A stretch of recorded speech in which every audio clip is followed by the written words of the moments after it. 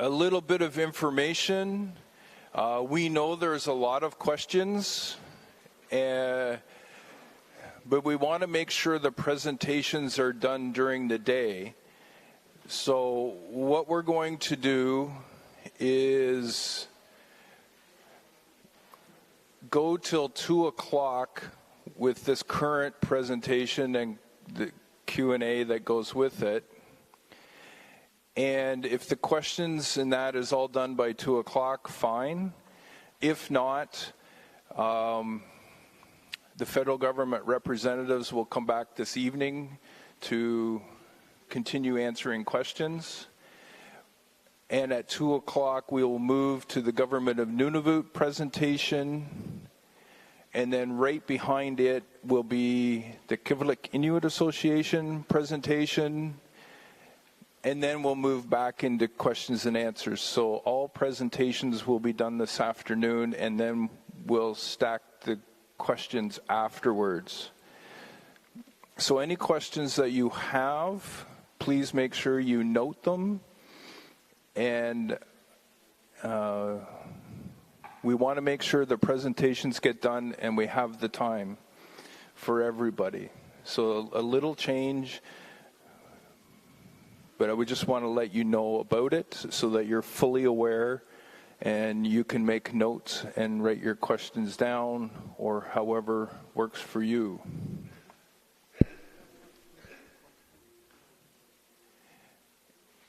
And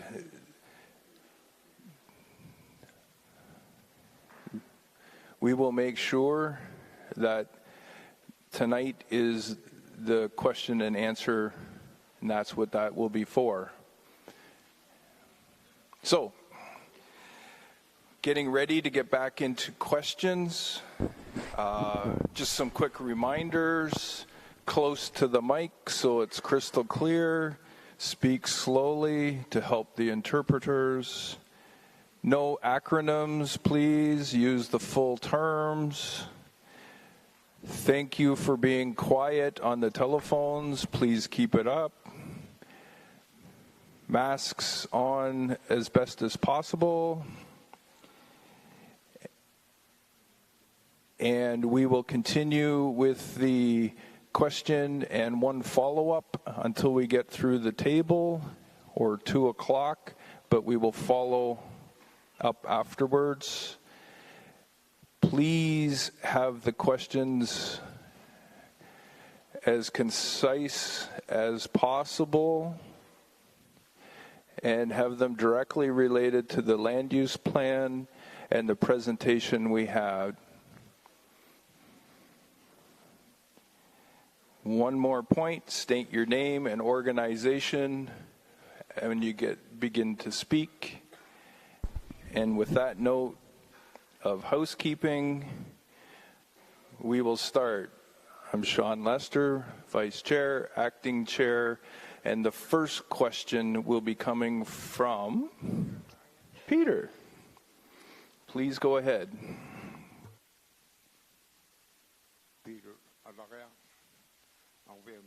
Peter Alagak, Hamdada Pakbet. This morning, Terry, during your presentation, I've heard 2 items, just wanting clarification. And when I receive clarification on the 2, I will ask a 3rd time. The first one, that I misunderstood any clarification in regards to revised maps, and the other one is to the Coast Guard, and I will need clarification and what they mean. The map you referred to this morning, my question relates to that map.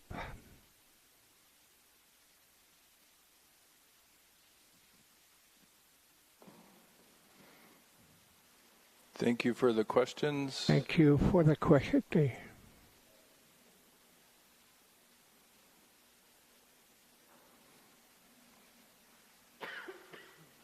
Please go ahead, Terry.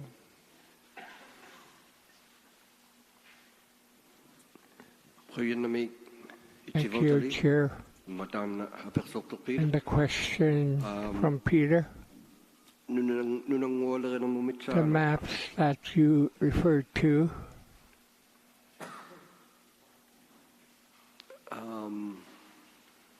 Slide 11. Slide 11. Whoever has control. This is an example that we spoke of in Cambridge Bay. And as it's shown, and who the land belongs to, and why it's there, and how Nunavut Planning Commission came up with this designation.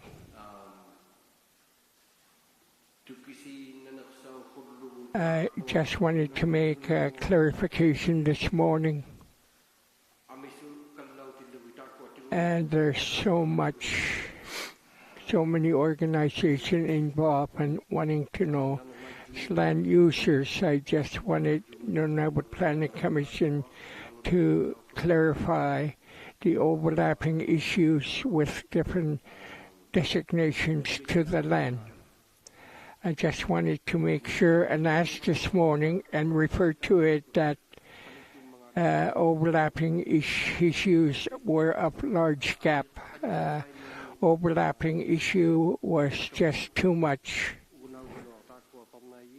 And I wanted Nunavut Planning Commission to have accurate maps and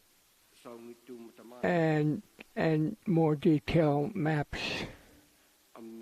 And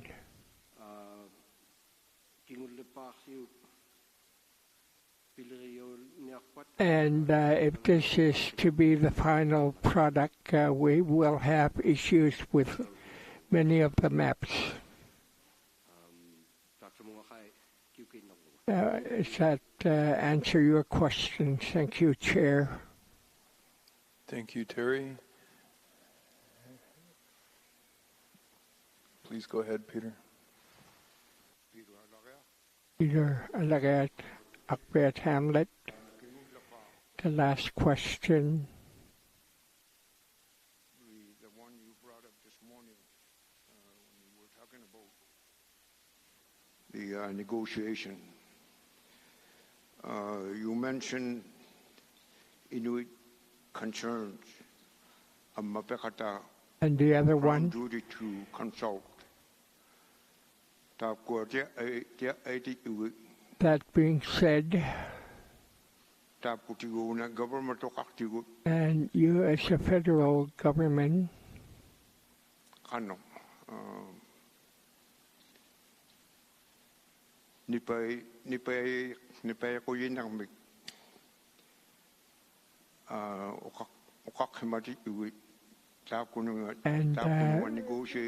the negotiations you mentioned this morning, we don't know what the contents are due to privacy issue, I guess.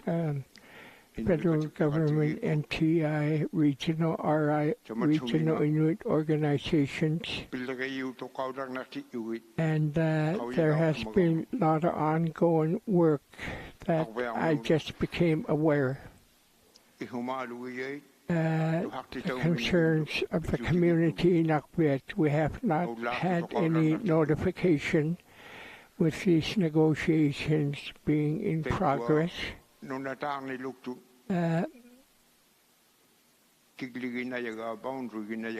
Dennis Lane negotiations are encroaching really close to our community, and I think I saw this by accident. I was not part of the negotiating team. Now I'm really concerned about Kibalik Inuit Association. Why is this RIO not informing our community of the land of the negotiations? from way back, Louis Pilakapsik Taga Curly. I've been working so hard to designate and to negotiate on land claims. When that became a reality, it was very good news to all of us. With that in place, saying it's a Inuit-owned land, and on top of that, now we hear this negotiated land claim long ago is now being renegotiated again. And if you understand my question, we are the most southerly community in Kibalak. South of us, the land is used by all of us, land by our forefathers.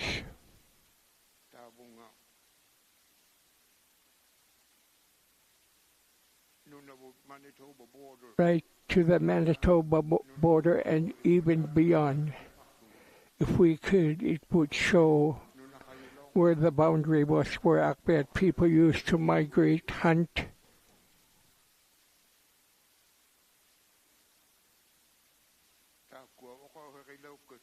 And your presentation this morning is about Inuit concerns and Crown duty to consult.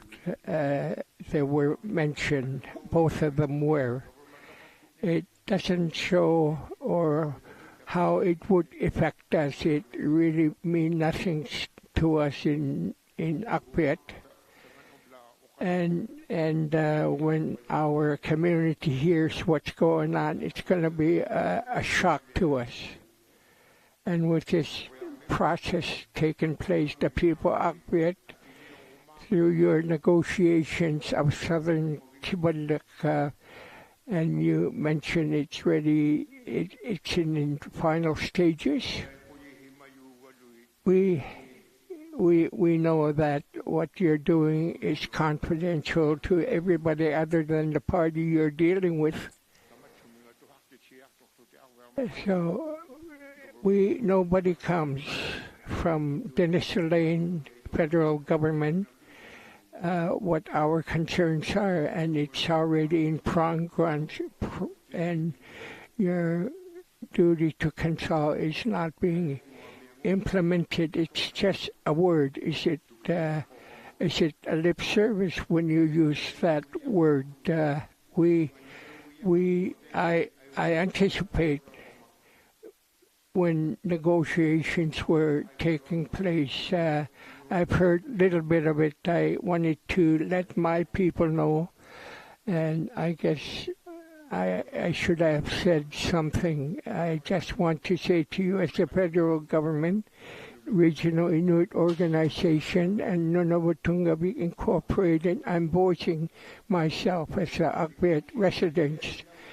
And the negotiated agreement, now you're dissecting the southern part of the region, and you are renegotiating it. You're taking what was ours and you're giving it to somebody, and it's almost being finalized. That's what I heard this morning.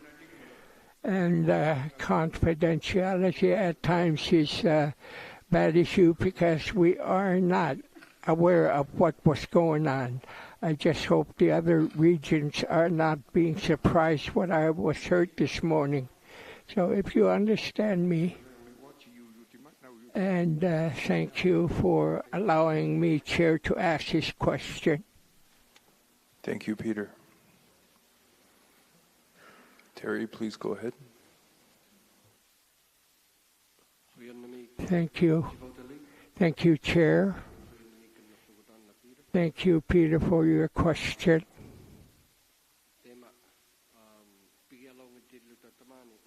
Before we started this proceeding, Kevin mentioned this morning that Nunavutungavik Incorporated Berdeen is in charge of new maps. He he have them what has taken place. You can see the map through his office and where the boundaries are that are being negotiated. The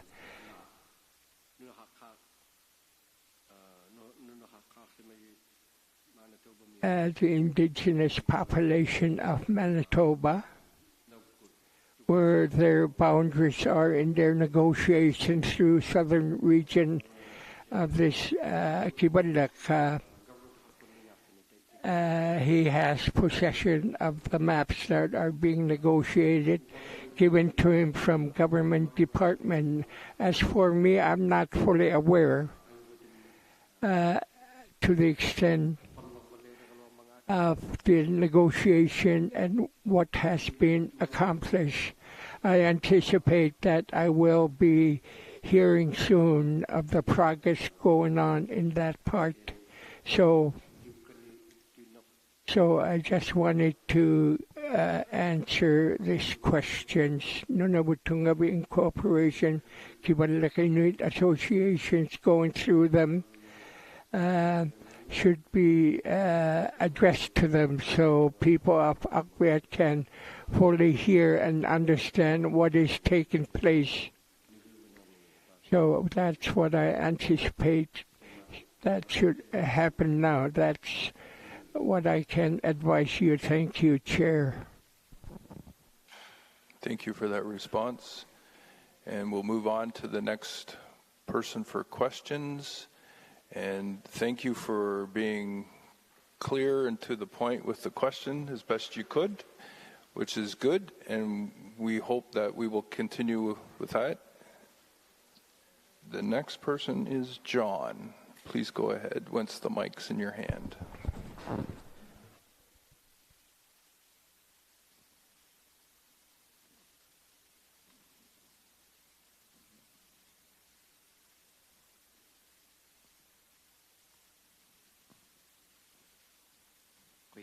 Thank you.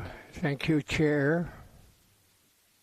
John L. Tanashlo, Hunters and Trappers Organization.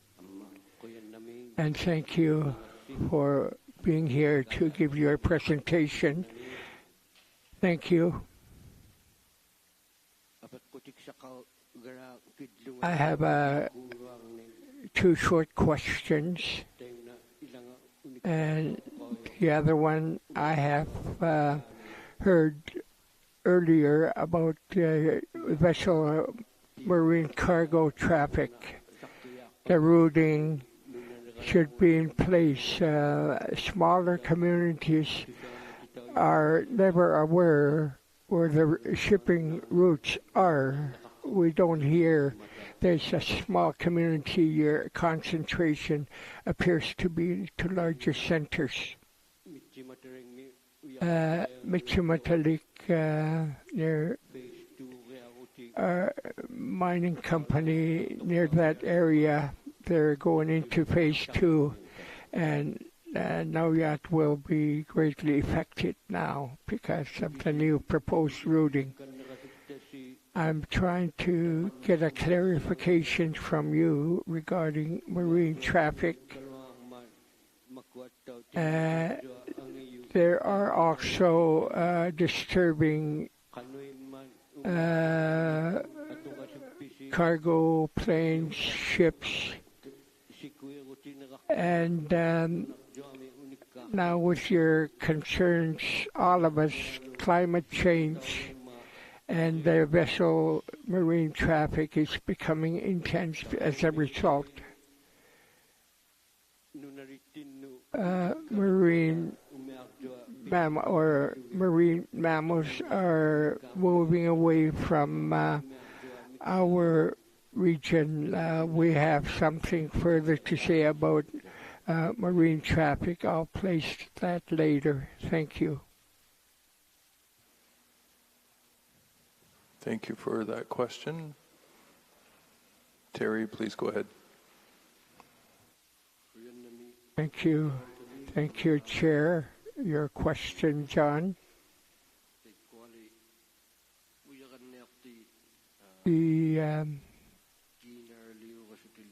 mining company when they are doing exploration and emerging to a mining company, whatever it may be, gold or other precious minerals?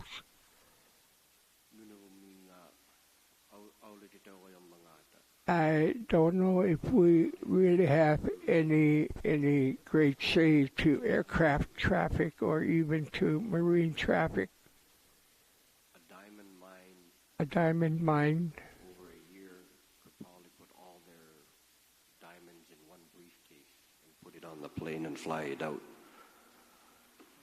But gold and iron, you're talking 6 million tons for iron ore.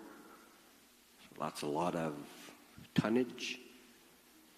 So shipping by air, just economically not doable. They'd spend more money on digging it out and flying it out. They probably wouldn't get any profits out of it too. But that's really up to the company.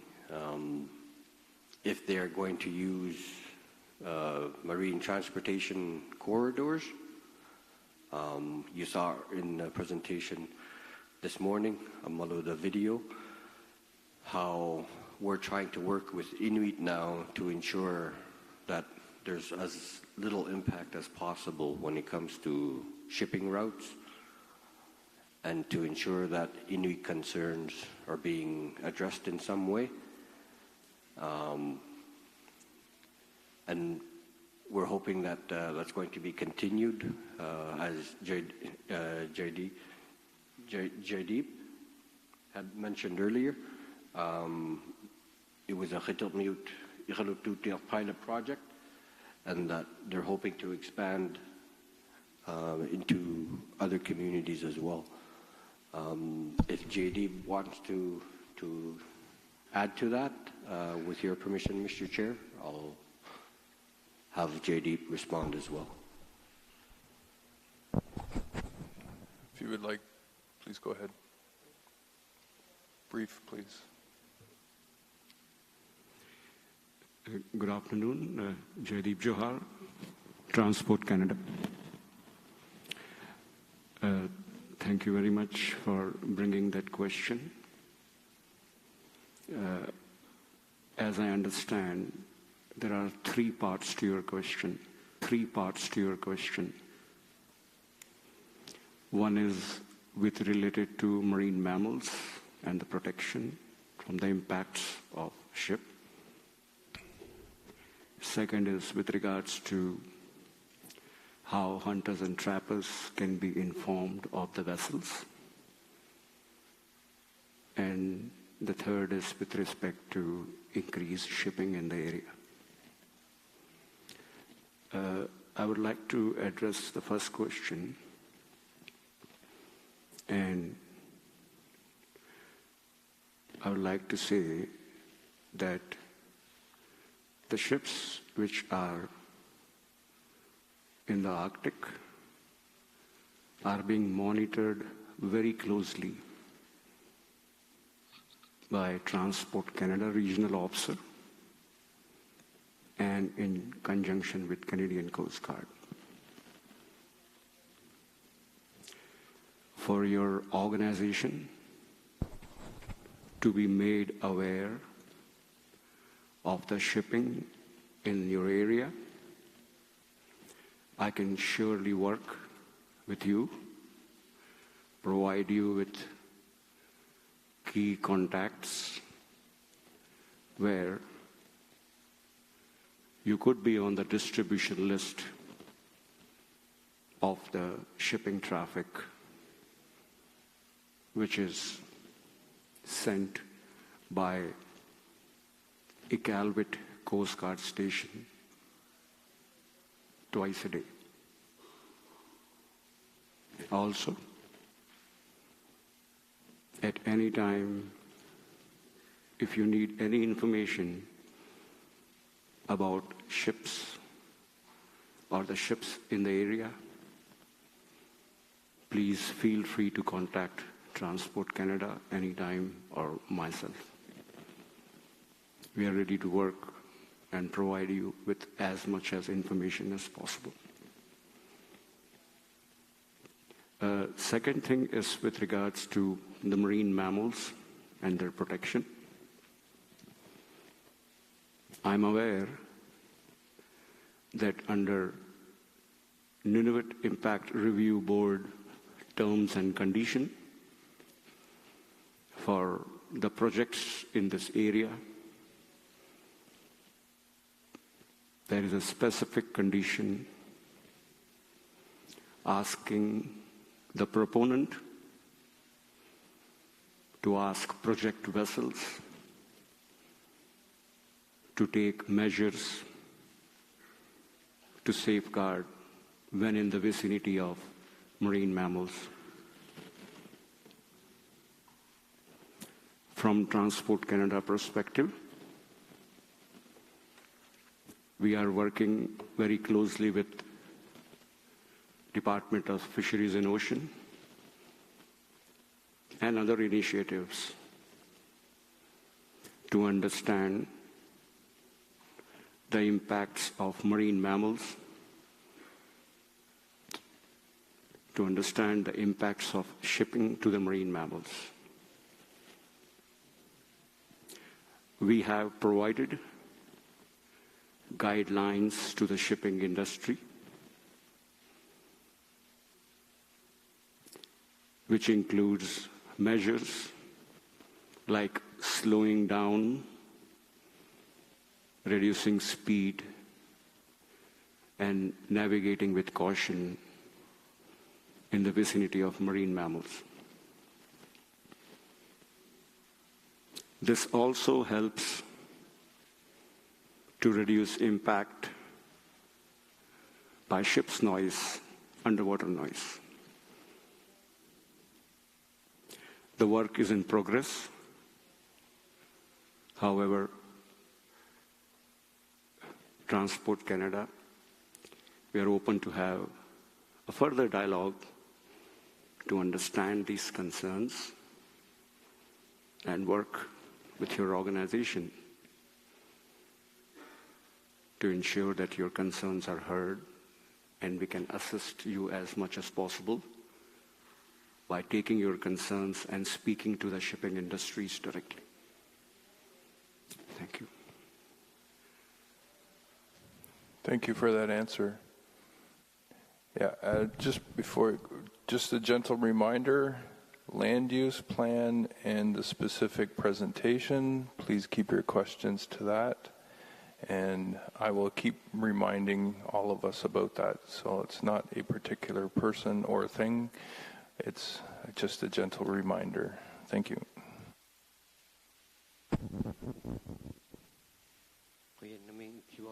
Thank you, Chair.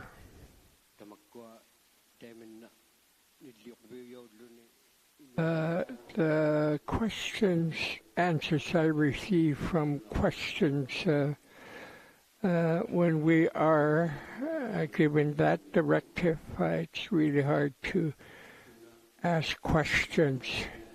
John Elton, National Hunters and Trappers Organization, now yet. Second question.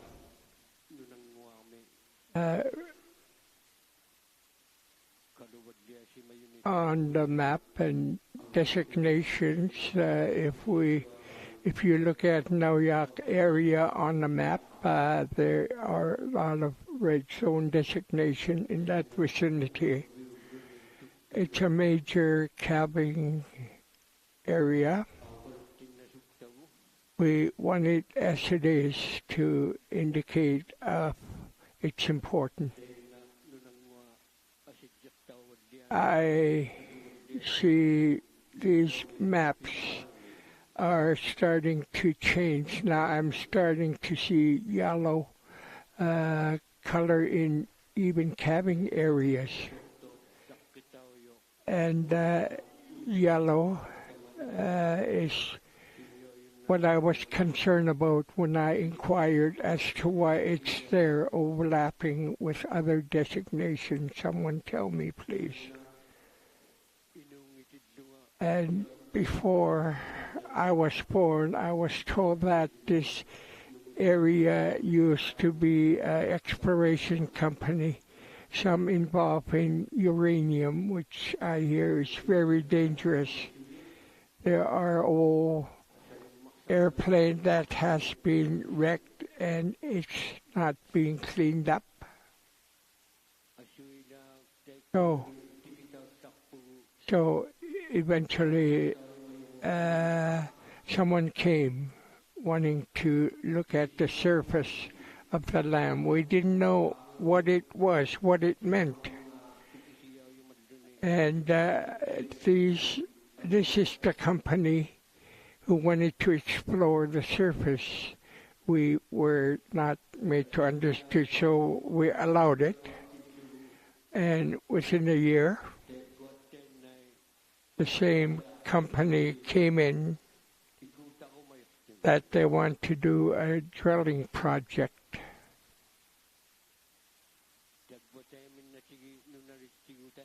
So this is how much information we receive. And now they are back, and this is just government responsibility to issue licenses and permits. It's just what you call grandfathering.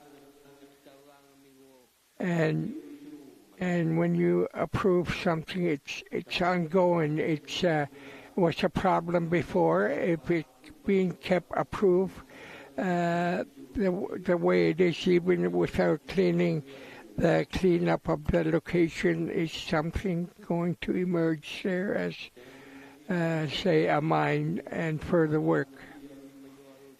And apparently that piece of land is very valuable to the first exploration company. Federal government did not come in to remediate the area. Small community like us, we designate it as red. Now we're seeing again that someone has requested that designation be changed. Is this area going to be revived again for work? Thank you, Chair. Thank you for the question. Please go ahead, Terry.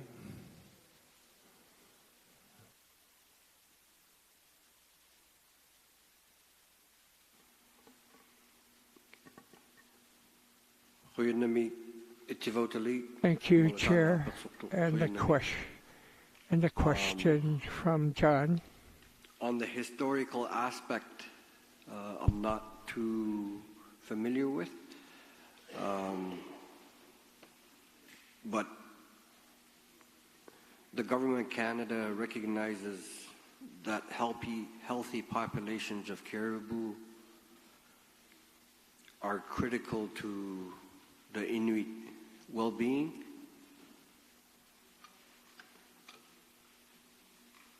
And we support measures in the draft plan that can help conserve and manage caribou habitat, whether through a regional approach to zoning that may include mobile caribou measures or other effective caribou conservation measures.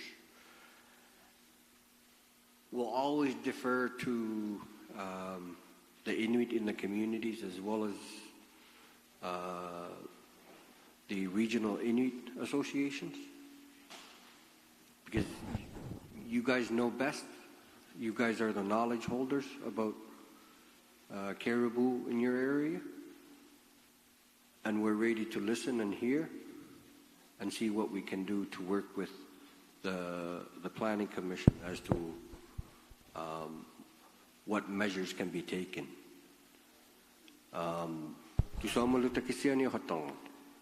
So it's good to understand each other.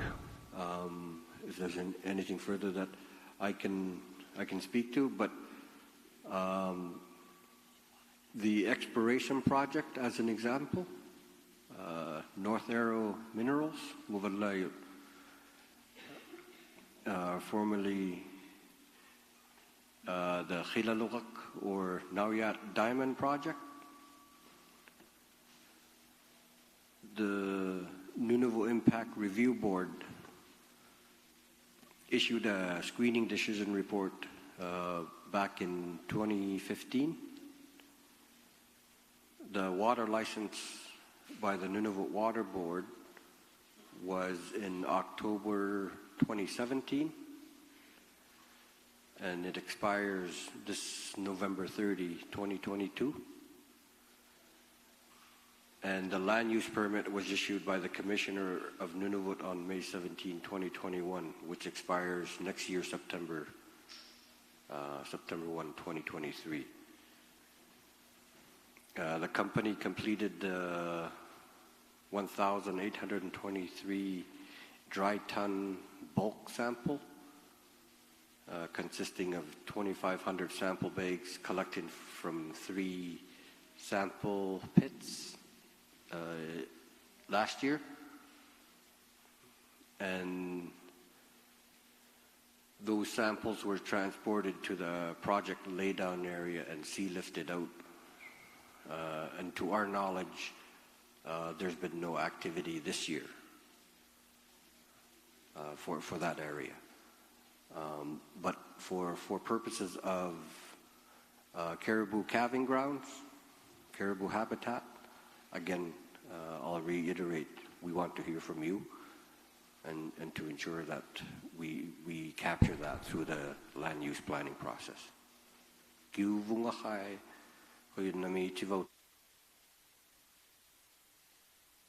Thank you for that answer. Very brief, because we got to move on to Martha.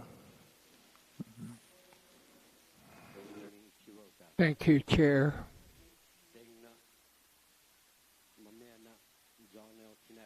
John L. Tanaslu, Hunters and Trappers, Nauyat.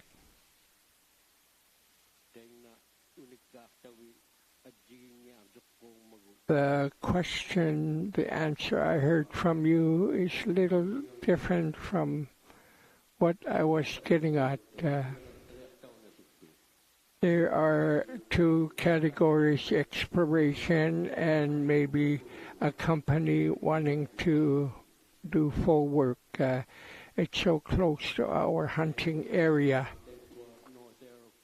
And since North Arrow arrived, all their work was through helicopter, and even that was great disturbance to our caribou. When we talk to them each year, they inform us same method, helicopter exploration. I don't want to talk about this. There's an area between Sanagayak and Nauyat, and closer to us, Nagbak, we call it. That's the name place. Before I was born, apparently there was an exploration in that area. I'm talking about this plain, the one in the middle of Sanagayak and Nauyat. That's an area I am concerned with. It's being looked at. There's an exploration going on right now. I don't understand how that got to be approved because we're not aware of it. And we have not heard from federal government, regional Inuit organization, that they wanted to do exploration in that area. So we said, sure, go ahead. And they were going to do very minimal work, just looking at the surface of the land. And after a year, they came back and wanting to do a drilling project to do a further research. And I think it's on the Crown land. and they are drilling now. It's a mess. No remediation, no cleanup.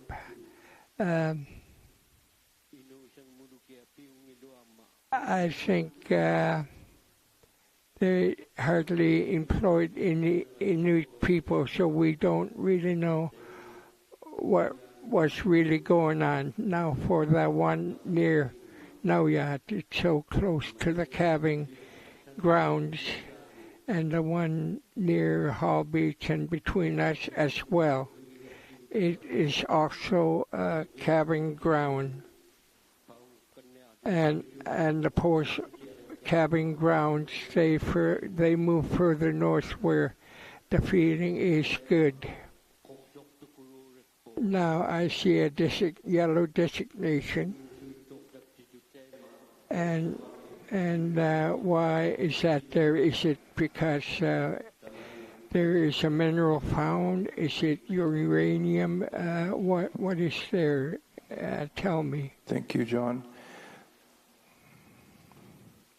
It's 1:57, so we have 3 minutes or less, and then we'll have to defer to this evening, and Martha will be first this evening in answering further questions. Please go ahead, Terry. Thank you, Chair. Terry Audla, Crown Indigenous Relations in Northern Crown First Canada. Indigenous Relation. I keep forgetting to do that sometimes. Sorry about that.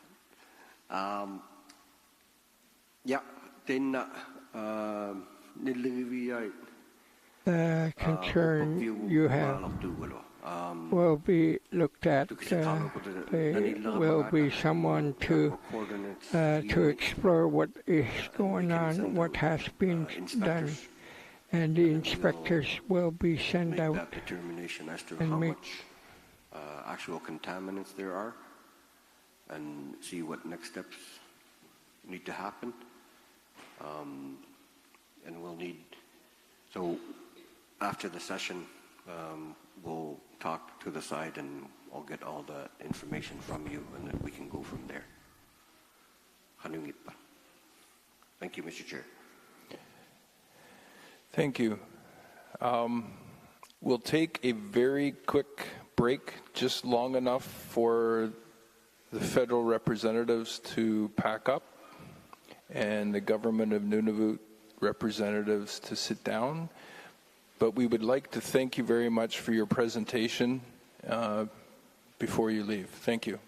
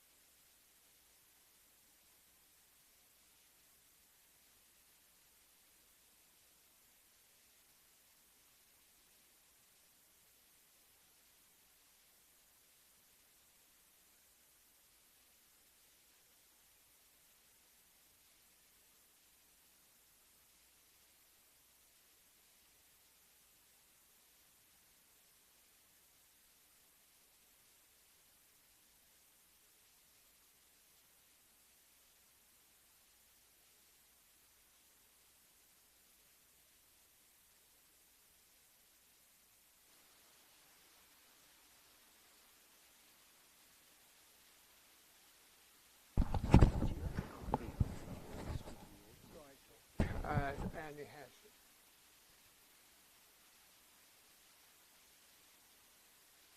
Don't you need it?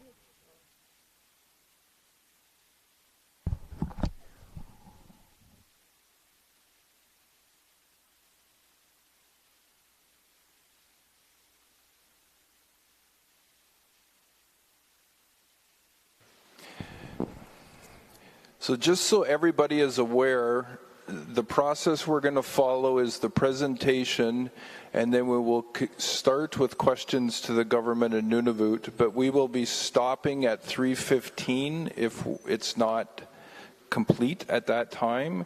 We will take a break, and then the Kivalliq Inuit Association will have a chance to do their presentation from 3:30 to 4:30, and then we will be breaking for supper.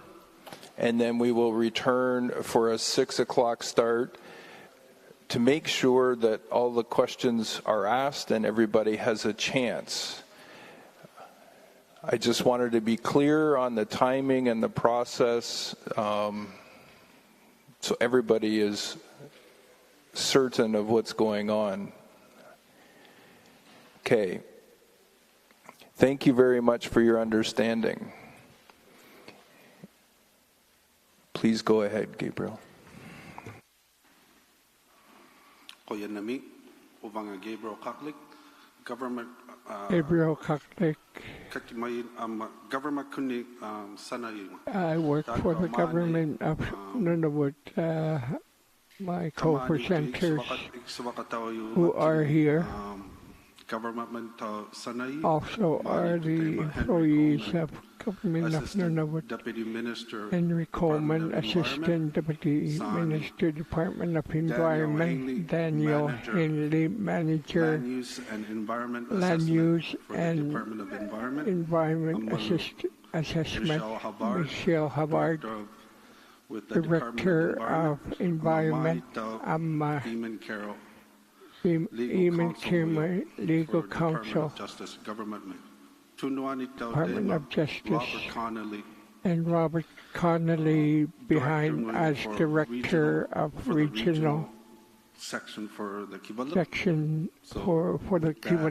I will be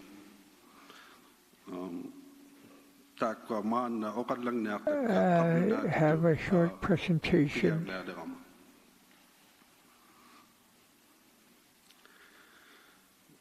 I would like to thank you to the Nunavut Planning Commission for the opportunity to present today, as well as the opportunity to listen to the thoughts of Nunavut Mute and others regarding the 2021 draft Nunavut Land Use Plan. My name is Gabriel Kaklik. I am the Acting Assistant Deputy Minister for Economic Development and Transportation. And today is my privilege to speak for the entire government of Nunavut. I'd like to start by acknowledging the hard work done by the Commission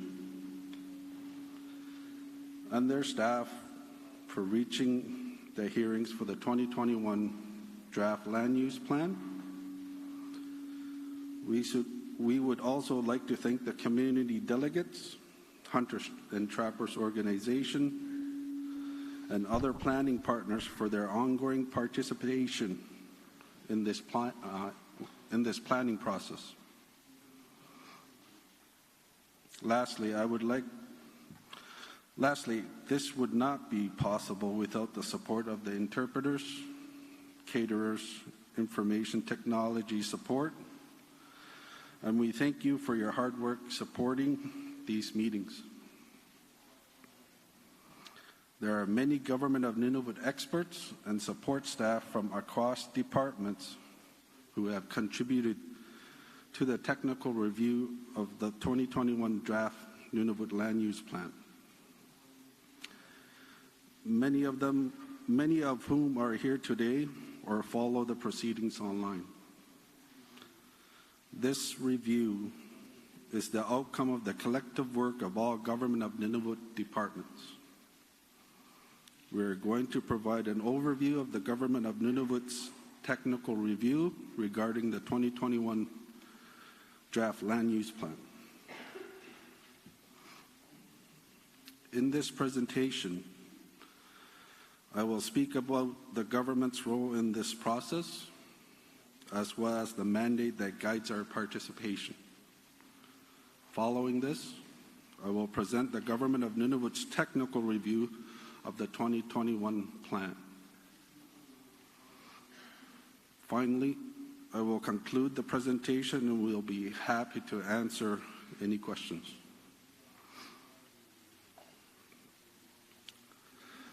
The successful completion of the Nunavut Land Use Plan is an obligation under the Nunavut Agreement, Article 11,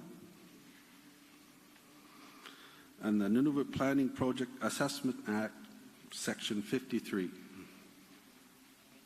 This is a priority for the Government of Nunavut. Once approved, the Nunavut Land Use Plan will guide and direct the territory's long-term vision for the department, for the development and conservation. This is a massive task for the Commission, requiring a balanced approach that is reflective of the range of views. No issue exemplifies the competing values of responsible economic development and environmental protection more than the draft's plan. More than the draft's proposed designation for caribou habitat.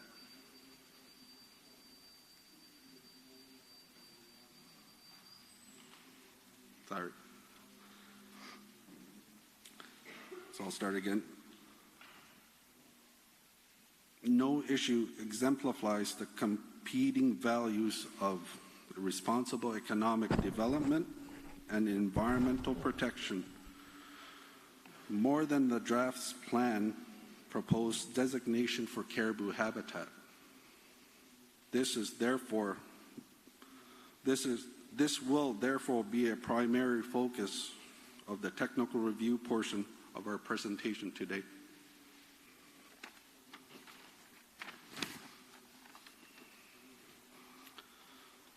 Katidjiluta is the vision and overarching policy goal that will guide the Government of Nunavut's final review of the 2021 draft plan once it is submitted by the Commission. As a territory, the Government of Nunavut wants more communities to benefit from fishing, harvesting, and tourism, as well as increased Inuit employment in mining and mining-related sectors. The Nunavut Land Use Plan should balance responsible economic development as well as ensuring the development of critical infrastructure, i.e. roads. Inuit Kauyamapatingi and its 8 principles are integral to the Government of Nunavut, and we believe that Inuit Kauyamapatingi is essential for the Commission and the Nunavut Land Use Plan. The plans in its vision should create the condition for traditional activities that have sustained Inuit for thousands of years, and also account for the responsible development of Nunavut's natural resources and diverse economic opportunities throughout increased employment and other investments. The Government of Nunavut employs a whole-of-government approach in our participation in land use planning. All departments in the Government of Nunavut contribute to the technical review and make recommendations to senior management. The Government of Nunavut submissions to the Commission represents a unified voice.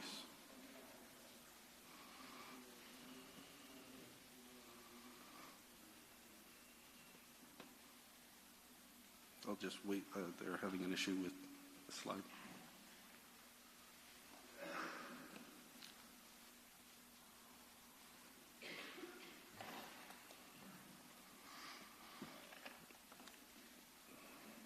This slide brings us to the Government of Nunavut's technical review of the 2021 draft land use plan.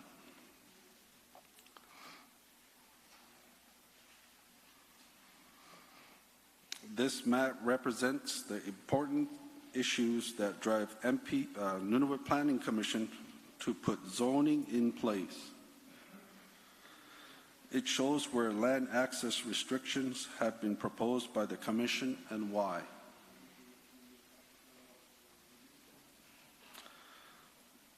This slide shows the main priorities which the Government of Nunavut has identified in relation to the draft land use plan.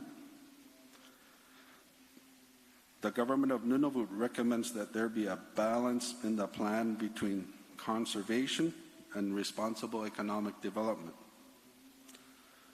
This includes both environmental stewardship as well as current and future economic opportunities.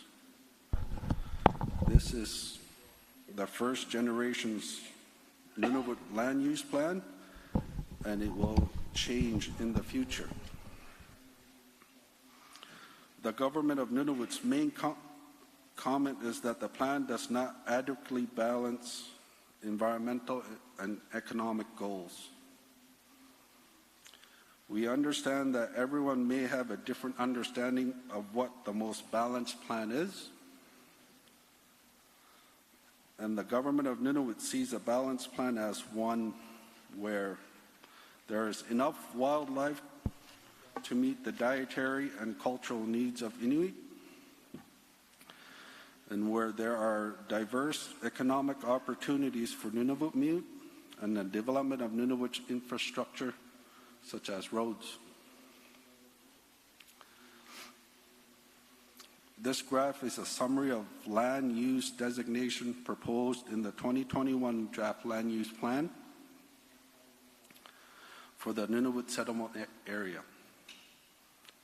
Organized by region, all limited use designations prohibit development activities including mining, oil, and gas exploration.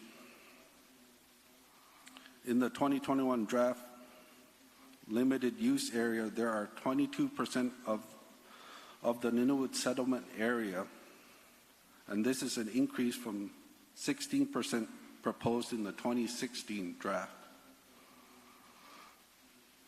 In the 2021 draft, limited use area makeup, 22% of that is the Kivalliq region, 36% of that is the Kivalliq region, Kitikmeot region, and 17% of that is the Qikiqtani region. Limited use areas may affect some communities, such as those with closer proximity to known resource potential, or those with greater transportation infrastructure potential. The 2021 plan states that effective land use plan needs to achieve a balance between environmental, social, and economic needs and potential. One of the Government of Nunavut's primary assessment is that this balance has not yet been achieved. However, we do think there is a path forward.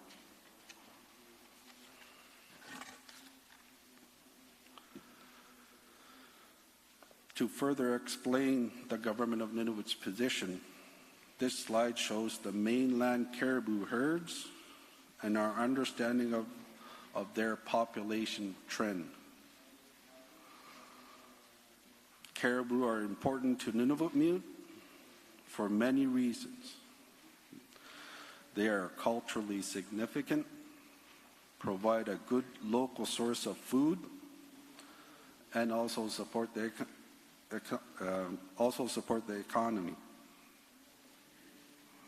Sustainably managing caribou can guarantee that they will be part of Nunavut for future generations. Many herds are in decline, and there is uncertainty of the causes. Communities have expressed their concern that something needs to be done, and the Commission has heard them. In the 2021 plan, the Commission has designated caribou calving and post-calving grounds, key access corridors, and freshwater crossings as limited use areas. This comes with a year-round prohibition. The issue is that while an increase in limited use supports conservation, it does not support economic development adequately. This process must consider the social economic implications of those protections. The government of Nunavut supports the protection of critical caribou habitat and has faith in the robust regulatory system in Nunavut to help address impacts. The government of Nunavut believes that the limited use designation limits economic opportunity, such as access to resources, infrastructure development, and community development goals and priorities. The government of Nunavut believes that conditional use zoning with seasonal restrictions can better achieve a balance between those priorities. This slide shows the North Baffin Island herds and has been developed by the Department of Environment in collaboration with wildlife partners and Inuit. The government of Nunavut's Department of Environment works closely with the wildlife partners to collect scientific data and Inuit to monitor the health of caribou herds. Although there is a degree of uncertainty associated with caribou data, the government of Nunavut is confident that its identifications are accurate, and it's committed to continuously monitor the accuracy of these areas.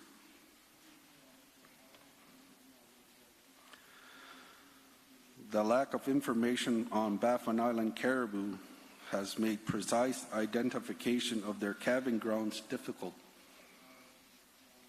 Where the government of Nunavut does not have the sufficient data to identify caribou habitat, we rely on Inuit.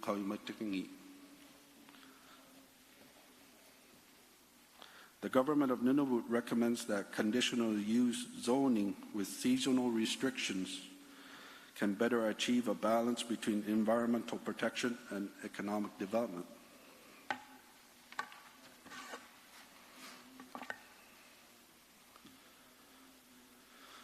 This slide helps to demonstrate the need for a balance to be struck. The population of Nunavut is growing. In the next 10 years, 10,000 young Nunavut Mute will become adults who will need jobs. These youth will represent 1/5 of all Nunavut Mute. This is shown in the graph on the right. Additionally, Nunavut has the highest unemployment rate in the country. A solution needs to be found to ensure that jobs are available for these young adults. The mining sector represents the largest private sector opportunity for employment in Nunavut and is a key part of making Nunavut Mute self-sufficient. The government of Nunavut is also promoting other sectors related to fisheries and traditional economy.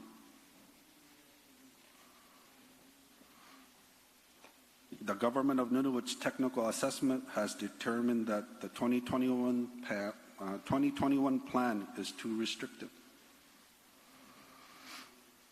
The current plan prohibits mining exploration on approximately 21% of the planning region. This map shows how mineral exploration activities in gray interact with land use planning designation. Large areas of Nunavut remain unexplored. As such, the resource potential is unknown and hold considerable value. The limited use designation prohibits exploration work that is needed to properly understand the resource potential to make informed decisions on the acceptability of development.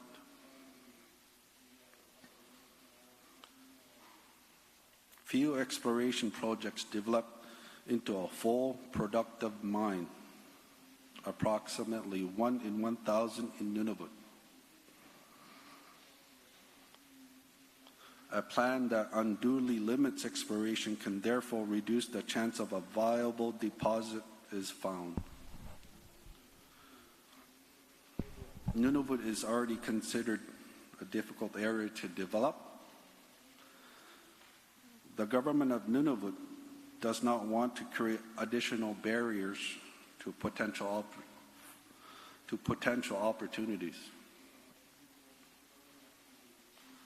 Exploration can be a low impact and have flexible schedules. The exploration industry also makes significant investments, contributions to local economies. There is a lack of infrastructure in Nunavut. However, the mining industry is a source of infrastructure development that can benefit the territory. For successful exploration projects, the government of Nunavut is actively participating in the territorial's robust environmental assessment process, led by the Nunavut Impact Review Board.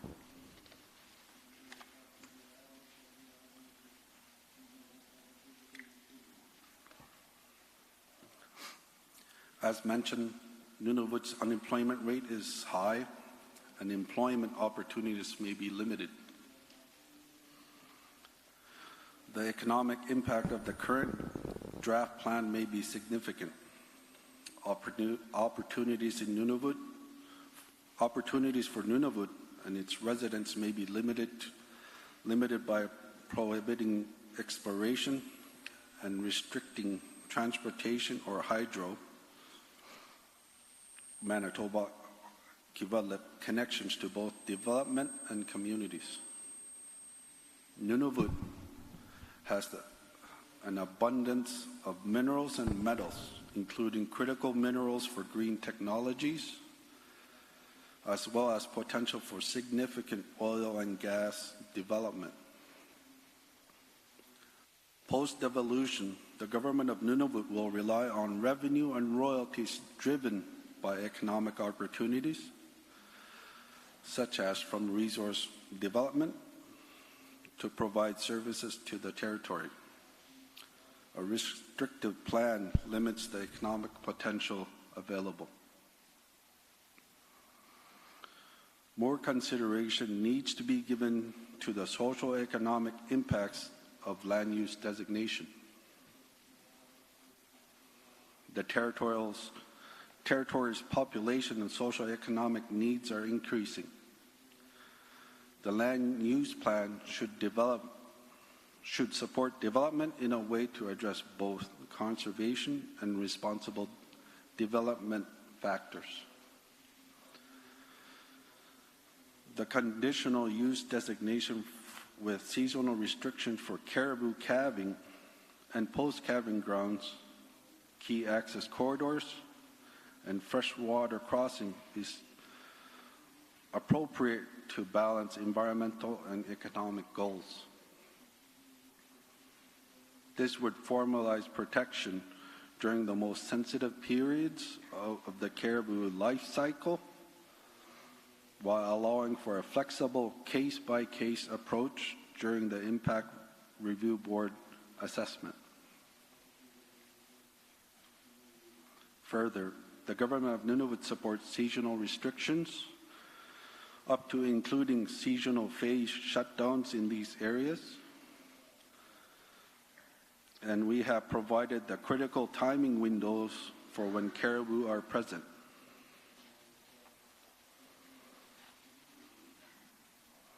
The Government of Nunavut does not consider large limited use areas to be desirable in the first generation plan.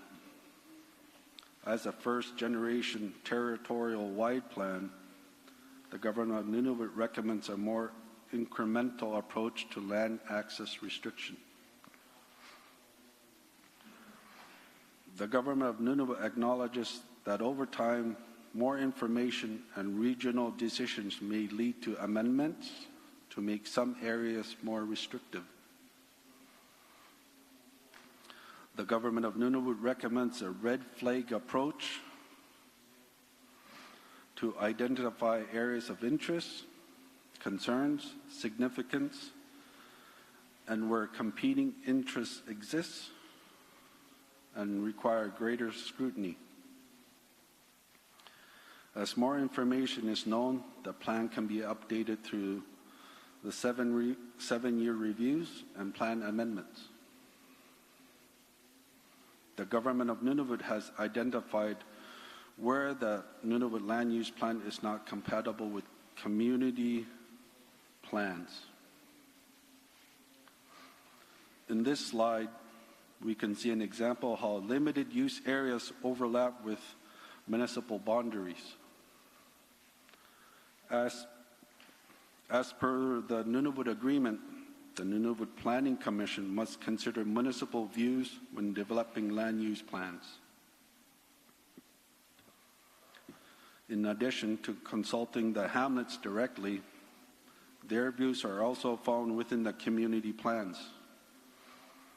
For example, some communities have limited use zoning within them that conflict with community plans, just as the prohibition on quarries in Poglokto. Future projects, before they reach the Commission, may conform to these community plans and have community support.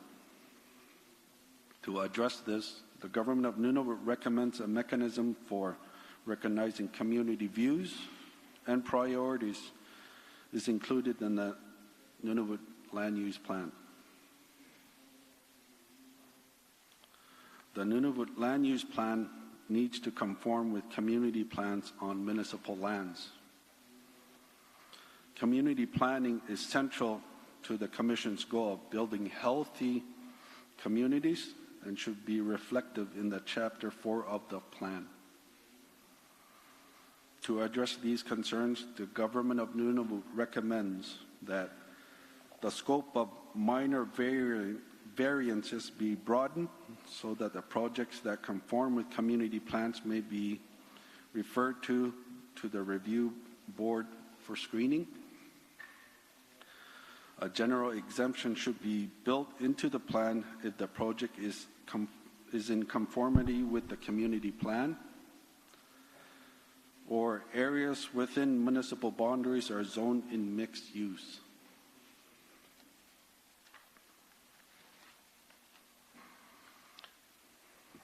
Another point to consider is the Grace Bay Port and Road Corridor, which is zoned as a value component and overlaps with limited use areas that prohibit linear infrastructure. The Government of Nunavut is supportive in principle of this project, and since other priority transportation corridors are supported by the plan, the Government of Nunavut believes that the Grace Bay Port and Road Corridor, as a project of interest, should also be supported by the plan and zoned appropriately. The Government of Nunavut recommends all existing rights should be protected and able to reasonably develop without a plan amendment. The surrounding limited use restrictions also impact the value of those existing rights. Some of Nunavut's existing mineral rights are not protected by the current draft plan. The issue of stranded assets should also be addressed in the plan. Stranded assets are existing rights surrounded by limited use areas, needing a plan amendment to access them. Having access to clean drinking water is important and recognized by the Commission. Recently, several communities have had to draw water from their secondary source. The government of Nunavut has identified 2 secondary water sources outside municipal boundaries and have supplied them to the Commission. It is important that the identification of secondary drinking water sources does not unduly restrict other municipal goals, such as transportation and quarrying.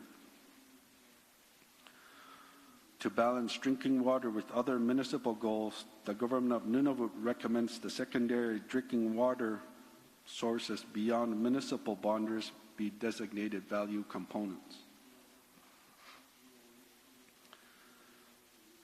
As part of its dual mandate in the land use plan, the government of Nunavut has been asked by the Nunavut Planning Commission to confer with its co-signatories on certain issues. These meetings between the 3 signatories, the government of Nunavut, the government of Canada, and Nunavut Tungavi Incorporated, are ongoing,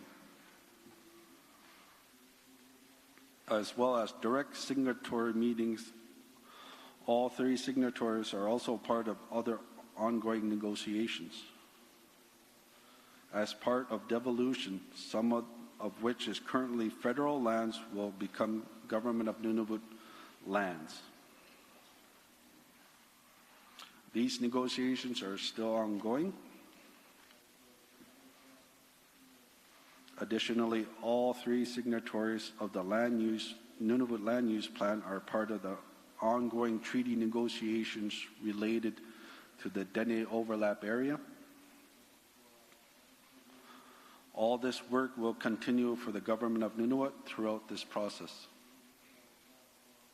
The government of Nunavut continually works with local hamlets on municipal land management. The government of Nunavut wildlife officers and biologists work with hunters and trappers organizations to continually incorporate Inuit Kalimakatingit and gather scientific data. The government of Nunavut also listens to both large project proponents and local entrepreneurs' concerns. This work will all continue throughout the life of the first generation land use plan. The government of Nunavut appreciates the opportunity to discuss our technical review and recommendations and provide additional perspective for our fellow planning partners' consideration. Development in the north can be particularly challenging, and we owe it to Nunavut Mute to collect all the necessary information and input before making land access decisions. We must emphasize the importance of integrated resource management systems and the work carried out not just by the Nunavut Planning Commission, but also the Nunavut Impact Review Board, the Nunavut Water Board, and the Nunavut Wildlife Management Board.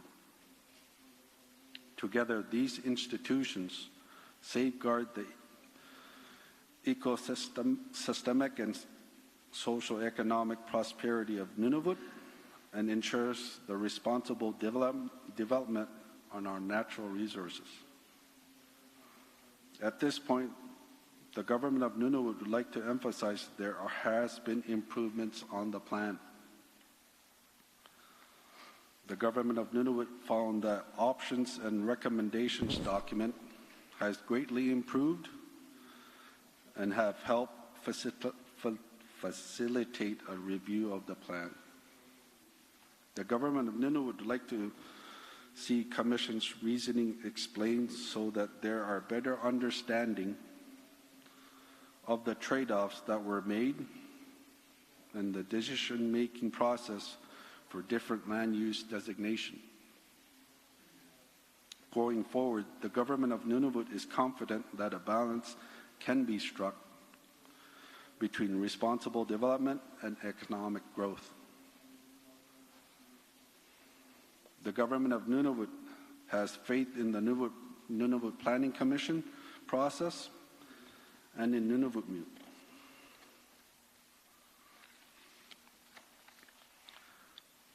The government of Nunavut has listened and heard what all participants in the process have brought forward.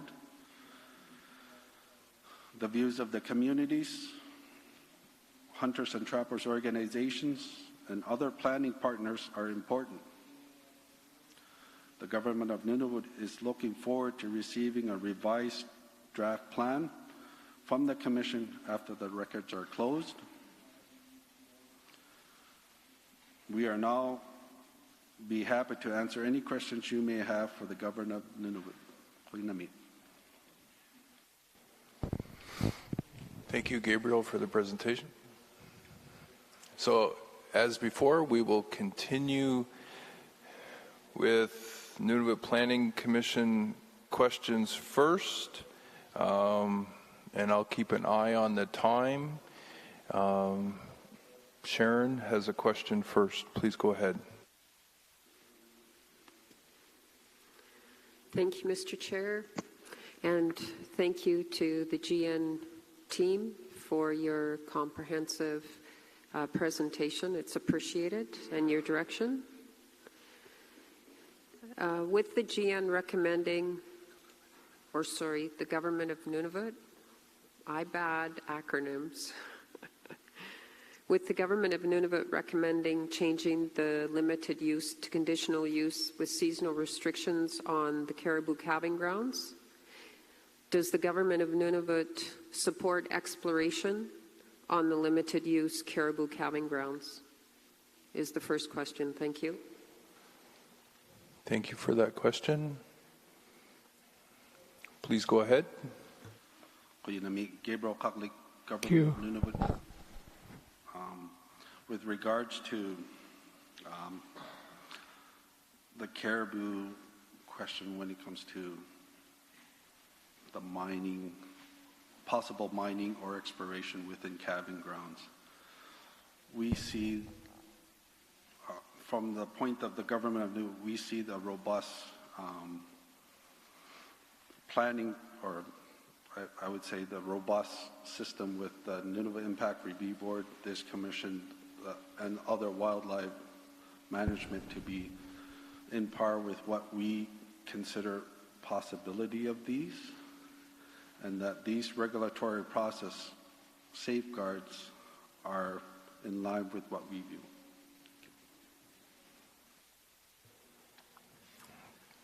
Thank you for that answer. I believe we have a couple more questions. Jonathan, please go ahead. Thank you very much, Mr. Chair. Jonathan Savoy with the Nunavut Planning Commission. Thank you to the Government of Nunavut for your presentation today. On slide 19, you indicated the Government of Nunavut's recommendation to avoid large-scale limited use designations and to instead focus on a red flag or more of a valued component identification approach at this time. I'd just like to clarify whether there are any limited use designations in the current draft plan that the Government of Nunavut does support. Thank you. Thank you for that question. Please go ahead when you're ready. Gabriel Kaklik, Government of Nunavut. I will be asking Eamon, our legal counsel, to answer that. Please go ahead. Thank you. Eamon Carroll, legal counsel. We're currently in legislative process to establish territorial parks. You've identified these as limited use, and there are several others that we have identified. Please speak into the mic. Sorry. Thank you.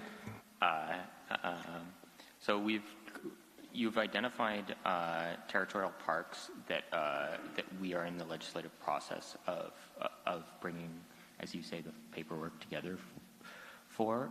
The legislative process is ongoing.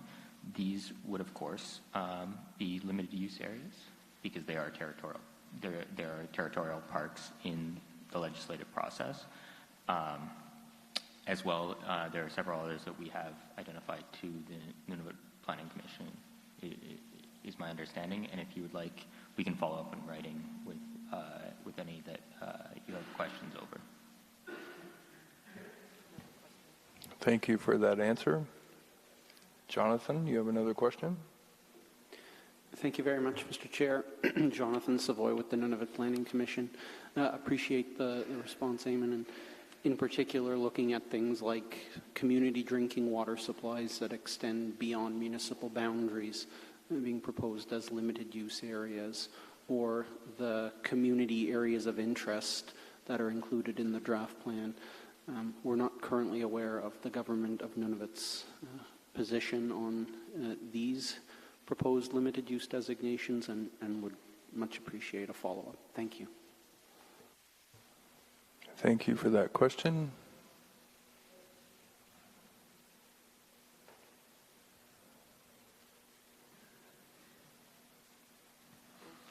Government of Nunavut, Gabriel Kuklik.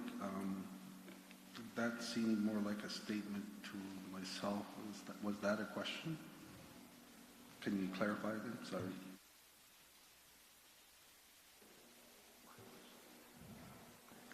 Clarify, please. Okay. Does the Government of Nunavut support limited use designations on community drinking water supplies that extend beyond municipal boundaries, or in proposed limited use designations for community areas of interest? Thank you, Jonathan.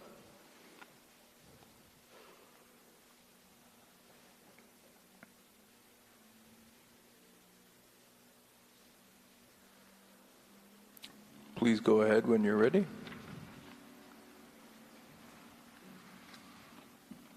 Gabriel Kuklik, Government of Nunavut. On slide 24, we did mention having access to clean drinking water is important and recognized by the Commission.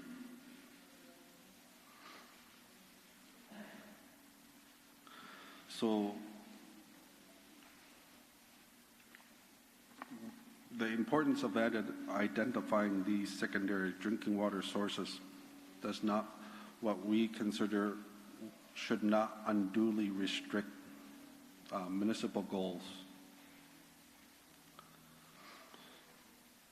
So the Government of Nunavut recommends that secondary drinking water water sources beyond municipal boundaries be designated value components. Thank you for that answer.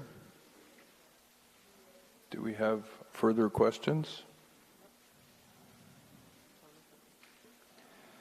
Jonathan, please go ahead. Thank you very much. I'll try and be more precise.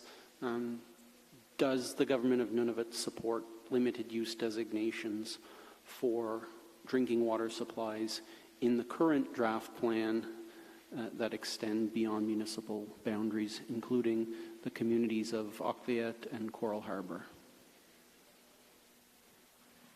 Thank you for that, Jonathan. Please go ahead.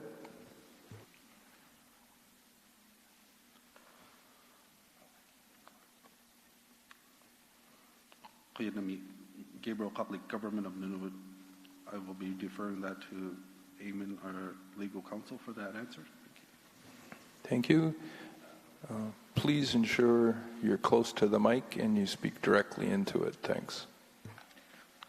Thank you for the question, Jonathan. Eamon Carroll, legal counsel.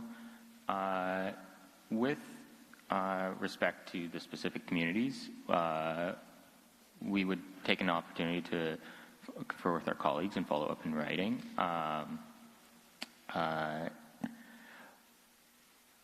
With respect to whether it's valued component or limited use, it will be a case-by-case determination in whether it's primary or secondary, and the analysis stems from how the drinking water sources are used by the community. So, yeah, we would have to argue it, and I think I missed the other community, but we'd have to follow up in writing.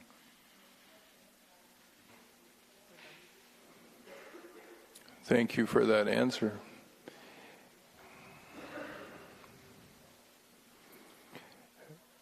I would like to open the questions up to the community participants, and please, by show of hands, if you have questions, I'll come down this side, then I'll come down this side this time. Any?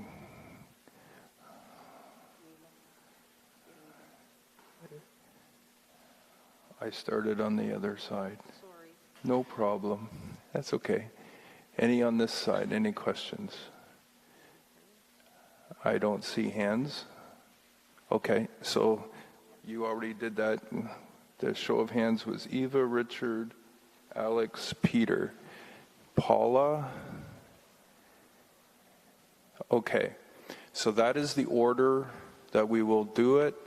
Whether it's done now or done later, but we will start now and work our way, and we will have a cutoff at 3:15 at the latest for a break. Please go ahead. Eva, you are first.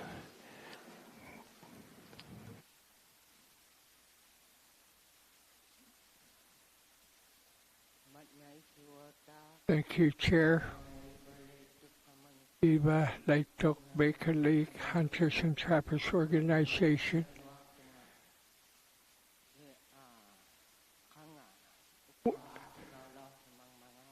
When these documents were prepared,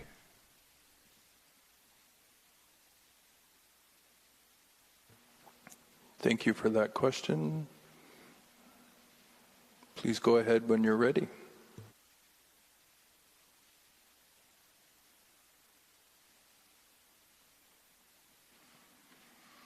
Gabriel Kaklik.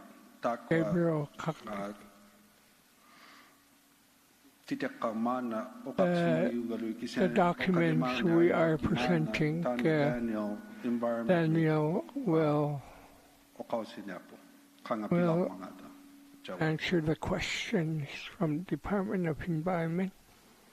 Please go ahead, state your name, org, and close to mic, thanks. Daniel Haney, Thank Department you, of Environment, Haney, Government Department of of Environment. As we can see in the slide, the dates that are written on the low side are the dates that the survey was last completed. So for the Dolphin Union herd, it was in 2020.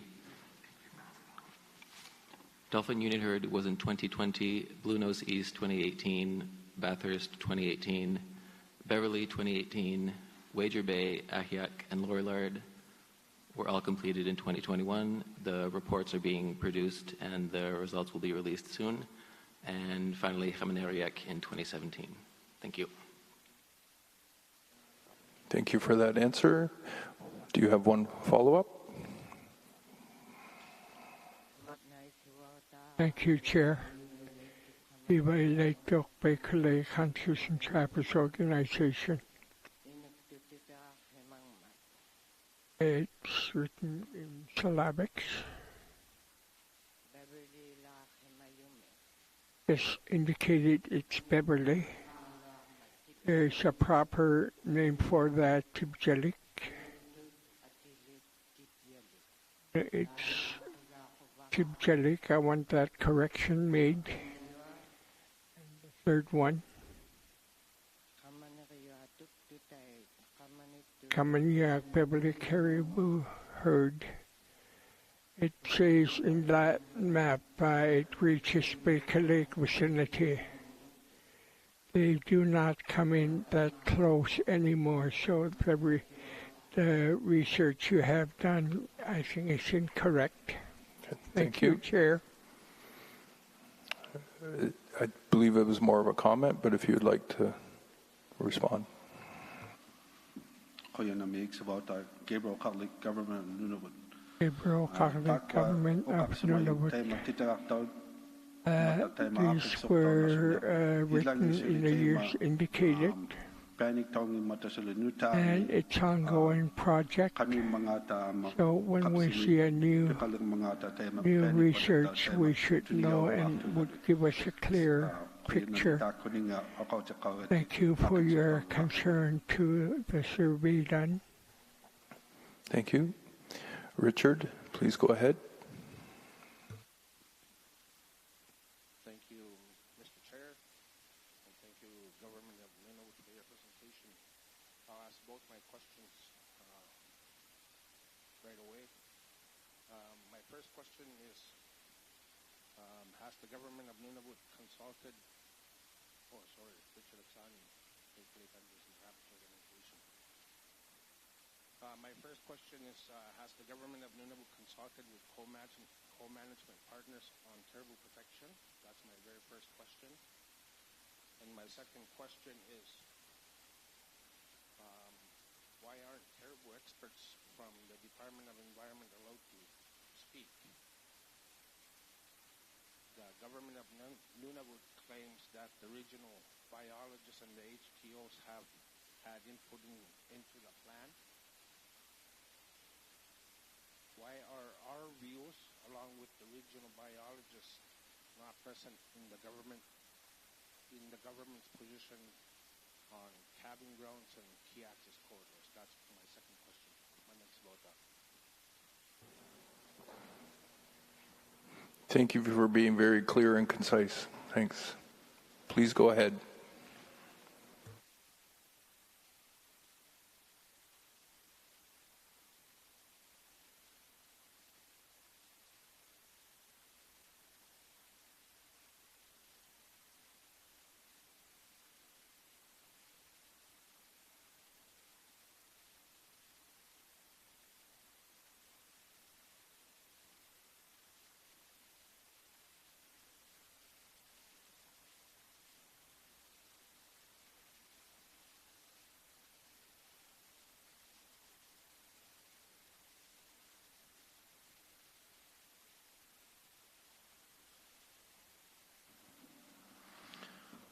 Gabriel Catholic Government of Nunavut.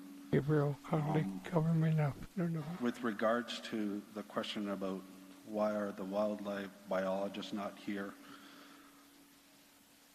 I can say from the Government of Nunavut perspective that we take these hearings very seriously, and that both high-level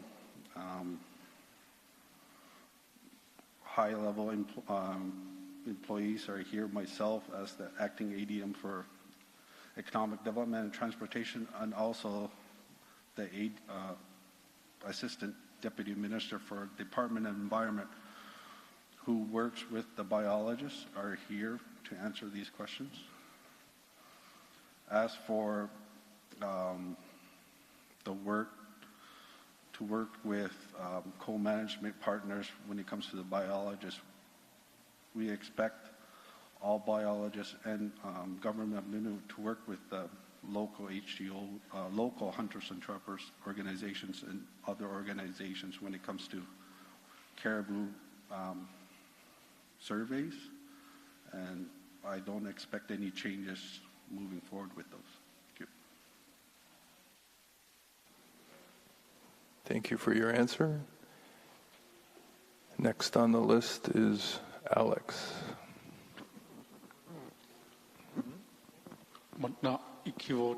Thank you, Chair. Sean, thank you. I'll speak. My name is Alex Isaluk. I'm with Hunters and Trappers. Alex Isaluk of the Hunters and Trappers Organization.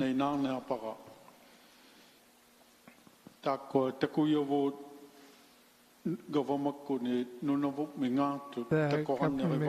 Nunavut presentation is clear that it could be improved if common area of every caribou herd calving ground can be shown, and now yet the Wager Bay area calving herd, could it become and be identified as protected area, just so that in coming years explorations and mines, should they become actuality, would know what they are encountering and how they would know that these are calving grounds. This map you are showing,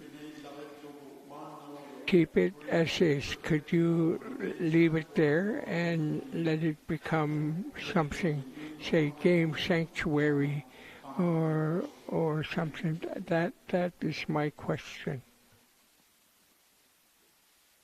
Thank you for that question. Please go ahead when you're ready. Gabriel Catholic Government of Nunavut. You mentioned Wager Bay caribou herd, saying it's a calving ground. The survey is not quite completed as to what that area is. When the land use plan is completed, should be able to give you a clear picture along with Baker Lake and how things will be as government. The survey, it's not finished yet. Once it's done, we should know.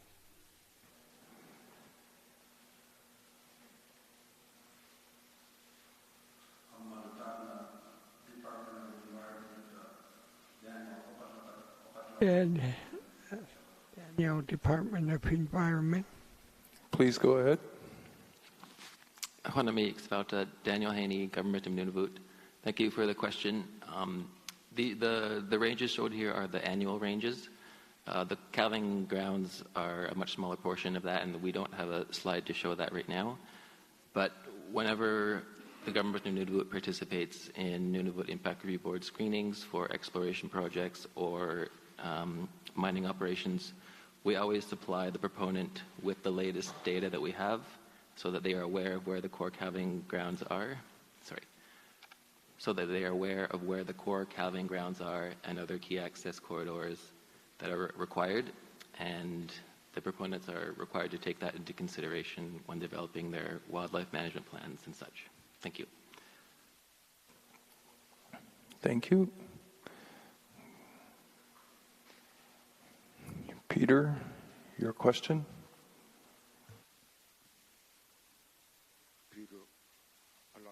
Peter Alagayak.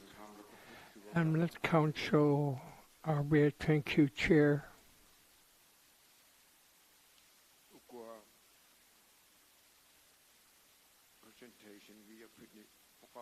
Your presentation, I have 3 questions, very short ones. First one,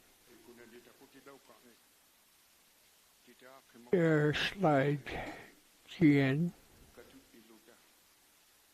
you said, let us work together. Vision with Inuit, that's what I saw in one of your mandates. So I asked, the Nunavut Planning Commission has been doing this work for a long time. They have gone into every community, and what they are presenting is what the communities want. So I asked, as Inuit, what our aspirations were, and they came in to know what what we wanted. That's question one. Second question, devolution. And when I saw it as your presentation, what is your vision? When will GN complete that project? When will you be able to govern the Nunavut as a whole? Question 2, 3, last in your slide. Under municipal boundaries, I saw that as well.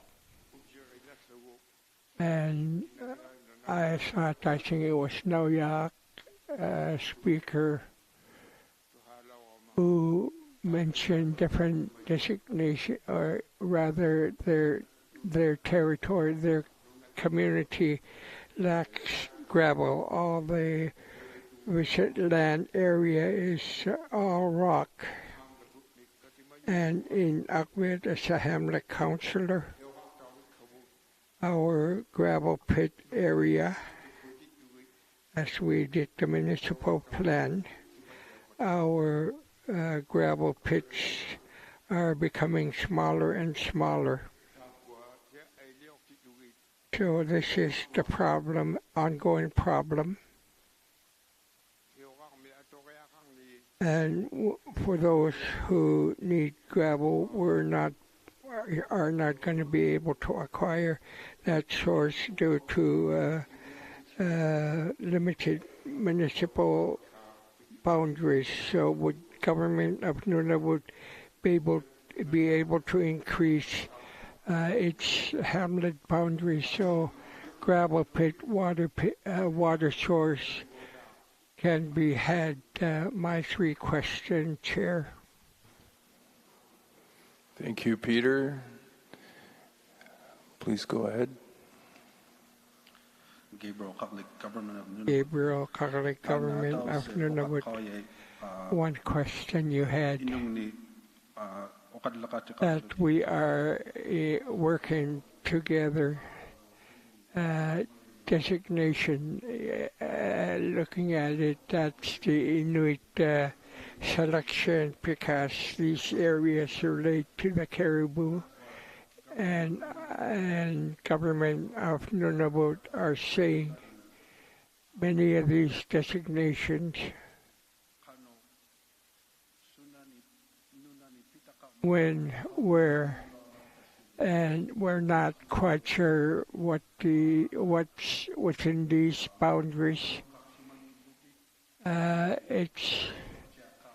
It's ongoing and it's important, but we will need to analyze what animals are in these designations and determine from there. And as this exercise progress, we cannot say yes or no at this stage about the designations. And this is why government voiced their opinion.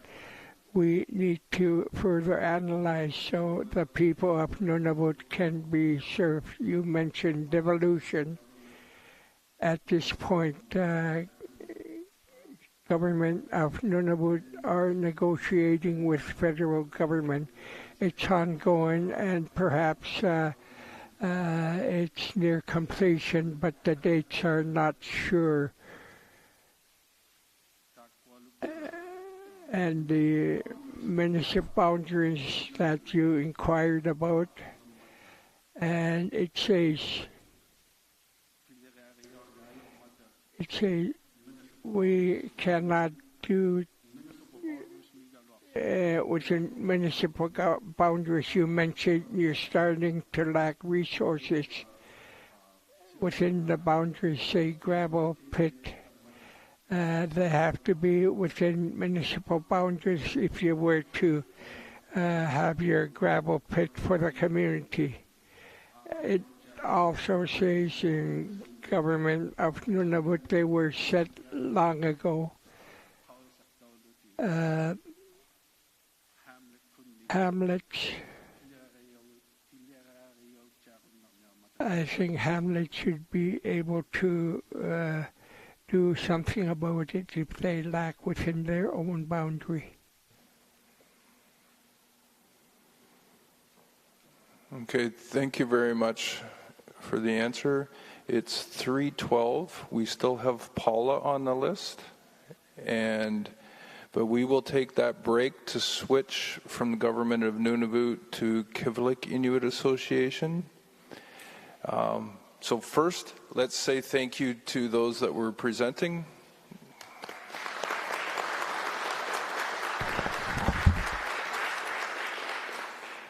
And while we're doing the switch, I will make a couple comments. First, I would like everybody to know that this initial list does not mean it's the final list of questions, but we wanted to get an idea of how many questions were coming. So I just want you to be sure that you will still have opportunity. And registered participants will also have the opportunity to ask their questions.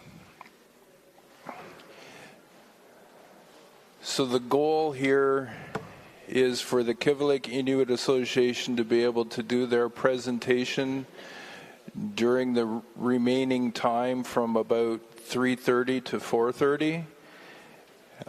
If they're a little shorter on the presentation, we will start questions, but we will stop at 4:30. 4:45. But we do know that we will be coming back tonight from 6 to 8, so that will be the opportunity to ask additional questions to the parties that presented today. Thank you very much for your patience and your understanding. A little break. We will start right at 3:30.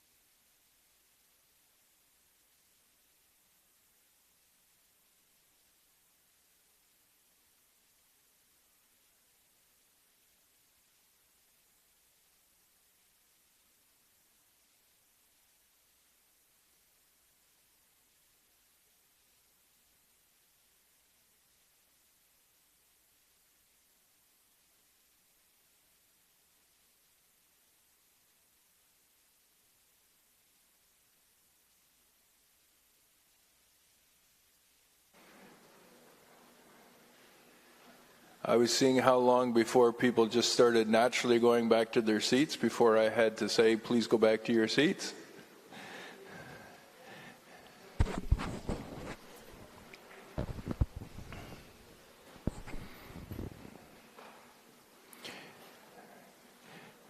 Kunu, will you be the one starting? Okay.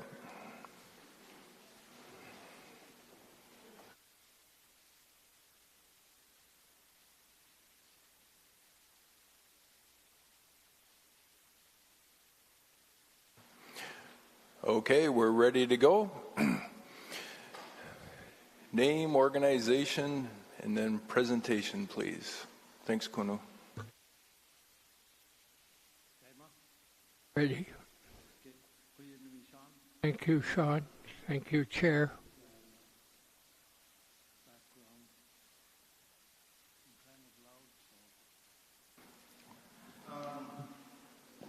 Yeah, please stay close. Thanks. Thank you for us to participate as Kivalak Inuit Association President KIA. People with me, I'll give you introduction. Introduce my staff and who I'm here sitting with doing the presentation. To my left is Jeff Tuluak. He's going to do the part of the presentation with the opening remarks. We have Jeff is with the Lands Department. Louis Manzo, longtime director for Lands. And to Louis's left is Matt from Prairie Scientific. And to my right is Jonathan Katz. And no, he's not Johnny Cash. He's our lawyer. Behind us is my vice president, David Cook. Is Alan Sexton, one of our consultants. To his left is Sam Alagalak, he's the assistant COO. And to my vice's right is Meredith Pilkington, our COO. And right behind us is Kim Poole, one of our consultants. And he will do the presentation for the caribou management measures that people have been asking for. And Jonathan Lavoie gave us the go-ahead. I think it's okay. And behind him is one of our consultants, Christina Blau. And we have Darcy Quinn from Nukik with the Kiwal hydrofiber, if there's any questions. I guess I'll get started. Thank you. Thank you for taking us to participate. 2021 Nunavut Planning Commission 2021 draft Nunavut Land Use Plan.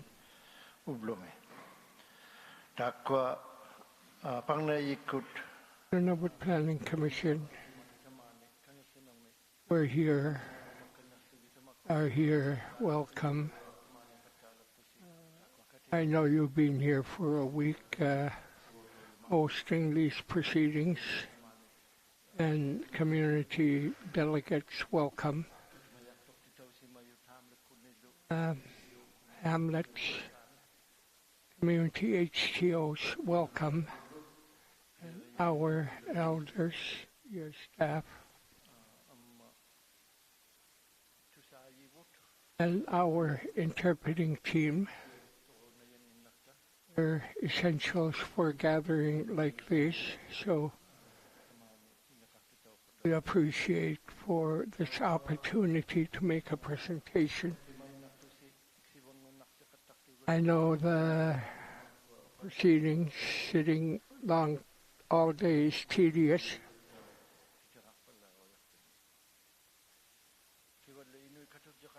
Like Inuit Association, we are interested in future. We want to work with you. we could participate for the future and make progress. With the Inuit Association, we represent and as elected Inuit beneficiaries within this region. And in our regional level, we are the designated Inuit organization according to Nunavut Agreement as DIO and as Kivalek Inuit Association. We are in our territory. We do our best to be land keepers. AIA, as I speak, Inuit culture, our language, one of our priorities. We're very concerned about that. And our land, Inuit-owned land, we're doing our best to be the keepers and Inuit. We try to keep the community, our regional community in this region informed as to what's going on. We are also keepers concerned about wildlife in this region, our environment. Inuit culture is a very important part of our work. People who are in this region, part of education is very important as part of someone living in the territory. And we Kivalek people, we try our best to mine the land for this region on behalf of the people, the plan. We have some concerns. We support you. Keep that in mind. Our mandate as Kivalek Miut 2021 draft land use plan by Nunavut Planning Commission. We analyze it. Is it what we need in this region? What will the communities in this region, the people think about this plan? We acknowledge and we understand that this type of work is very challenging and many obstacles along the way as you do your work as Nunavut Planning Commission. You have a responsibility, and we believe that we have long ways to go yet before things are settled in the future. Changes needed on this plan are significant. Current draft as it is and presented, concern about the environment. This is an important concern to us as well as Kivalek Inuit Association. And we're going to see huge changes on Inuit-owned land. So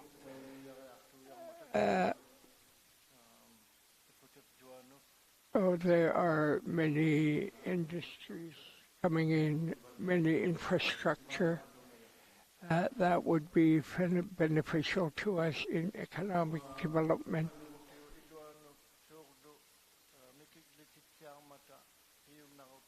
So according to the land claims agreement when it was signed, I think it was good, but also at the same time, as people, a lot of obstacles have come our way that would benefit Inuit, and our opportunities seem to have minimized as well. 2026 draft land use plan by NPC. It only contains 15%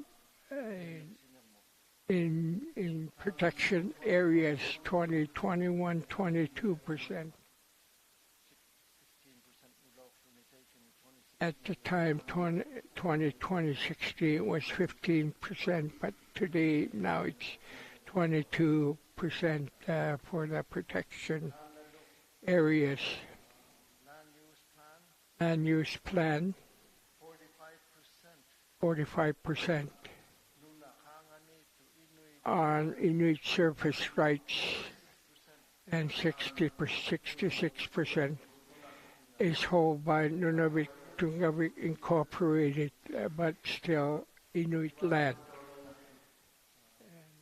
Benefits could come from that, especially red designation on the maps around us. And they are encroaching on Inuit land up to 45%. About 50%. If it was at that range, there would have been a lot of restrictions in Kivalliq region. And if they were to change, it would become very difficult. Draft land use plan have limited uses designated. It restricts the infrastructure, development, mining companies, explorations for minerals. And it would be much help. The Inuit Association believes what the infrastructures were here are 4 points. Our Inuit land through land claims agreement.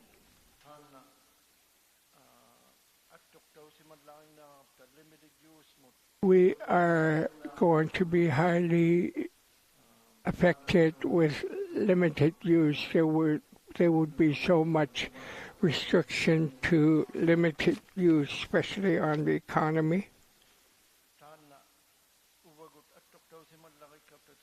And we are highly affected as presented in draft land use plan.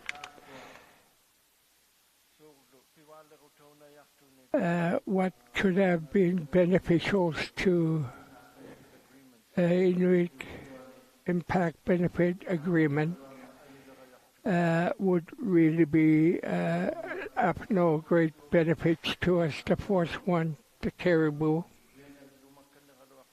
We are very concerned about the herd, and there appears to be very little outside limited use area.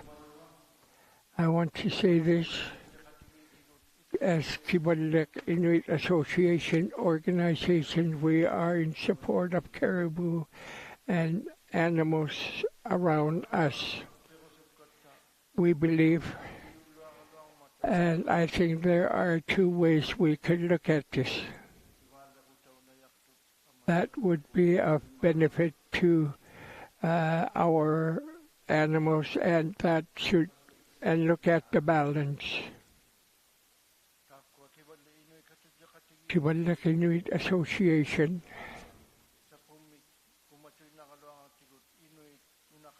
we are concerned about people and their Inuit-owned land within this region.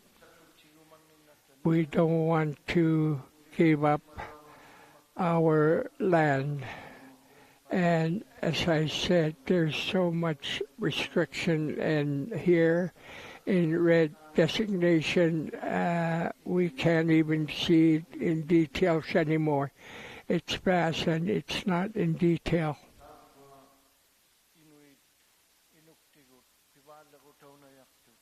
For those of us under Inuit Impact Benefit Agreement would have been beneficial, and it appears that it is not happening all that fast. Given Inuit Association, we want to emphasize draft land use plan. We are not in support of it. We have asked from Nunavut Planning Commission.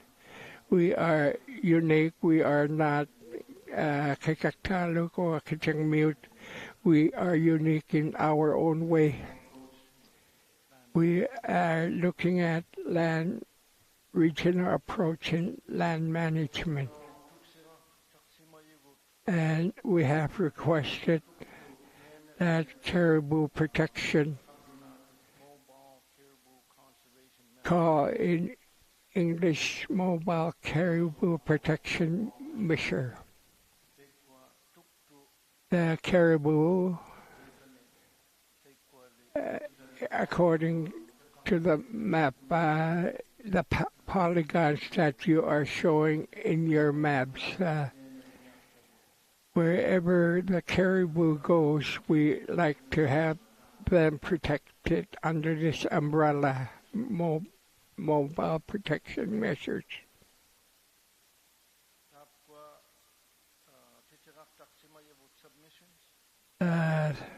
We have made submissions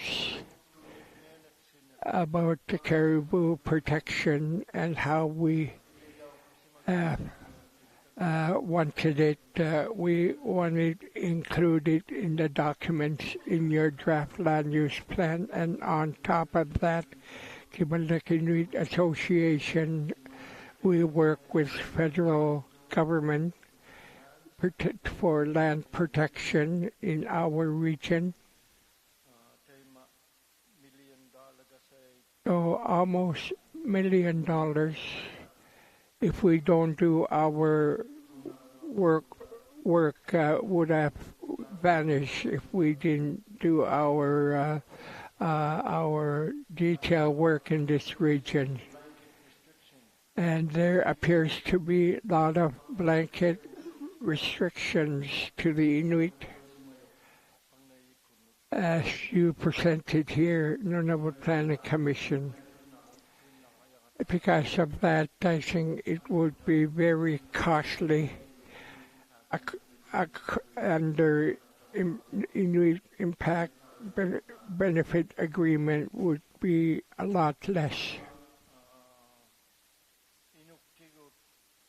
We as Inuit, and I think Peter Alagak briefly mentioned this today, and James Ituluk, Paul Kwasak, Taga Curly, have made a great stride to get this agreement in place. It was hard work, and it relates to Inuit-owned land, and here's what's real to us, to Nunavummiut. If Nunavut Planning Commission was to alter the agreement so much, you are trying to make a huge change to the face of the land. There are too many restrictions, and it would be not beneficial to Inuit in Inuit-owned land. This summer, we did a short tour visiting communities, and this draft land use plan was the HTOs and communities. Inuit is concerned what our understanding is, what changes are about to take place that will affect Inuit people if on this draft land use plan. The plan and what's being told, and I can tell you, some of you have heard us making presentations this summer. We work with the communities this past summer. As I briefly, as I finish my presentation, I am going to hand it to Jeff. KIA and the Inuit, who are our priority when land claims were negotiated since then. Because of this process, I think we are starting to lose our land again. Thank you, Kunu. Please go ahead, Jeff. Koyanami Kunu and Koyanami Xivota. Kablunati Tong Naramai.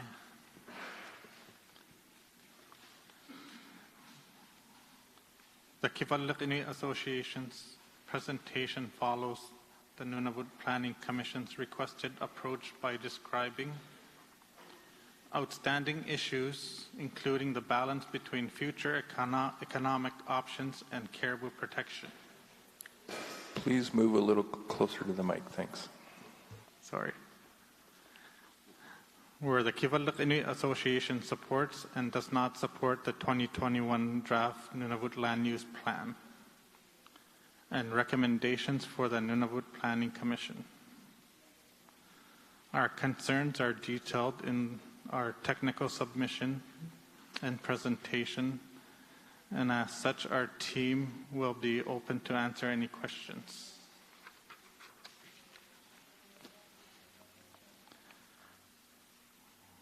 The map on this slide shows Inuit-owned lands in the Kivalliq region. Gray parcels on the map are surface Inuit-owned lands, and red parcels on the map are subsurface. The Kivalliq Inuit Association manages the surface titles of all Inuit-owned lands in the Kivalliq region, and Nunavut Dungavik manages the subsurface titles. Discussing Inuit-owned lands cannot be done without mentioning Article 17 of the Nunavut Agreement.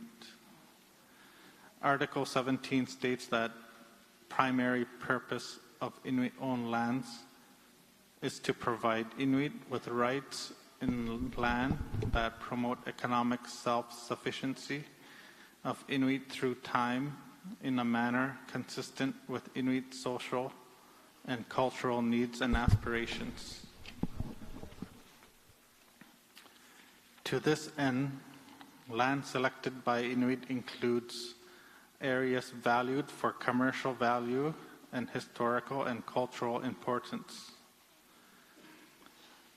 These lands include areas valued for renewable resources, for the development of non-renewable resources, and for infrastructure development such as the Kivalliq Hydro Fiber Link.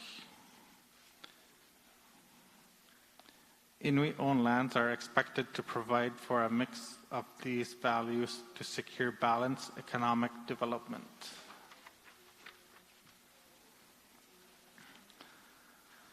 The Kivalliq Inuit Association's main issues with respect to the 2021 draft Nunavut Land Use Plan involves land use designations.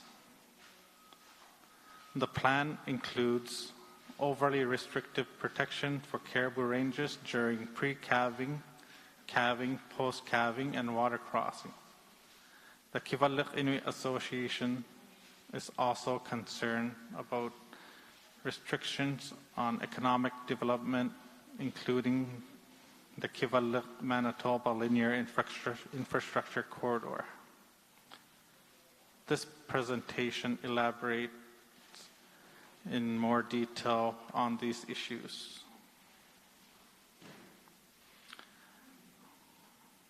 The map on the screen shows caribou calving and post-calving areas over the Kivalliq mineral potential, with red being high potential and green being lower potential. The map also shows the Kivalliq-Manitoba linear infrastructure corridor. This map is helpful for the Nunavut Planning Commission to understand the full impact of the land use designation proposed. Given the high overlap between mineral potential and limited use caribou areas, year-round limited use will eliminate about half of surface and subsurface Inuit-owned lands in the Kivalliq region from exploration and development. These restrictions will significantly impact Inuit control over Inuit-owned lands, restrict infrastructure and economic development, and affect Kivalliq Inuit Association's rights to have Inuit impact benefits agreements negotiated as provided as the Nunavut Agreement. These restrictions would impact the ability to plan infrastructure as roads, clean power, and fiber optic projects, not only within the corridor, but to connect to any future potential mines 10, 20, or 30 years from now.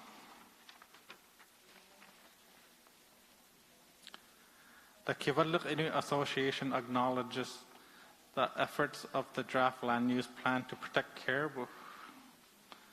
There are three main issues limiting our support for the draft plan relating to caribou. We recommend alternative land use designations, those proposed by the 2021 draft. The limited use designations for caribou seasons is too restrictive. There is a lack of innovation and resourcefulness in applying available tools to protecting caribou and caribou habitat. The draft plan relies on land use designations with fixed boundaries and seasons which are largely based on older collared caribou data and little on Inuit Hayumatakangit. High importance is placed on current and accurate mapping, but the Nunavut Planning Commission has not clearly identified a path forward on how to keep maps current to ensure adaptability in mapping, boundaries, and seasonal dates. We heard from the Alvet HTO during their presentation that the migration paths are not protected. KIA has stated and made clear that the mobile protection of caribou, as opposed to limited use designations year-round, would better protect caribou while at the same time allow for development on Inuit-owned lands.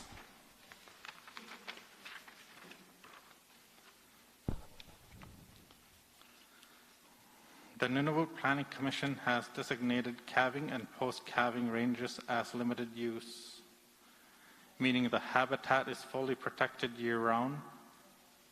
The Kivalliq Inuit Association acknowledges the importance of these ranges,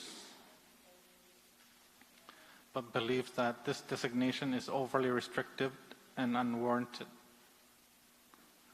For these ranges, we recommend conditional use with seasonal prohibitions and mobile measures for non-restricted seasons.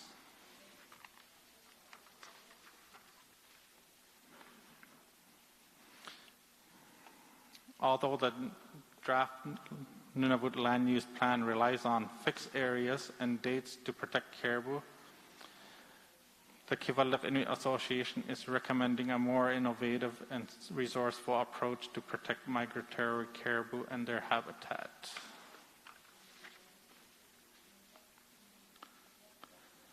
Mobile caribou conservation measures are an example of an innovative tool.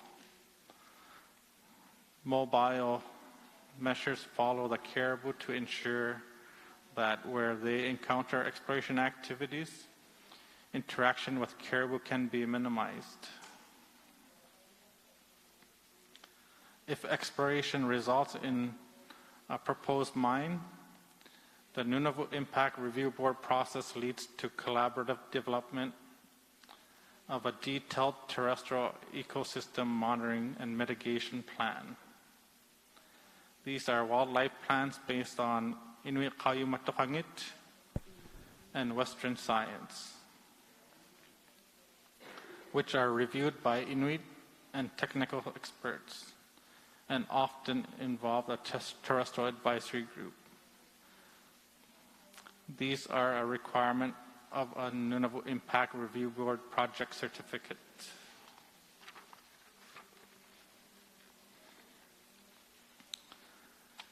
Mobile measures depend on site-specific monitoring used to assess the numbers, speed, and direction of travel of caribou in the vicinity of an exploration project.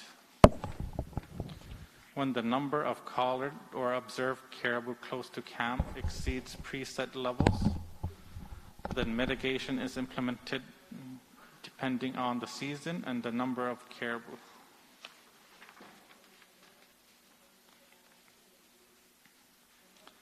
This slide shows how mapped caribou calving and post-calving areas cover a large part of the Kivalliq region.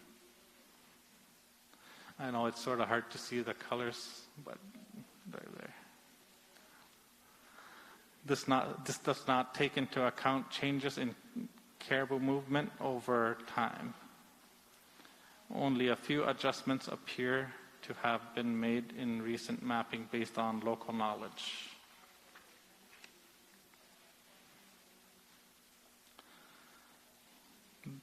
Next slide, please. Oh, yeah.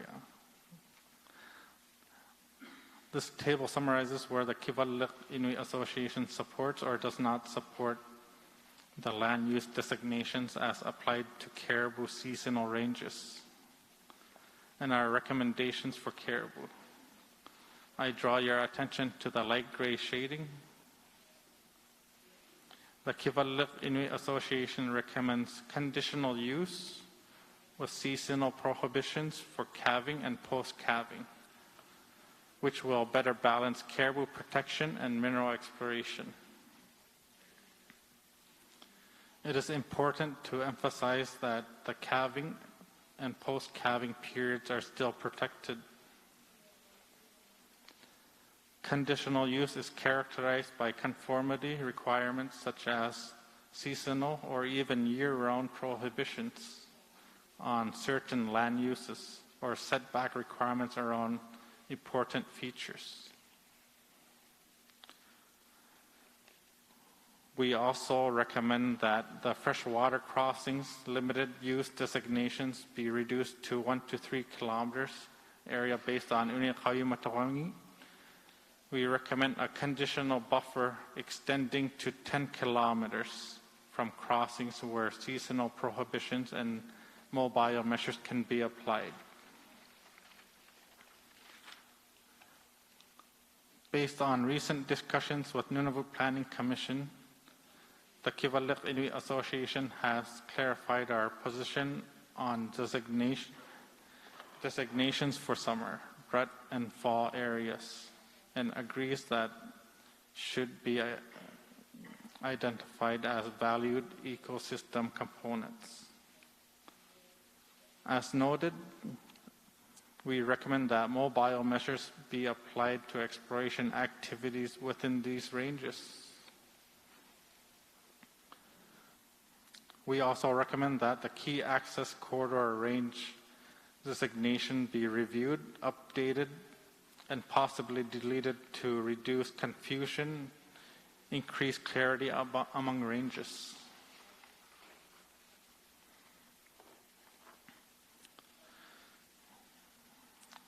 This map shows the limited use areas in brown and overlap with the Inuit-owned lands, subsurface and surface lands. It is clear from this map that the limited use designations prohibit any development or infrastructure on majority of Inuit-owned lands. Limited use overlaps with 45% of surface Inuit-owned lands and 56% of subsurface Inuit-owned lands in the Kivalliq.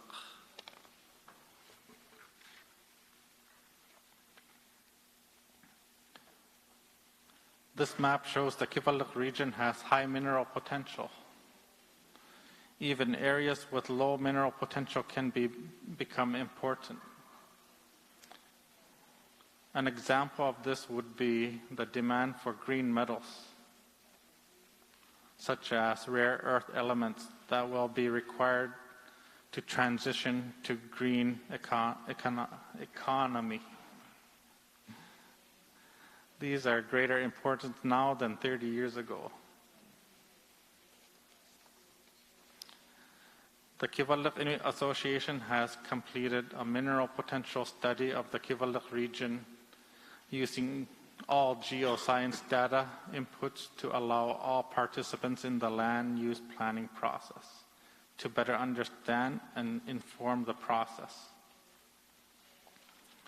We recommend that Nunavut Planning Commission review this study and revise the draft plan to take into account the data that are outlined.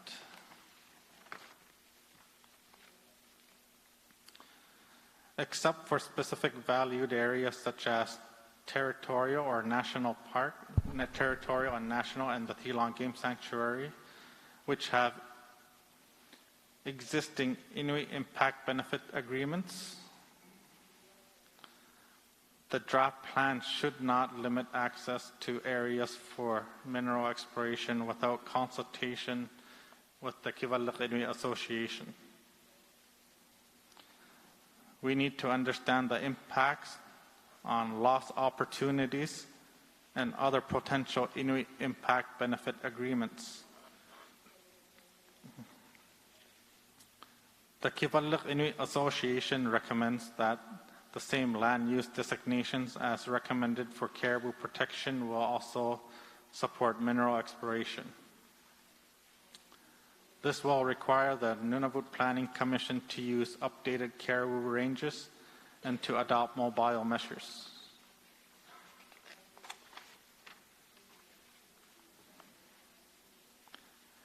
The Kivalliq Inuit Association's third outstanding issue is the Kivalliq-Manitoba Linear Infrastructure Corridor.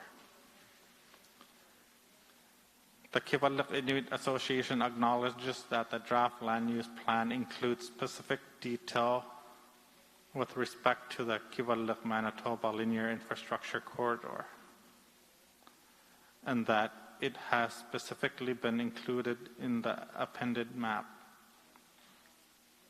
However, we are concerned that the draft land use plan lists the corridor as incompatible for potential oil and gas exploration and production, mineral exploration and production, quarries for non-corridor use, and permanent facilities and infrastructure other than those for construction and use of the corridor.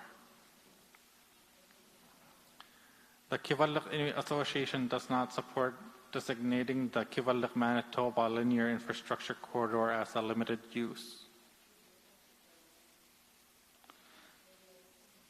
In fact, no stakeholder proposed this option.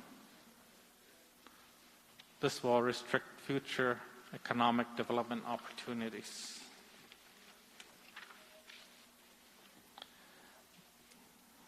The linear infrastructure corridor depends on projects willing to use it. A limited use designation to the corridor and adjacent lands will restrict development and investment. The draft plan should not designate the corridor as limited use and should allow sustainable economic development. A plan amendment should not be required should the linear infrastructure corridor need to expand outside of its footprint. Plan amendments will increase delays, costs, that will prohibit the project from proceeding.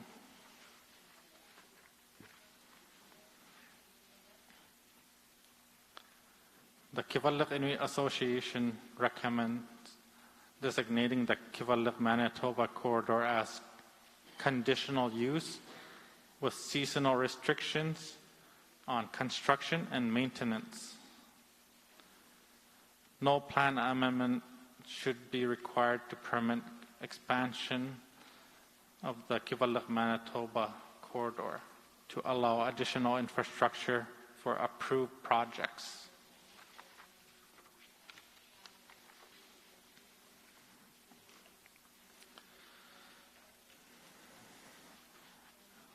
In general, the Kivalliq Inuit Association supports a mixed approach to manage community drinking water. However, the limited use designation assigned to Alvet overlaps with high resource potential. We therefore recommend a conditional use with setbacks requirements for drinking watersheds of Alvet. Access routes in Schedule 1911 of the Nunavut Agreement must be included in the Schedule A list of existing rights in the land use plan. These public easements were negotiated for the benefit and use of Inuit. I'm going to turn it over back to my president, Kun Utatwin. Thank you, Jeff. Please go ahead. Thank you, Chair. President Kivalliq Inuit Association. Kivalliq Inuit Association, we are in support. And we are here to listen to your concerns from the community delegates, and draft land as presented in many ways will be useful to us, especially in caribou protection measures. I feel the draft plan as written, it concentrates a lot on caribou protection and freshwater crossings, but regional needs our communities. As Jeff mentioned, that there are too many conditional uses. The Kivalliq Inuit Association, this conditional use, perhaps put a moratorium on explorations or stop work when there is a caribou herd nearby. We are concerned about our environments on an ecosystem. And this summer, this fall, our caribou, we know where the herd is. The plan affects our caribou herd. And if you are going to use protection caribou herd, you should consider using mobile protection, caribou protection herd. Caribou are not stationary, they're always mobile. They're fast walkers, and we hear you were in Cambridge Bay, the interveners, federal government, Nunavut government, and the signatories who will determine how this plan will be. They were not in support of limited use as was presented in the Kitikmeot region. conditional use will prevent many things. And for caribou calving ground, spring, summer, we anticipate that we will support this segment, and the plan needs to change. Mining companies have created a lot of jobs in our territory. Nunavut Planning Commission, we want you, it would be nice to see amendments that exploration and the mining companies are being considered in what you are planning. And as I mentioned, we should really worry about protection, the plan. And as a commission, I urge you to also consider using Inuit Kauaimaitokangit as we are. So we know what the caribou is like, and for instance, in this region.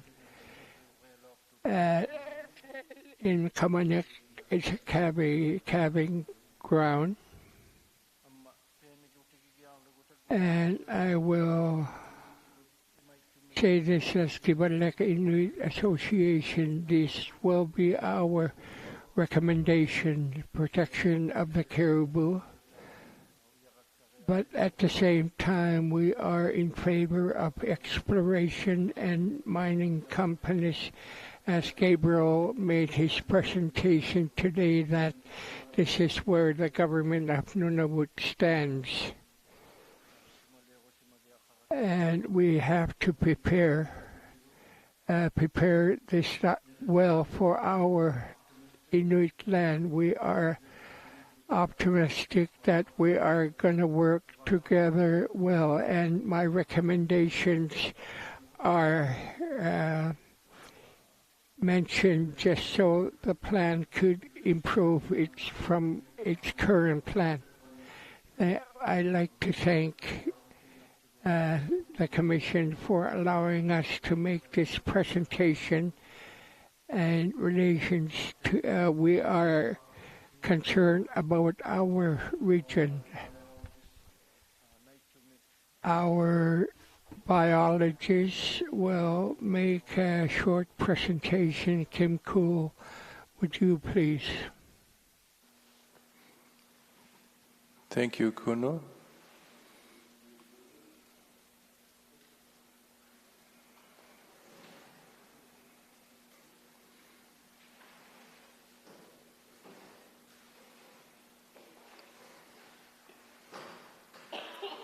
Please go ahead, name, organization, and then present. Thanks. Missed that. Okay. Thank you, Mr. Chair. Kim Poole for the Kivalliq Inuit Association. Thank you for the opportunity to present on mobile caribou conservation measures today. I apologize that there are no translated slides. This presentation was a bit of a last-minute effort, so that is not possible. What I will be presenting is a brief overview of mobile caribou conservation measures, which we will be shortening to mobile measures. Mobile measures were developed as a tool of land use and caribou management as part of balancing caribou protection with opportunities for responsible economic development. I'd like to acknowledge that the Kivalliq Inuit Association has greatly supported the development of mobile measures, the Mobile Measures program.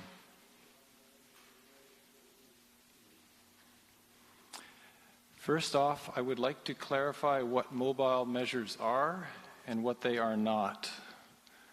They were developed to minimize interactions between exploration sites and caribou, and they were not designed for developments such as mines.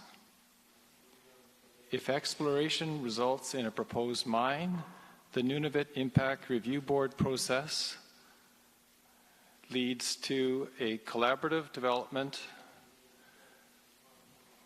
of a detailed, site-specific terrestrial ecosystem monitoring and mitigation plan.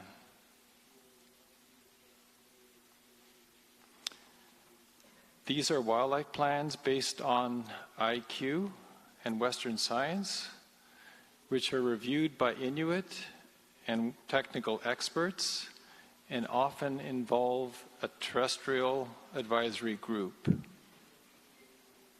These are a requirement of a Nunavut Impact Review Board project certificate. And examples of these plans occur at the Meliadin and Meadowbank mines.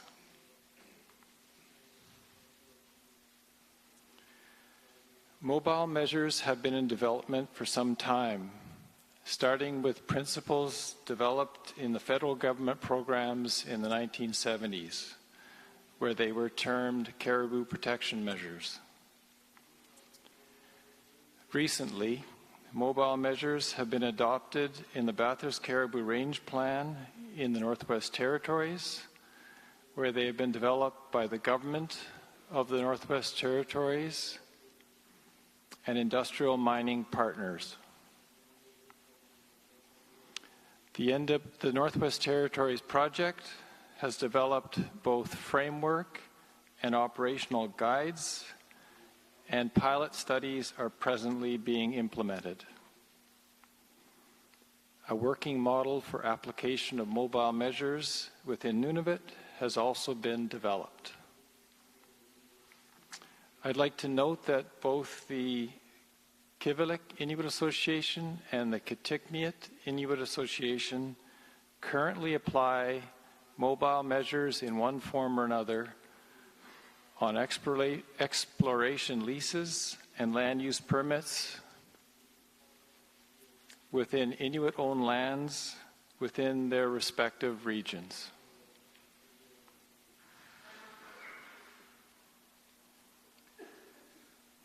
Mobile measures travel with and follow the caribou to ensure that where they encounter exploration activities, interactions with caribou can be minimized. There are three main characteristics of mobile measures. They aim to avoid and minimize interactions between caribou and mining exploration. They use predefined rules based on caribou numbers and potential impacts. And they use monitoring linked to site-specific mitigation and designed around a series of defined zones around exploration sites to give an early warning of approaching caribou so that actions to avoid and minimize interaction between caribou and exploration activities can be taken.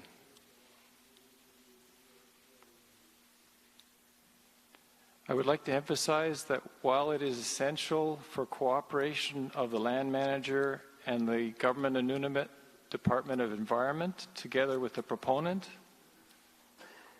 the majority of the costs of this program are borne by the proponent.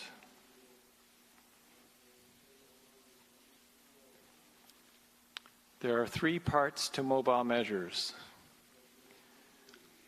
Maps are developed to provide information on how likely it is that caribou will be present throughout the year using both IQ and collar data. This adds predictability for both the operators and the regulators. The mapped area requires the land regulator and the proponent to have access to or be informed about boundaries of recent seasonal ranges, and seasonal movements of caribou. Secondly, monitoring provides more detailed information on caribou distribution and movements closer to the exploration site. Then, mitigation is scaled to the season and ranges from no mitigation required if caribou are not present, to reductions in operations, requirement to close the camps, or request to not open the camp at a certain time.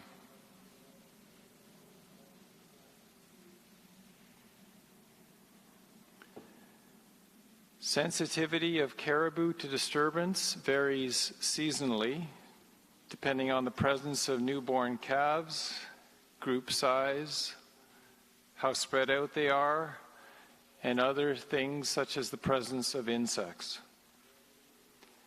Monitoring and mitigation addresses and accounts for these differences in seasonal sensitivity.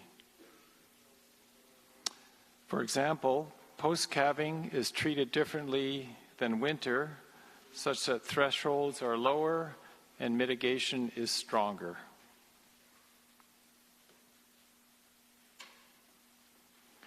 Monitoring is used to assess the numbers and movements of caribou in the vicinity of an exploration site, providing an estimate of how likely it is that caribou will encounter a project.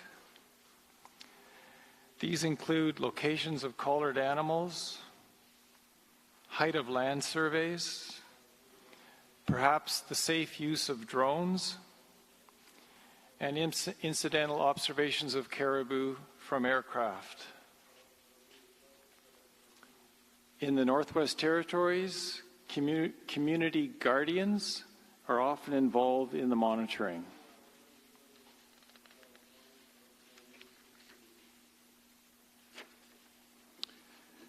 When the number of collared or observed caribou meets or exceeds a certain level, mitigation actions and additional monitoring near the site are required. If more caribou or collars are observed close to the exploration site, mitigation actions are increased. Different levels of mitigation may occur depending on the type of mineral exploration activity. Base level mitigation includes reducing movement of people and equipment when caribou are present, minimizing flights, and following minimum flight heights if aircraft are involved. Mitigation may include delaying aerial or drill programs, in addition to minimizing ground activity. The next step in mitigation is to reduce or suspend above ground operations and flights for a set period of time.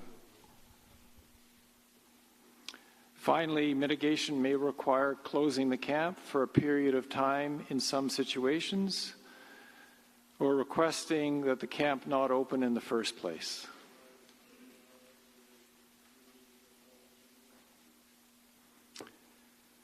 Before exploration activities occur, the regional Inuit associations or the government of Nunavut require to share information and expectations with the proponent. The proponent conducts monitoring and mitigation, and the regulator can inspect the site. And as mentioned, local monitors can be involved in the program. The Regional Inuit Association and or Government of Nunavut and proponent will report on activities and management each year. This will help inform the Nunavut Planning Commission whether the approach is working and what adaptations are required. In summary, mobile measures are one tool that can be used to help manage land use and caribou. They are flexible. They apply to caribou presence and exploration activities. They follow with the caribou wherever they are and provide for protection for caribou if they move outside of designated limited or conditional use areas or previously understood seasonal ranges. They are predictable for both the land user and the land regulator, and working with industry greatly increases the predictability and the practicality of the process. And they are adaptable to the type of exploration operation as well as caribou ecology. And finally, they are based on IQ and science. I apologize for using IQ, but I thought it was better that than to butcher the pronunciation. Thank you, Mr. Chair. Thank you for your presentation. Is that the full presentation, Kuno? Okay. As we have done before, the first questions will come from Nunavut Planning Commission. It's 4:31. We will go to 4:45. Please go ahead, Jonathan. Oh, okay, sorry. Please go ahead, Brian. Thank you, Chair Brian.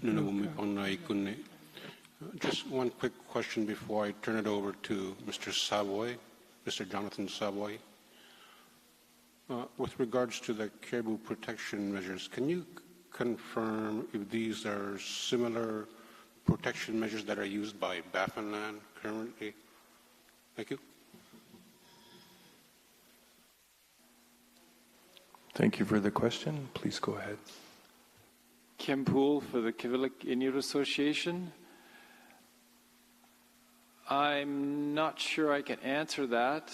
If it's related to the Mary River site itself, as I explained, they have their own wildlife plans that are far more intensive and extensive than mobile measures which are directed at exploration sites. So Baffinland may be addressing mobile measures on some of their outer exploration projects, but I'm not personally aware of that. Thank you. Please go ahead, Jonathan.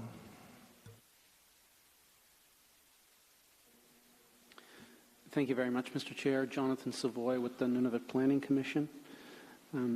I think I'll defer some discussion on the mobile protection measures until this evening's session, but to touch base on a few other topics. You noted in your presentation that for the community of Akviet's drinking water supply, the Kivalliq Inuit Association is in favor of a conditional use designation with setbacks. I'm just wondering if you'd be able to expand on how that would work, given that the terrain is pretty flat in the area around Akviet, and it's hard to get away from water within the drinking water supply itself. So just wondering if there's more detail to that proposal. Thank you. Thanks for the question. Lewis, please go ahead. Thank you, Mr. Chairman. Louis Manso, Kivalliq Inuit Association. We have ongoing discussions with the government on Nunavut at this time. I would like to defer until those discussions are completed and give you a written answer after the hearings, because that's yeah, you're right. You're right in the point, and we try to consolidate that with the Nunavut government at this point in time. Thank you. Thank you for the answer. Please go ahead, Jonathan. Thank you very much, Mr. Chair. Jonathan Savoy with the Nunavut Planning Commission. Thank you, Louis. Appreciate that. We'll look forward to additional detail. Another example of a recommendation for conditional use is for a number of community areas of interest in the draft plan. including the Duke of York Bay, Diana River, as well as essential char fishing rivers on Southampton Island. The Kivalliq Inuit Association recommends a conditional use designation rather than the limited use designation proposed in the draft plan. And again, I'm wondering if you're able to provide additional detail on what the associated plan requirements would be within a proposed conditional use area. Thank you. Thank you. Okay, please go ahead. Thank you, Mr. Chairman. Luis Manso, Kivalliq Inuit Association. Thank you for the question, Jonathan. We are consulting an ongoing consultation with the Court of Harbor and 3 different files for that particular area, and that other including one of the things that are included in some of the reports is commercial fishing. We doing that investigation jointly with the Department of Fisheries and Oceans. That research haven't been completed yet. They also, Fisheries and Oceans also have a research, ongoing research and socio-economic impacts for that area that is going to be used to determine those setbacks in those areas. Thank you. Thank you. Okay, please go ahead, Jonathan. Thank you very much. During Kim's presentation on the mobile protection measures, he indicated that they are currently being used and involves monitoring and reporting from both the proponent as well as the Regional Inuit Association and the Government of Nunavut.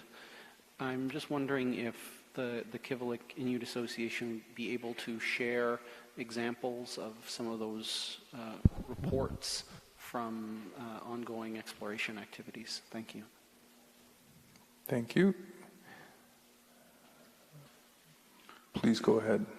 Thank you, Jonathan. Appreciate the question, Luis Manso, Kivalliq Inuit Association. Yes, we can share that information with you in the case of mobile. Since 1999, we haven't had many exploration activities in the region with reference to camps, per se, exploration camps. We know some mineral claims that may be a permit in the future, but it is being used. And whatever we have in our files when they report, we will share it with you. Thank you. Thank you. One more question there, Jonathan? Okay, please. Thank you very much, Mr. Chair. And again, thank you, Louis, for the response. In the detailed written submission that the Kivalliq Inuit Association provided back in April, which is greatly appreciated, you indicate in an appendix a detailed plan for how mobile protection measures could be implemented, monitored, and enforced over time. I note that in Table 2 of that appendix, there's a variety of responsibilities identified. None of those include any responsibilities for the Nunavut Planning Commission. And I'm just wondering how the Kivalliq Inuit Association proposes that the land use plan itself would incorporate mobile protection measures, if at all. I guess I'm just curious as to what role would the NPC have in the Kivalliq Inuit Association's view in regards to requiring mobile protection measures? Thank you. Thank you, Jonathan. Thank you, Jonathan. Please go ahead. Thank you, Jonathan, for the question, Luis Manso, Kivalliq Inuit Association. Yes, some kind of oversight in that component of the responsibility to the Nunavut Planning Commission. We can send a written submission later, but there was made specifically for our responsibilities as a permit agency to make sure Inuit concerns are managed properly in terms of caribou. Until the land use plan came out, we tried to tailor that and make me work with you and the rest of the interveners to develop that criteria for your plan. Thank you. Thank you. Okay. We don't have enough time before we take a break, but as we have for every other one, I've asked for hands from the community participants so that we can create a starting list. So I'll go down. Any questions? Peter has a question that will come later. Paula, Paul, John, Willie, Simon, Richard, and Alex. Oh, Eva as well. So we have a little bit of a list already started. And we will break now, and we will come back at 6 o'clock start for our evening session. Thank you very much.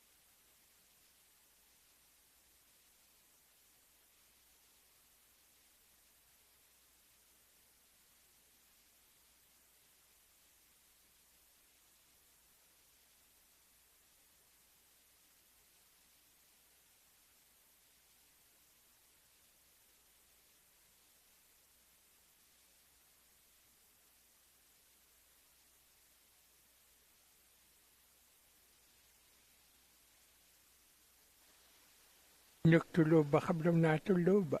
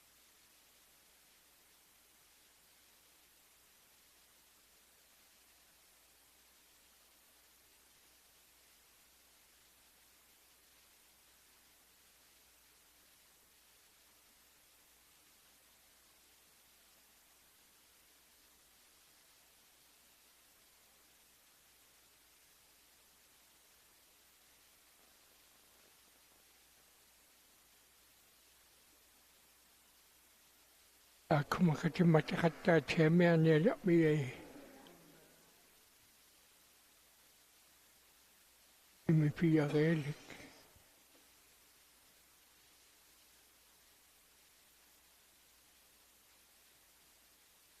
Nakay ito na kaya marian yung dalawak.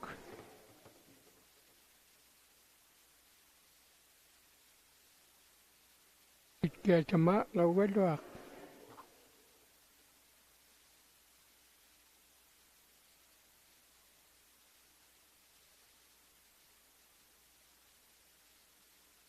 Iping imiamat.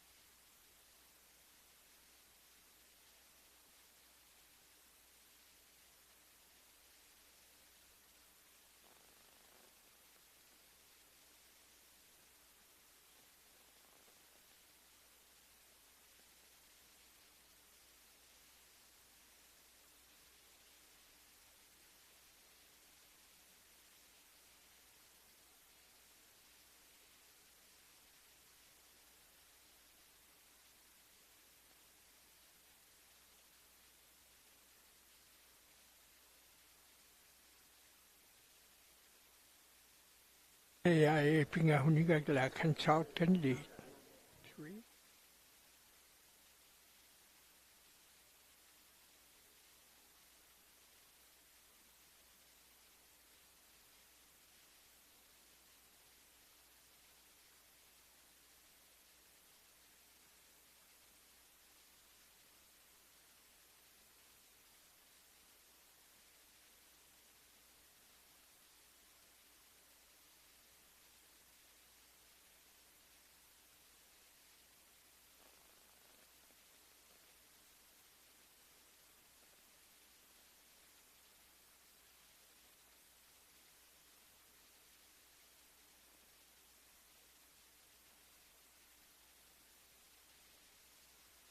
Ang sinipian ni Gatok.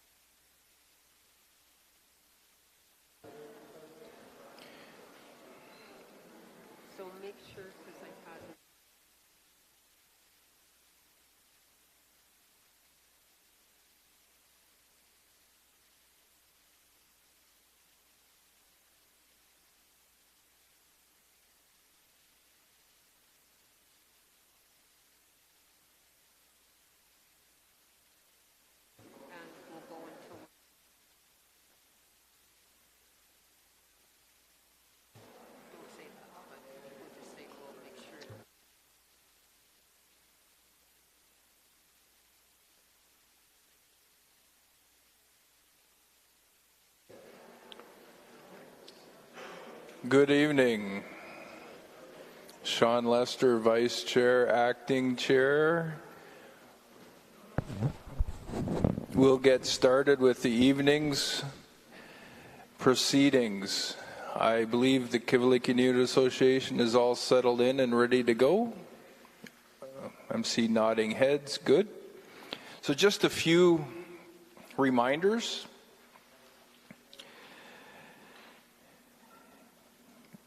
For each of our question periods tonight, we will continue to follow the process that we have followed for every other presenter. So there was a Nunavut Planning Commission staff questions, there's community delegate questions, registered participant questions, and then if there's members from the public, they will have questions. We will not break from that process, and just so everybody's clear with that.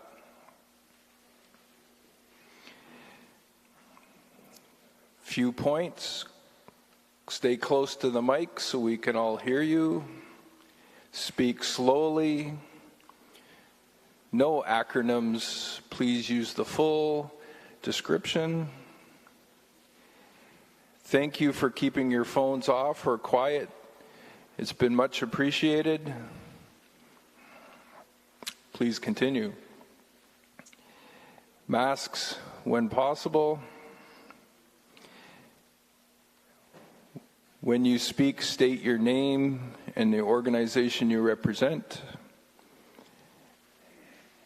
And we will continue with the question and follow up and go around, just so that we keep a good flow for the evening.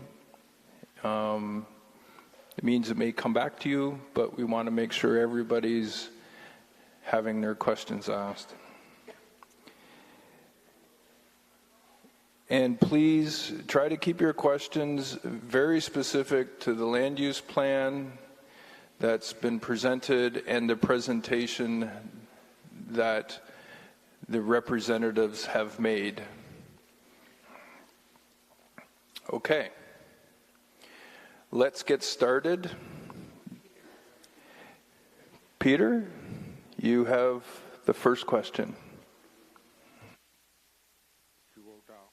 Thank you, Chair. Peter Alagak. Hamlet Lapakbet.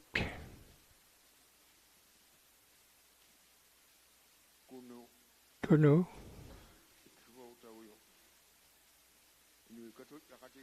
The president of KIA who said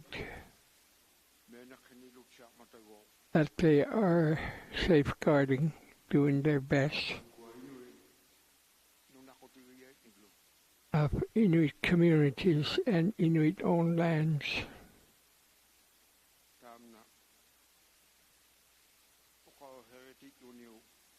During your speech on that, it reminded me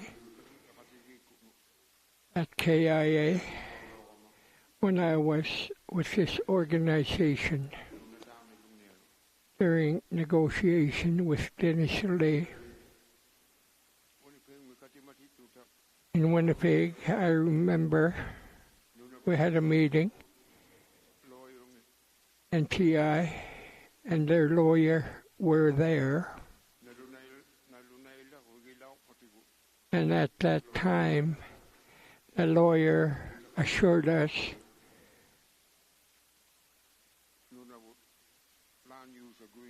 about Nunavut land use agreement, and in that document there's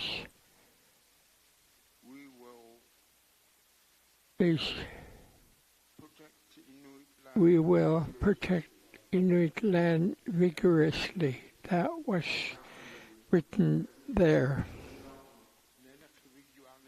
And I saw that note, and this sentence was written on it.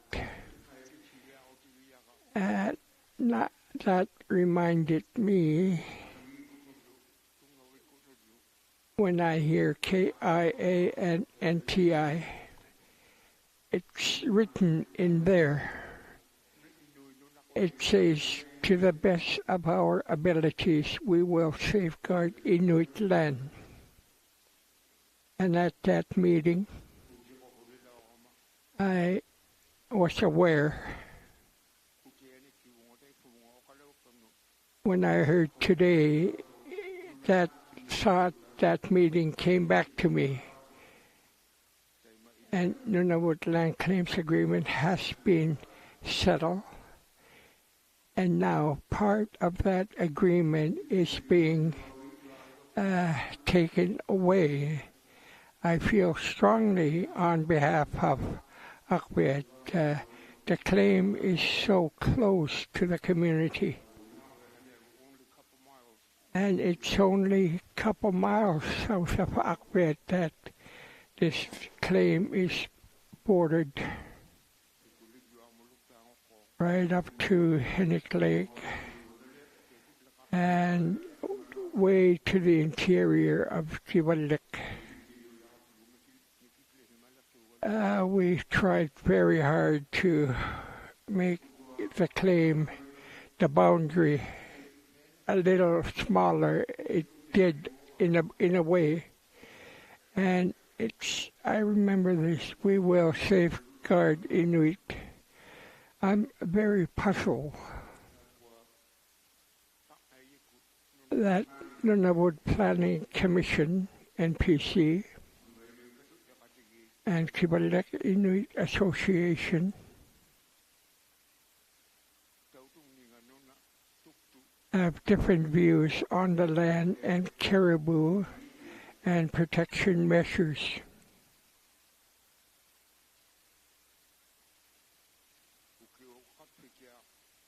For a couple of years now, Nunavut Planning Commission have worked on this document, coming into the communities to consult.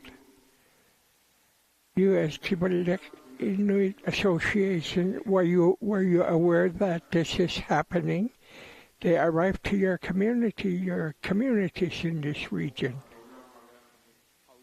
You have probably spoken to them at that time during their consultation tour, and what is value and what people are talking about in terms of value. As mentioned, I'm puzzled.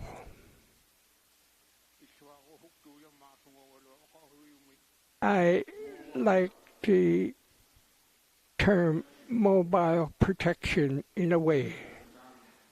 I've heard it. And to my colleague here, we worked together. We worked at the interior at Engo Exploration, the exploration company. And this colleague here I have, he's a driller for that company. During the spring,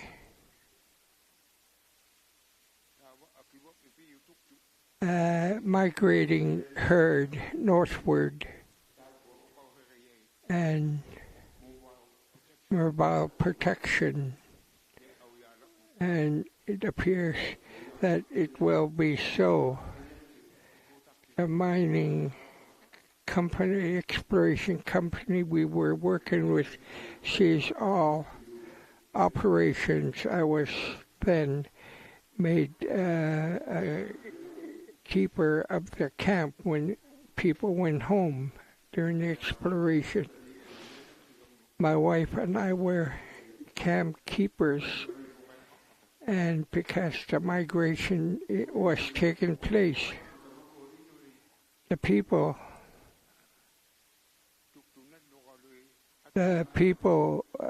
really care about freshwater crossings, and where we were, Putummeklik, that's a place name. They had a camp in that area, that location. The exploration company we work for. The camp, and to wood structure buildings. When my wife and I were keepers of the camp, when everybody was gone, the caribou come right into camp. And if there were that many people, the caribou would not come right into the camp. So, Kivalliq Inuit Association, that maybe it's your thought, mobile protection plan. Perhaps it worked that time. And when the caribou migration passed, I called to the head office and people came back. The workers, when the caribou migrated, were out of the camp for 1 month.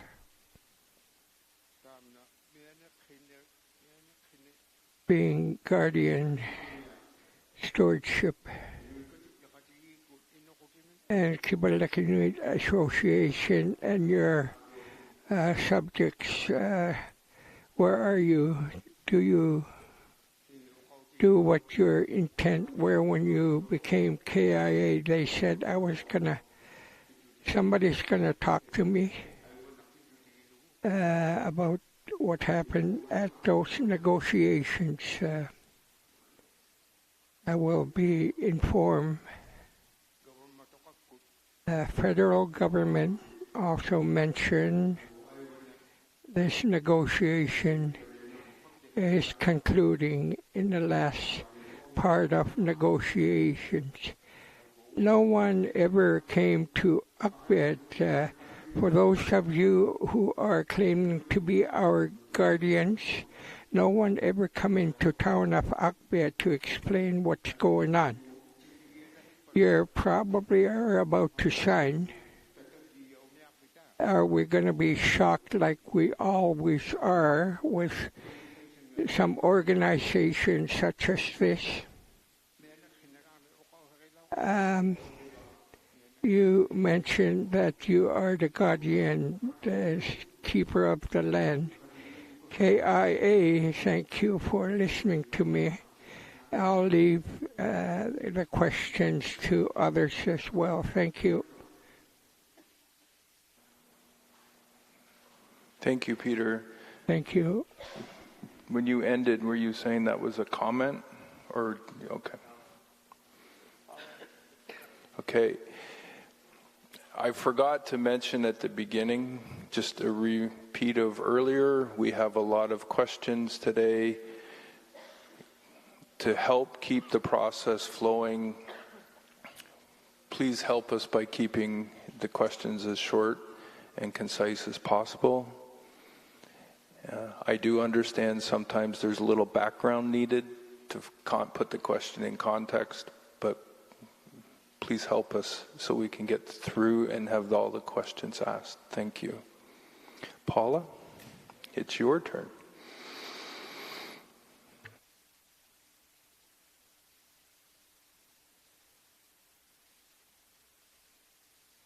Paula Kigiwalik Houston, Hamlet of Baker Lake. Thank you, Mr. Chair, Vice Chair.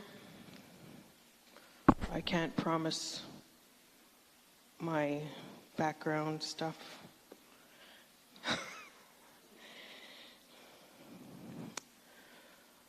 Matna Kivalliq Inuit Association.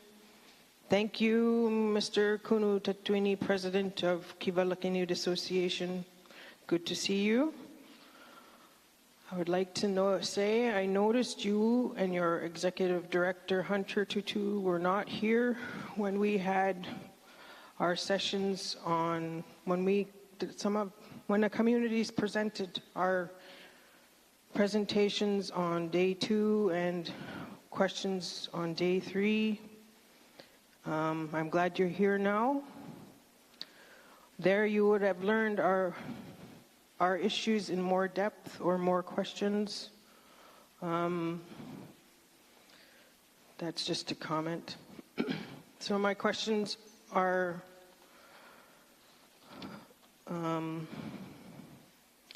duty to consult Consultations with your membership. Your boss, your membership are Inuit of Kivalliq region, Nunavut beneficiaries, not industry. Consultations with communities. The first time we had consultations about the 2021 draft land use plan was August 6, 2022 in Baker Lake. That was 7 weeks ago. You put out, Kivalliq Inuit Association put out their technical review April 2022 with your position. How did you put it together without consulting your membership, the 7 communities in Kivalliq? Do you know if your membership agree with your position or not? Mineral agreements, Kivalliq Inuit Association and Nunavut Tungavik Incorporated. Where is your due diligence and duty to consult with your membership, Inuit of Kivalliq, the 7 communities of Kivalliq?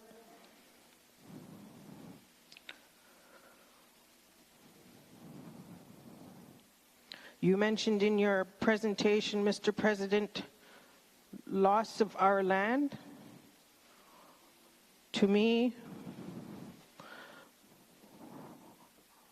I see it as a loss of our land to industry and not a loss of our land for Tuktu or Inuit heritage.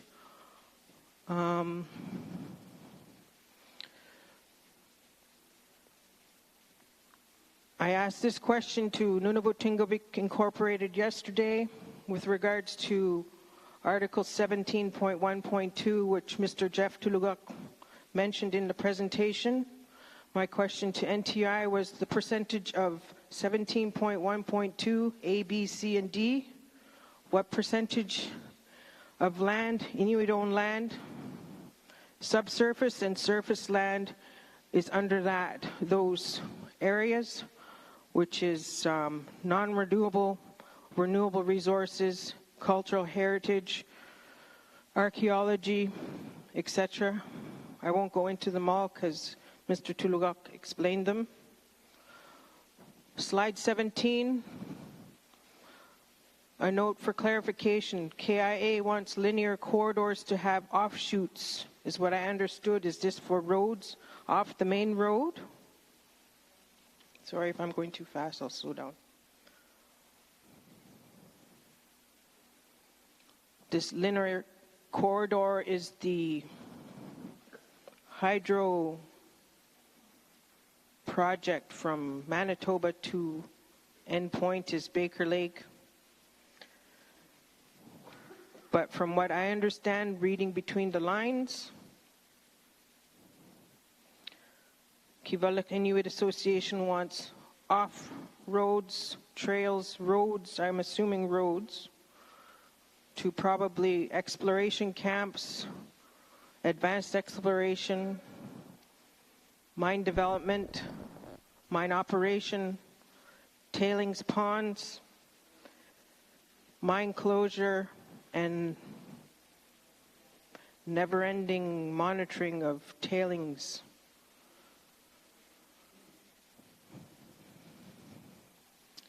And I got 2 more. One is with regards to Kivalliq Inuit Association and COVID-19, jobs for Inuit. This one you missed. I don't remember, all the days are mixing in together. It's with regards to Meadowbank project and Amarok project and Inuit workers. They were sent home during the COVID-19 pandemic. They did get reduced pay of 75%, but Inuit wanted to work.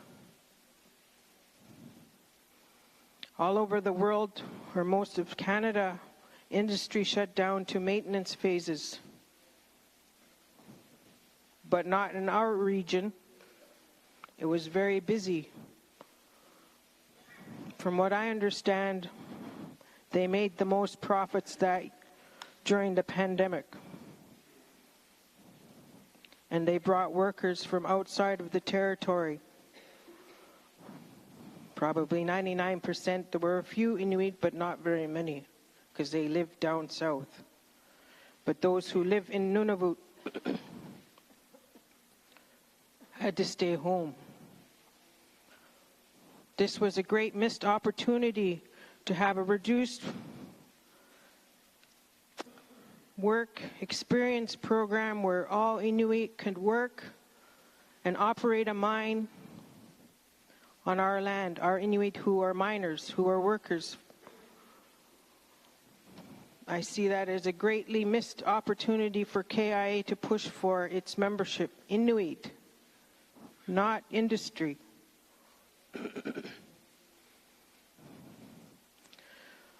The last one I have is with regards to Mr. Tulugak's presentation regards to green metal. Does this green metal include uranium? If not, then my question is regarding uranium. Where does Kivalliq Inuit Association stand with consulting with its membership, due diligence, duty to consult as to know whether your membership are in agreement with uranium exploration, advanced exploration, bore sampling,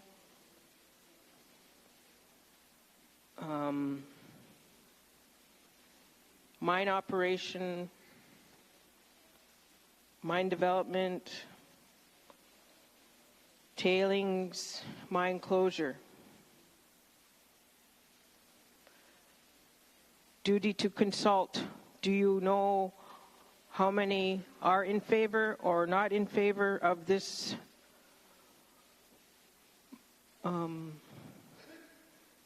type of mineral rock, which is very, very different from gold and others? It has its own hot issues with it, radiation.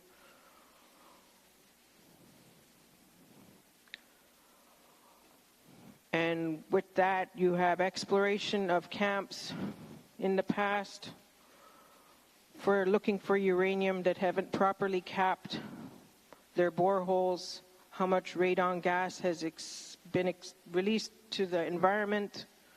How do you monitor for radiation and how much is in the environment? I think that's good enough. Thank you. Thank you, Paula. There was more than two. Sorry about that. I will be clear. We're trying to do two, and then we'll come back around. And sorry for the little coughing fit in the middle. I'm not sure what happened. But please go ahead. Thank you. Thank you. Thank you, Chair Paula.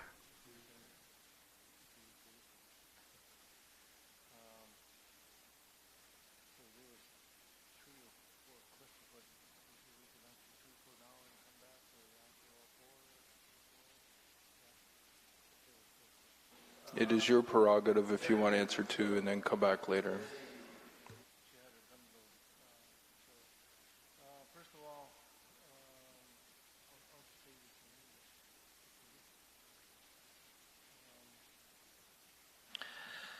The Kivalliq Inuit Association, we've done the consultation to the communities on the 2021 land use plan.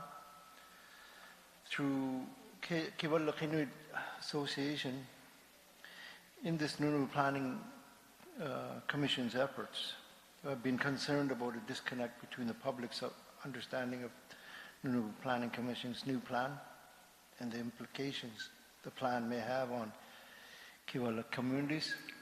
Closer to the mic, please. Apologies. KI believes that the plan proposes significant changes and further public feedback was necessary of the substantial amendments.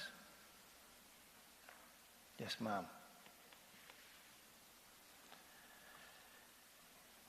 KIA organized an engagement tour that ran for 2 weeks in early August of this year with all hamlets, hunters and trappers organization, and the communities in the Kivalliq region.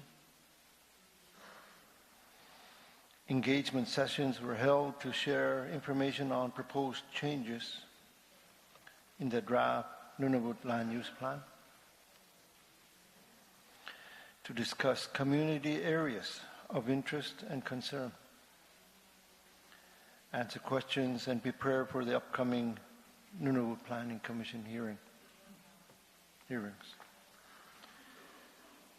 The engagement tour focused on ensuring hamlets, the hunters and trappers organizations, and community members are fully informed of the proposed changes in the plan. Hearing comments and concerns from Kivalliq and help prepare community members for the hearing process. The tour also allowed Kivalliq Inuit Association to receive feedback from community members regarding key aspects and concerns related to the plan, and allowed Kivalliq Inuit Association to develop a more informed perspective of how best to represent member community interests during this commission hearing. On the question for the Green Meadow and the uranium, I'm going to let Jeff Andrew Lewis to answer that one. Thank you, Mr. Chairman. Thank you, Kunu. Please go ahead, Lewis. Thank you very much, Mr. Chairman. Louis Manso, Kivalliq Inuit Association.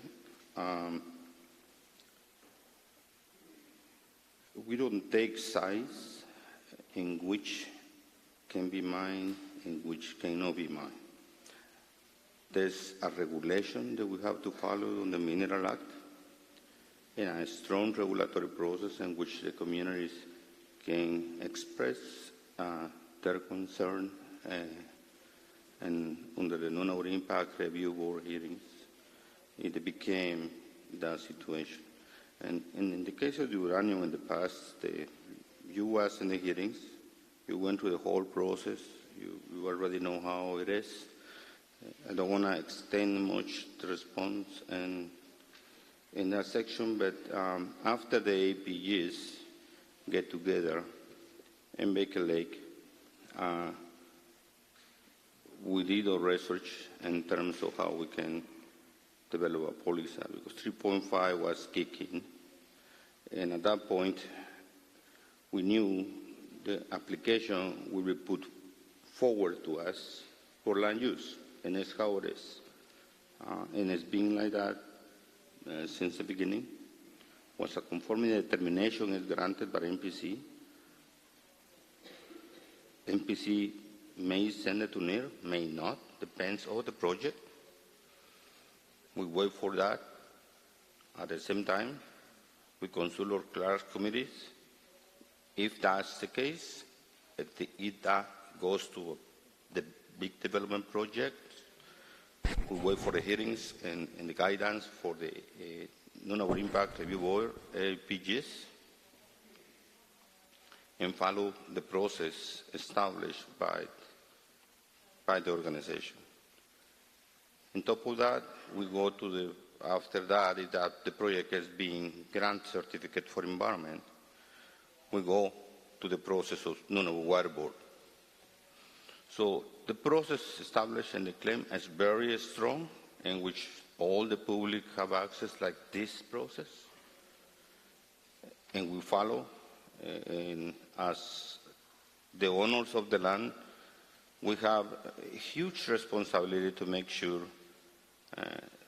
your rights are protected, that you being heard in those hearings. And we also hire consultants. They can work with the HTOs or with communities to clarify any questions you may have. That's also responsibility under those processes. Some of the outcomes of those processes over the years, one is the Terrestrial Advisory Group established by the Nunavut Impact Review Board. That's to better understand from the Inuit perspective the caribou and how we can mitigate any impact of any project.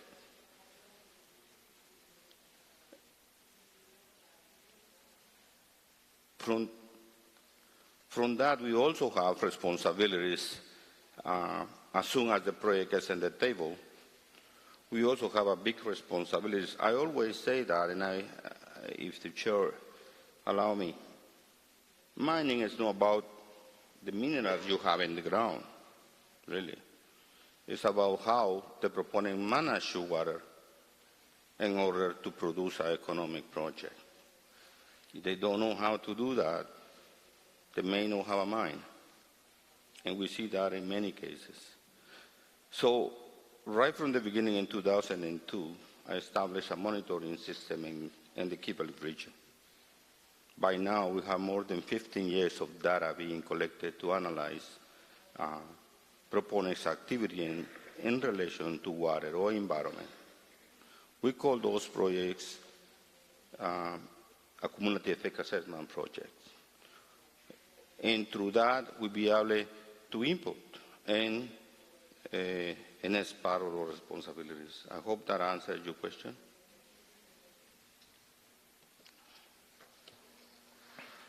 Thank you for the answers. We'll move on to the next questions. Alex, it's your turn.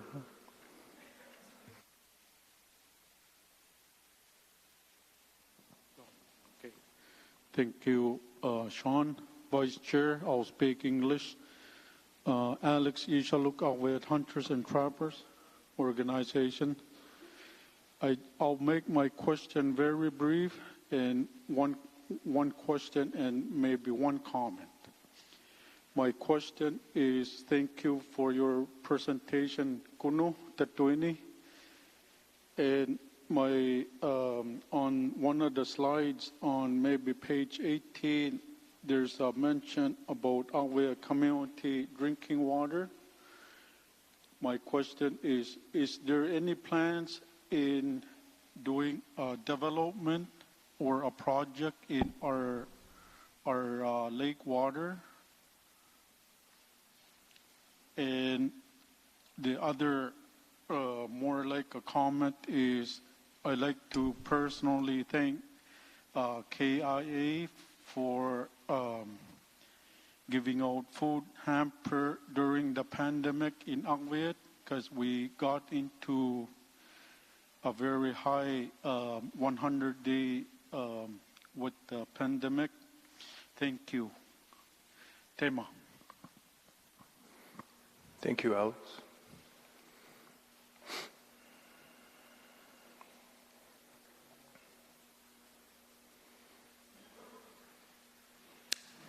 Thank you, Mr. Chairman. Please go ahead. Komita Tuini. I think I'm going to get Matthew to answer that one.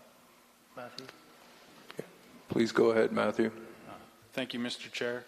Thank you for the question. This is Matt McDougall for the Kivalliq Inuit Association. In brief, there are no planned development projects around the Arviat watershed.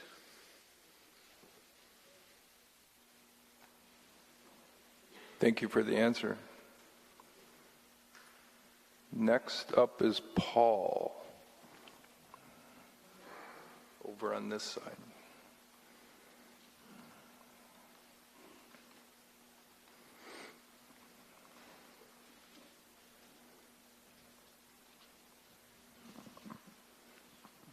Please go ahead, Paul. Thank you, Mr. Chair.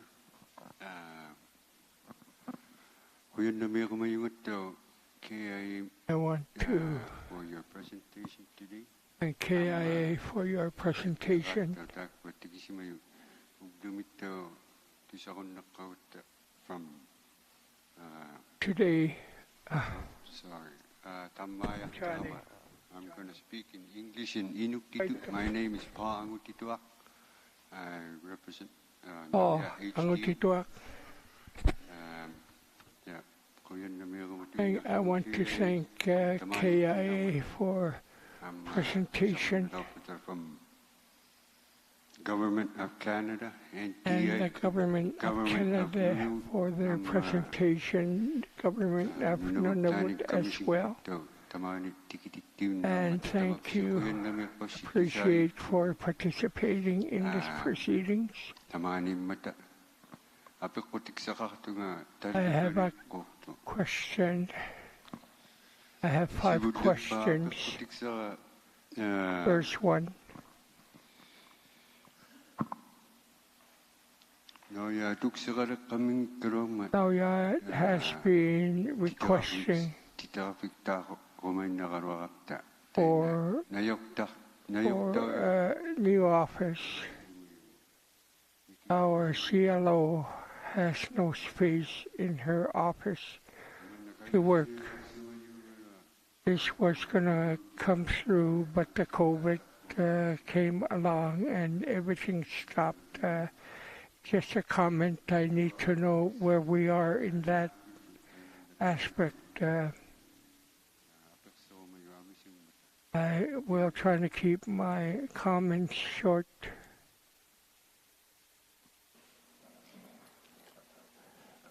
Thank you. I believe that was more of a comment in relation to the interaction between the Kivalliq Inuit Association and the community, but not land use. But a quick answer if we'll okay. Thank you. On the side, we'll talk to you about this comment you made when we are out of the table. We will concentrate on questions and non-use planning. We'll meet with you later. Okay, thank you. You have a second question? Okay, you have your second question, and then we'll go from there. Okay. Thank you, Mr. Chair.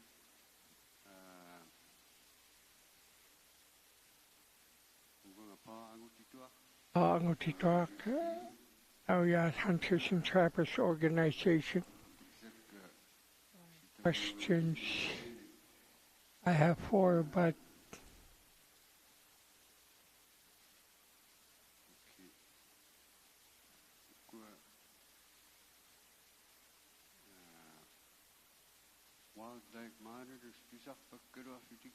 we have heard that there were to be wildlife monitors. If there's one, we have not heard any reports from this position regarding wildlife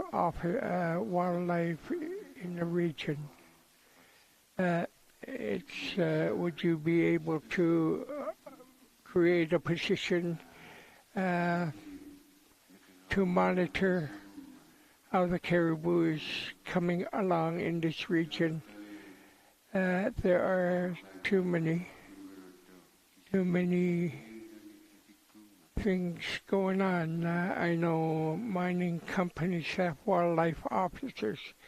Perhaps they're too busy to report to the communities. I think this is what you should be pursuing along with positions within your organization. We have inquired before, we've heard nothing.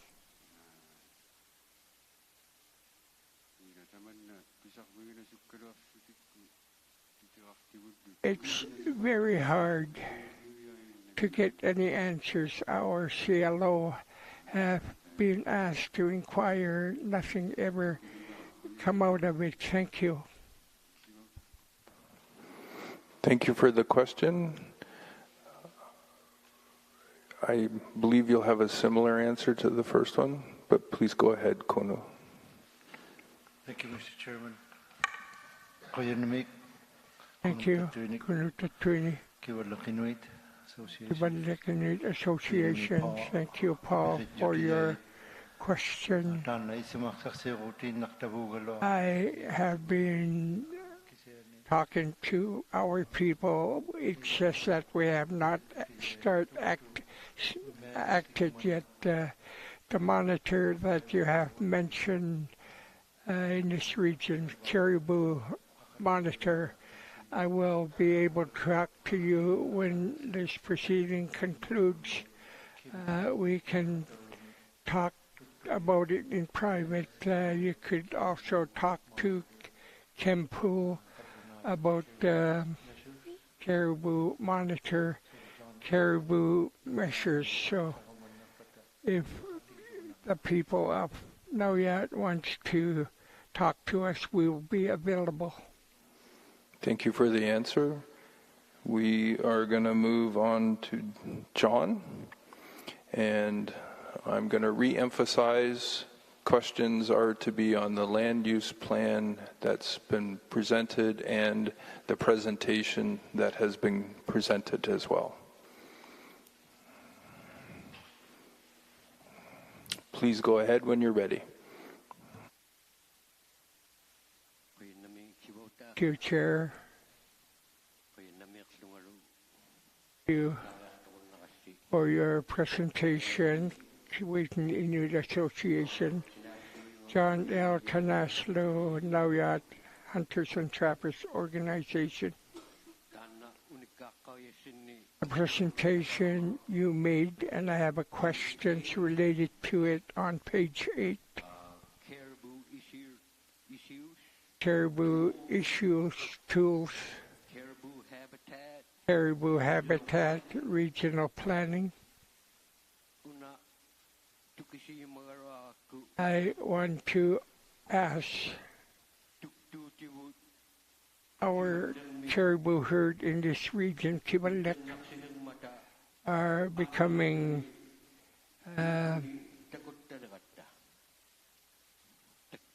we have seen sick, unhealthy caribou in Nauyat. I'm trying to say this. Animal breathing in, acquiring diseases. Would this be the same for humans? I'm trying to say this. Our younger generation hunt.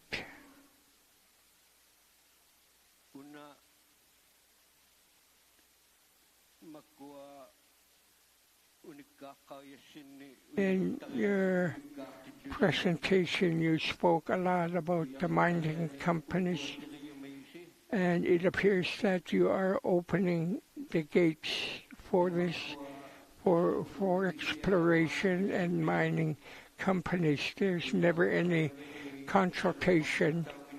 There are all sites where early exploration were never cleaned up. They're all over Nunavut.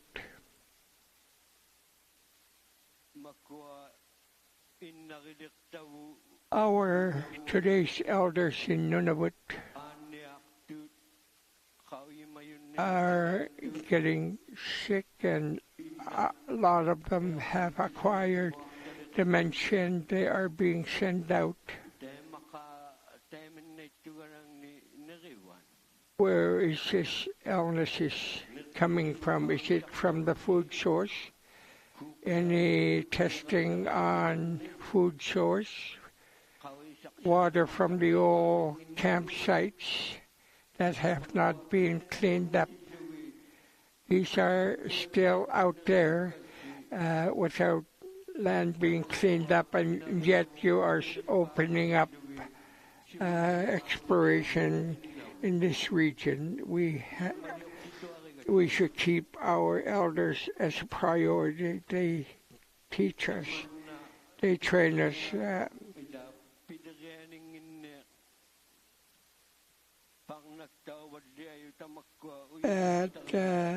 Land use processing is it's geared more or less to exploration companies. You are moving way too fast and leaving a lot of unfinished business behind. Everything is being disturbed, having areas and land that is contaminated by old exploration camps everywhere.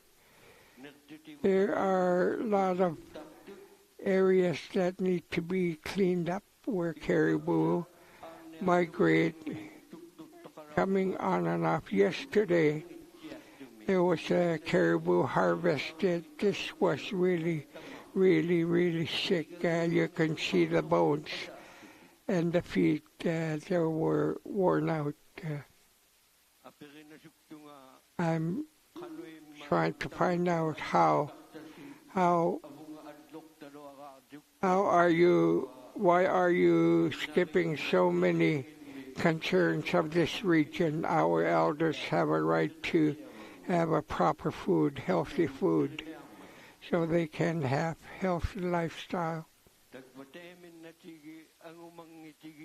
And we are far from doing service to the elders.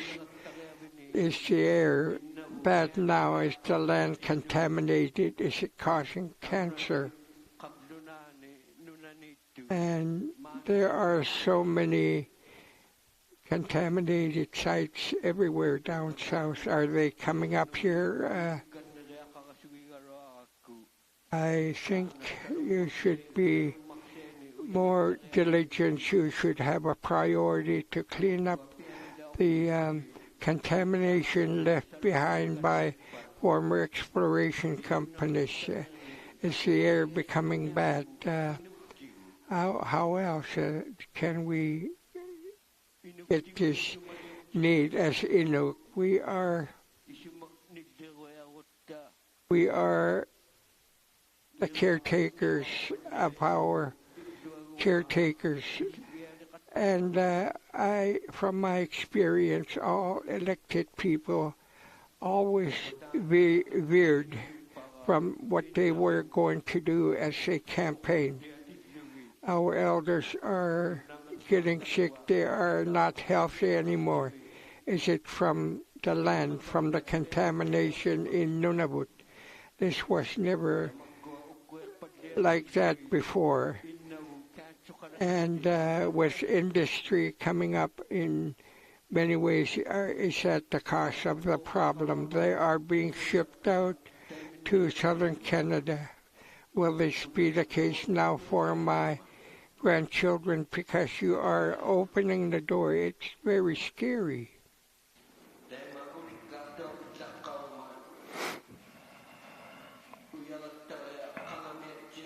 And we have heard that the mining companies have a free will to the land. Communities are not consulted. We don't hear, and we only hear when things have progressed so far, advancing work, and that's the only time we hear what's going on. Our elders in Nunavut, we should be more concerned of our elders. Thank you. Thank you. I believe that was more of a comment.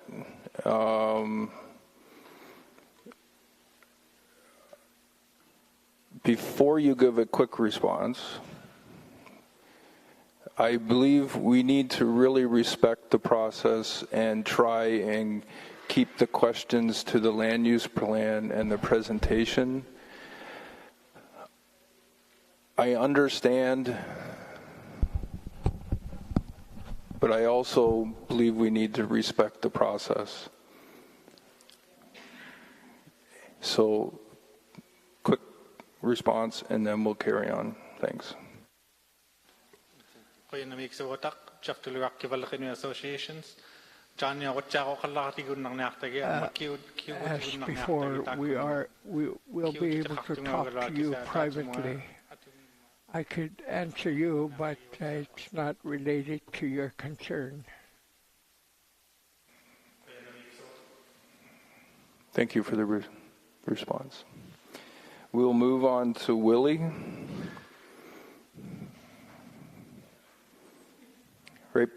Right behind you. Thank you.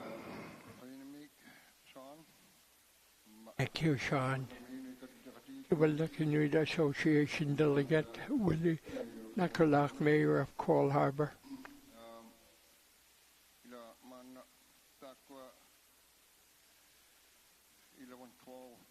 11, 12, 13, 14. I'm looking at this right now, and they are part of your presentation, the caribou. When there's hardly any caribou, it applies to us as well all the time. We are seafaring people. I don't see much of this concern to KIA for our community, a seafaring community. Thank you for that. Quick, yep. Thanks, Kuno.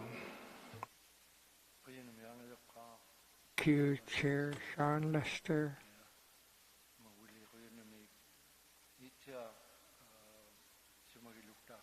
Yes, we have concern of all the region communities. They're part of the Kiwalik communities that we work for. You are from this region. You are in our mind. We work with you. Thank you for the answer. Do you have one follow-up there, Willie? Okay. Thank you, Sean. Kuno. Mayor.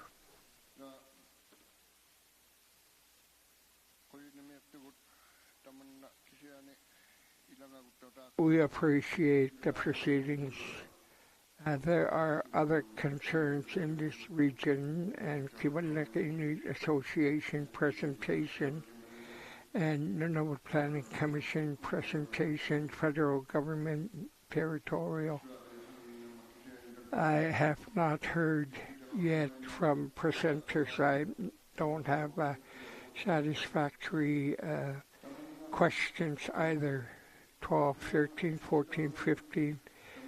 Why, what's this? I know your concerns are economic, money. Where will that go? I want to discuss this as well.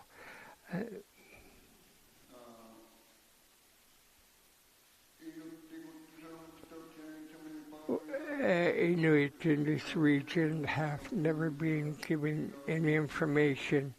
Perhaps the people who have negotiated everything were aware of what was going on. There are still few out there.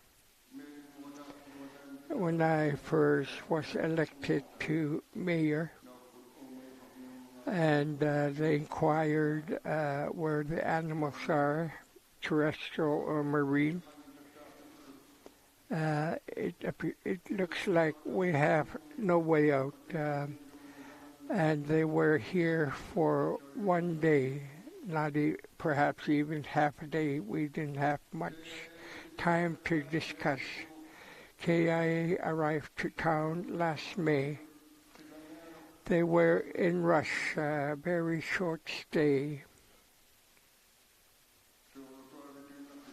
And you were in rush, and it appears that you were more concerned of pilots flying for you. That, I think, was a problem. So you came in and did not address or hear our concerns at length.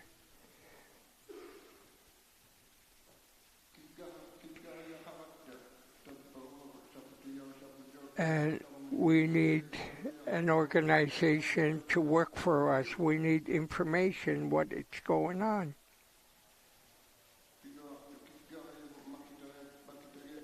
And we need support for those who claim to be for us. Thank you. I believe that was more of a comment as well. You'll make notes? Okay. Simon. Way in the back corner there.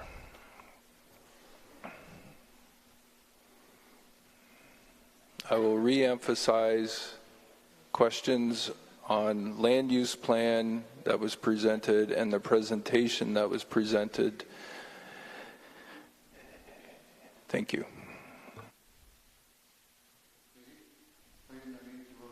Thank you, Chair. Simon Inlet, Hunters and Trappers Organization, Well Cove. I'd like to thank Kivalliq Inuit Association, your presentation. We have concern in Well Cove, and it's a priority real to us. You mentioned mobile protection. And it seems that you have extension research on that, and at the same time it appears that you're opening door to exploration, to the mining companies. How should we get their attention? Should we demonstrate? Should we throw stones? Now my question is mobile protection. And you say it's a solution. Appears not. That's my question. Is it resolved? Thank you for the question. Kunu, please go ahead. Thank you, Chair Sean. Simon, thank you for your question.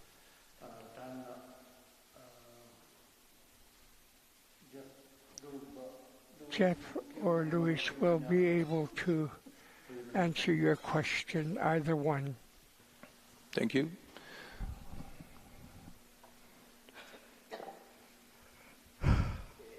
Looks like Lewis won that.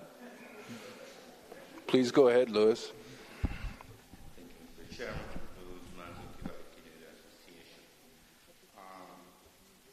As a landowner, we face in our responsibilities to grant access after a project passed the regulatory process. That's clear to all this table, I think. We only manage access. We don't manage the rest. But there's many legislation who trunk that, and we have to develop a tool. So what we develop is a tool, but it's a tool that needs to be consulted with you when a specific project comes into your region, and you decide in that tool how you prefer to use it. So that's flexible, it's adaptable, it's precise, because it's with caribou colors, so we see how far the caribou is approaching to prepare the proponents who are in your area. That's the intent. And after that, so regulators and proponent, mainly proponent, need to contract, let's say, an HTO members to be on site to notify us if these procedures are not being followed. That's why we call it as a tool, and it's adaptable. And they will have, those monitors will have our support jointly with the industry, which we have to practically follow the instructions that we're giving to monitors. I hope it's clear. Thank you for the answer. Do you have a follow-up question? Okay, please go ahead.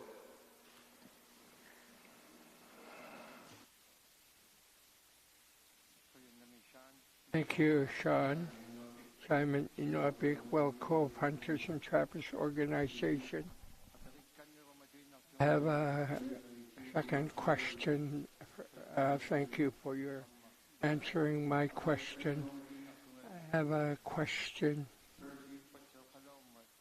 Percy and Percy have mentioned our drinking water. We have no watershed, and the small lake is the only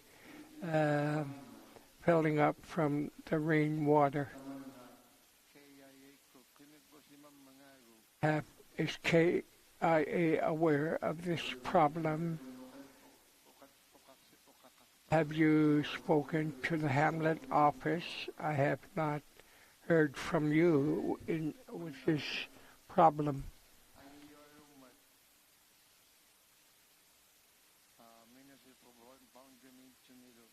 And it's within our municipal boundary, and it's our only drinking source of water. Now, mobile protection measures.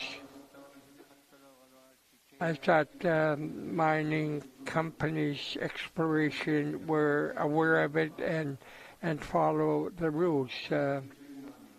Since when things started to change with KIA, with opening everything. Thank you for the question.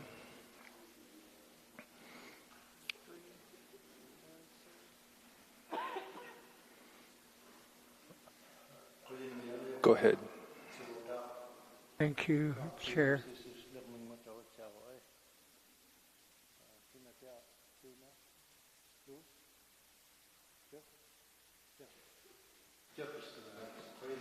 So Jeff won this time. Please go ahead. Jeff Tulugak, Kivalakanu Associations. Takwa mobile measures. Diamond night doing it. In mobile protection, we're always not always there, but we used it near your community. It is now running well, and for all the applicants who want to explore will have to follow this route. And for your drinking water, we looked into it, I think, 2 weeks ago.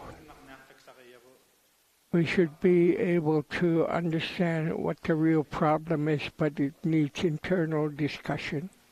Thank you. Thank you for your questions. We will move on to Richard.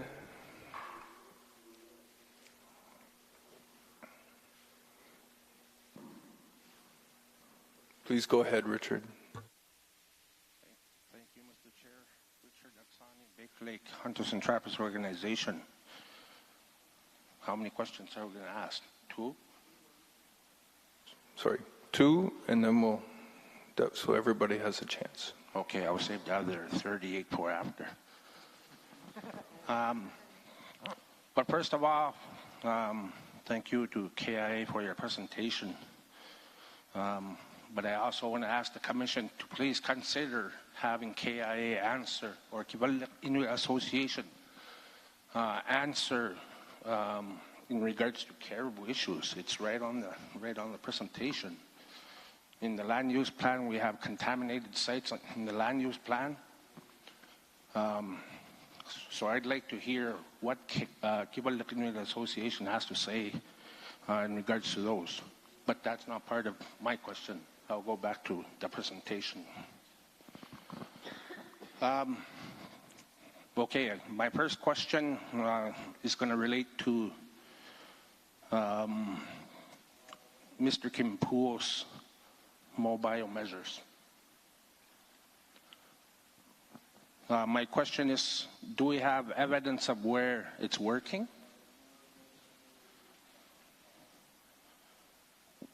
I do understand that the mobile measures are strictly for exploration purposes. This past summer, the Baker Lake Hunters and Trappers organization hired wildlife monitors working in an exploration camp at Ferguson Lake. I don't know if there was mobile measures set for that camp, but there was a high number of caribou at the time, and yet helicopters were flying. Operations was nonstop. So how does this prove that mobile measures are working? Is my first question. Thank you, Mr. Chair. Thank you for the question.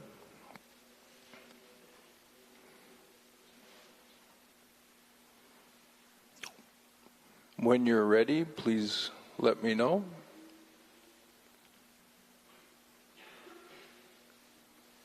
Please go ahead, Louis. Thank you, David. Very much appreciate your question.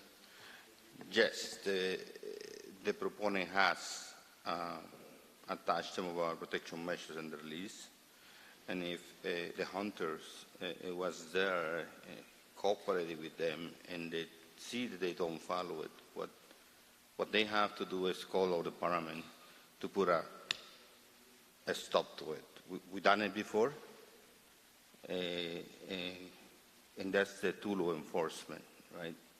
But if you don't notify, and it's hard to do that.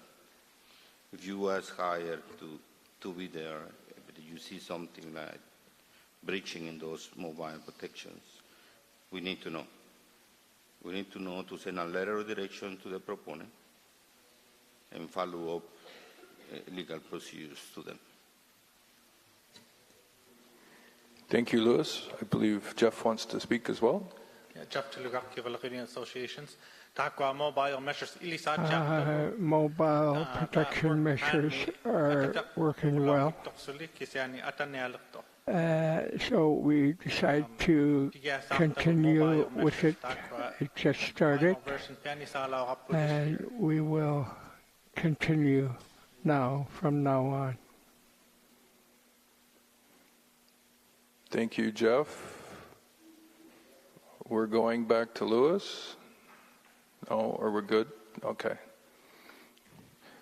Please go ahead, Richard. Thank you, Mr. Chair, and thanks to Kivalak Inuit Association staff for that response. Mobile measures and seasonal restrictions on land use activities are tools for protecting caribou, but they do not protect habitat. How do you propose that caribou habitat will be protected through the land use plan if all the limited use areas for caribou were removed? Thank you for that question. Please go ahead, Louis. Thank you, David. Very appreciate your question. Louis Manso, Kivalak Inuit Association. Yes, you're correct. It's protecting caribou in any place they are. And for the habitat, you have established a regulatory process when those projects go into the system. Everybody can publicly comment into it and should be put in the NERV certificates for that reason. So thank you. Thank you for the answer. One request from a commission elder. It's helpful if you either do your whole question or answer in English or in Nuktitu, not half and half. So that is please help our elder is what I'm asking. Before I go to Eva, Brian has he just wants a point of clarification directly related to Richard's questioning. So it's tied together. We'll have Brian ask that question, and then we'll go to Eva. Thanks. Brian Agluka. Nunavut Planning Commission. Mr. Richard Oksanek's first question about the Ferguson Lake project, your response on two segments. One, did you say you require the hunter's assistance to monitor caribou or activity to enforce mobile protection measures? And the second one is, it's really hard. What's really hard? Thank you. Thank you for the question on clarification.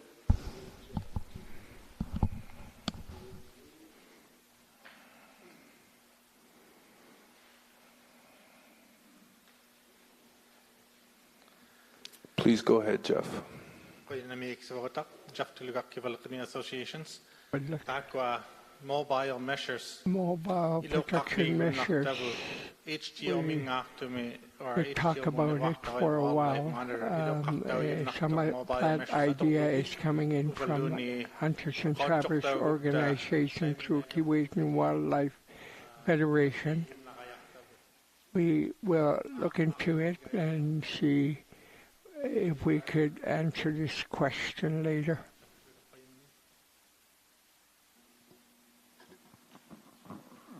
Thank you. Okay, quick, please, Brian. Thank you. On one question, sorta, yeah, but the second one, I still don't understand what Mr. Luis Manzo said about being that it's really hard. That hasn't been responded to yet. Thank you.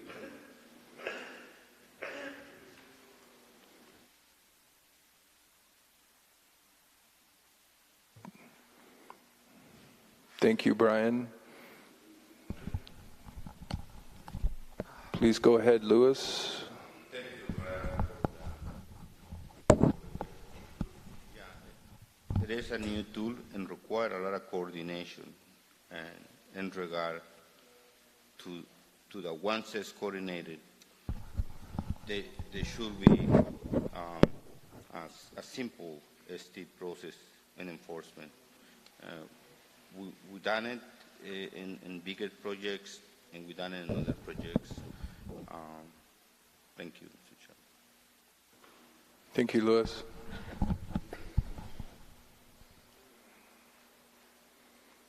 Okay.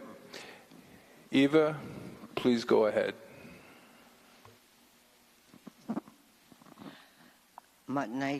Thank you, Chair. Eva,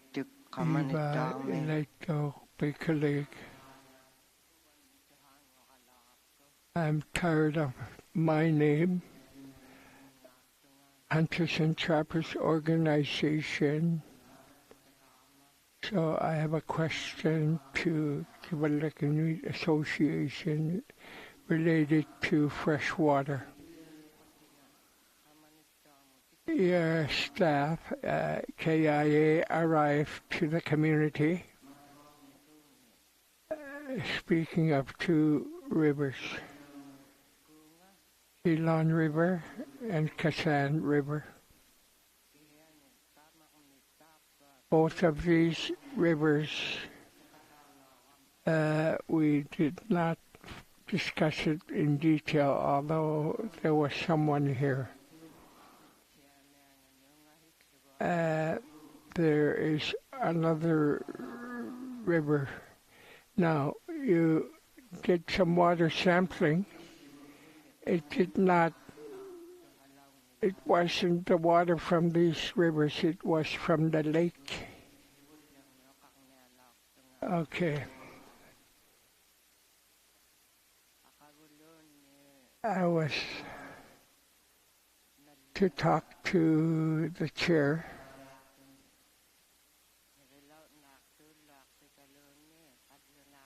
I'm really tired of what's being served to us. Is there any country food or organic?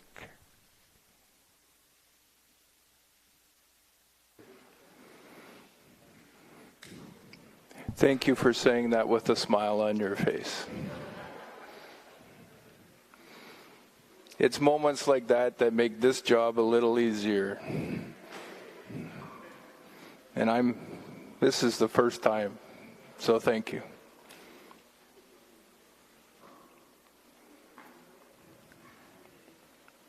Please go ahead, Kunu. Yeah, thank you. Thank you, Chair. Looks like you're making a trip to Kivalliq meat plant tomorrow morning. Thank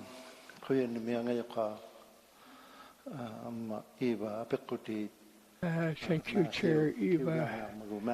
Your question will be referred to Matthew. Thank you, Kunu. Please go ahead. Thank you, Mr. Chair, and thank you, Eva, for your question. Matt McDougall with the Kivalliq Inuit Association. Thank you, Eva, for coming water sampling with us this summer. We really appreciate you being there with us. And you're right, we didn't go up the Kazan or Thelon rivers, but we sampled at the mouth as part of our assessment of the Baker Lake water quality habitat. All the sampling we've done, we are going to communicate further with the community. We've been developing a database to make it more publicly accessible. And so hopefully it'll be more clearly communicated in the future what the results from our studies are. I hope that answers your questions.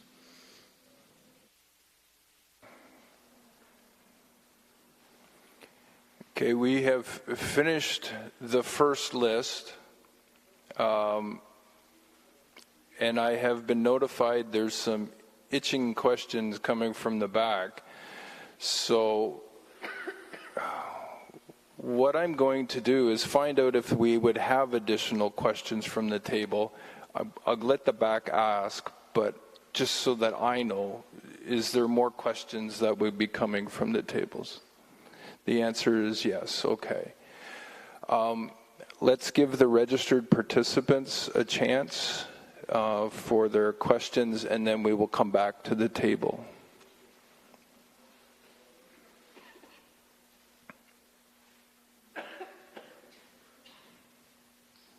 Please state your name, the organization, and speak clearly into the mic. Thank you.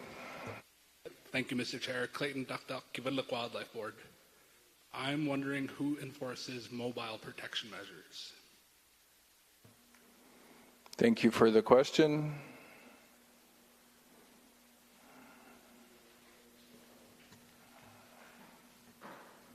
Thank you, Mr. Chairman. Yeah, please go ahead. Kivalliq Inuit Association. Thank you, Clayton, for your question. NIOL's parcels, we enforce it, and we put it as a term and conditions in those licenses. And the Crown will be Sarnac, and Commissioner Land, if any, will be the GN. We do a coordinated approach in that in order to try to come with the same standard, and everybody can communicate with each other. We even have a team of monitors from HTO, from GN, from KIA, and SANAC. Thank you. Thank you for the answer. I believe you have another question. Please go ahead. Thank you, Mr. Chair. Clayton Duck, Kivalliq Wildlife Board. So you're saying there is no monitoring actions because it's not enacted in any legislation? Thank you for your question. Please go ahead, Louis. Luis Manso, Kivalliq Inuit Association. As part of our lease, they have to report to us. So there is monitoring in place. Thank you for the answer. Before you go on, we've been doing the two-question thing. So I just want to give, is there another registered participant that has a question? Oh. Thank you. Hilutagongna, Prince of Land Use Planning. First of all, I'd like to say that of the two herds that of the two herds that affect my community. So Caribou Inuk from Baker Lake are mostly the Beverly and Kamanilyak herds. And we saw from the GN presentation that we have had a 49% reduction of our herds, not in my lifetime, but in my children's lifetime. In 23 and 24 years, there's been a 49% reduction. And this is one of the healthiest herds in Canada. Keeping that data in mind, Richard asked this question already, and I don't think it was answered. He asked how the habitat will be protected through the mobile measures when it's a brand new type, as Louis said, as Jeff stated. They both said it's very new, and not that it can't be used on top of habitat protection, but how do you propose habitat protection will be done through mobile protection measures alone?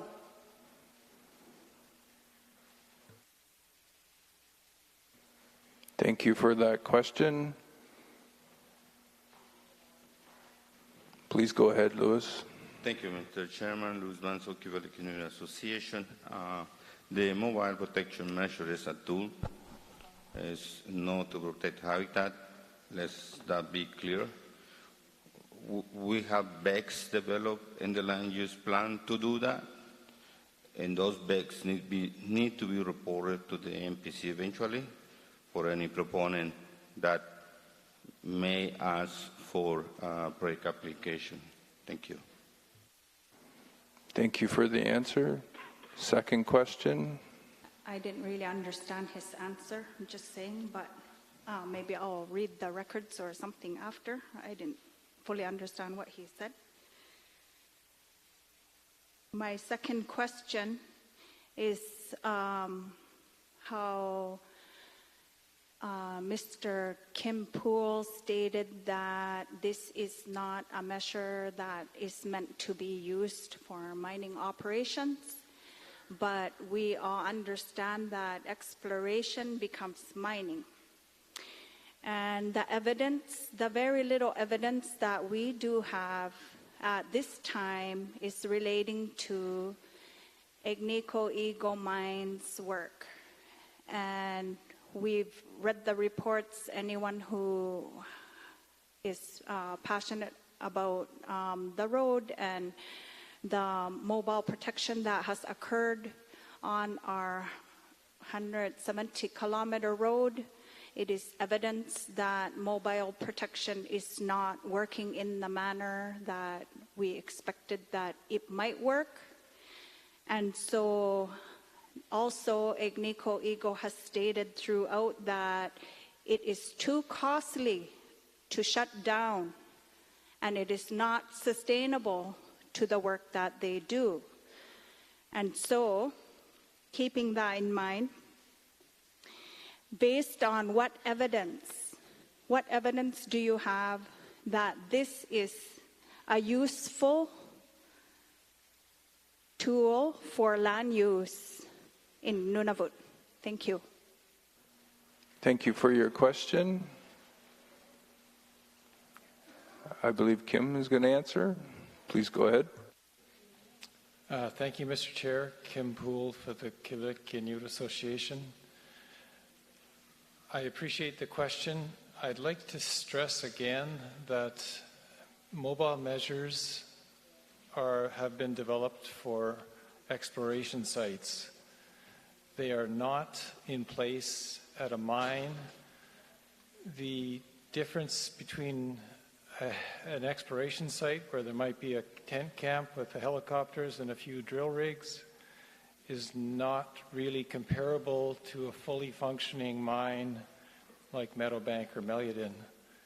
Those mines have extremely extensively developed wildlife plans through the Nunavut Impact Review Board process.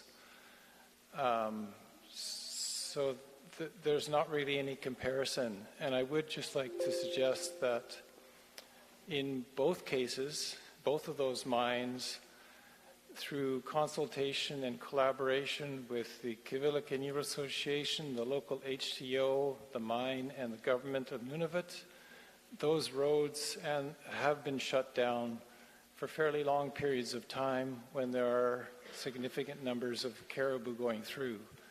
But again, I would reiterate that it is not mobile measures that are driving those programs. They are independent wildlife plans. I hope that answers your question. Thank you. Other questions from registered participants?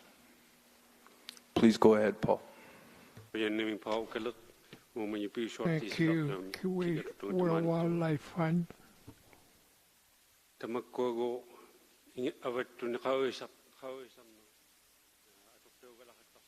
Mobile protection plan was mentioned. My first question, where has it been used? What you plan to do was mentioned, mobile protection. Where has it been tried? Where has it been proven? Thank you for the question.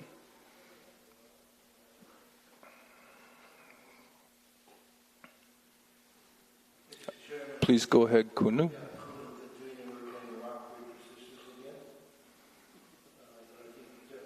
Rock? Or is it Kim? Okay. So Jeff is going to answer.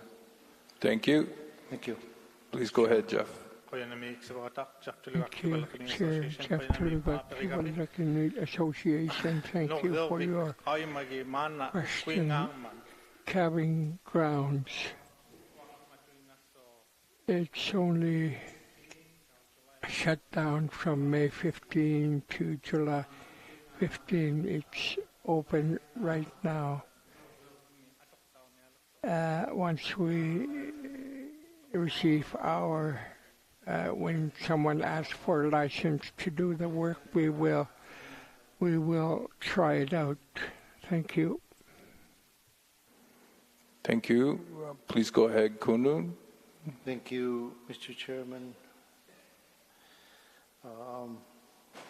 Just to add to Jeff's comment, the Kivalliq Inuit Association wants to retain flexibility to manage Inuit-owned lands. Any development on calving grounds would only occur after thorough consultation, with affected communities, as well as be in compliance with existing regulatory processes, where everyone around the table would have a say.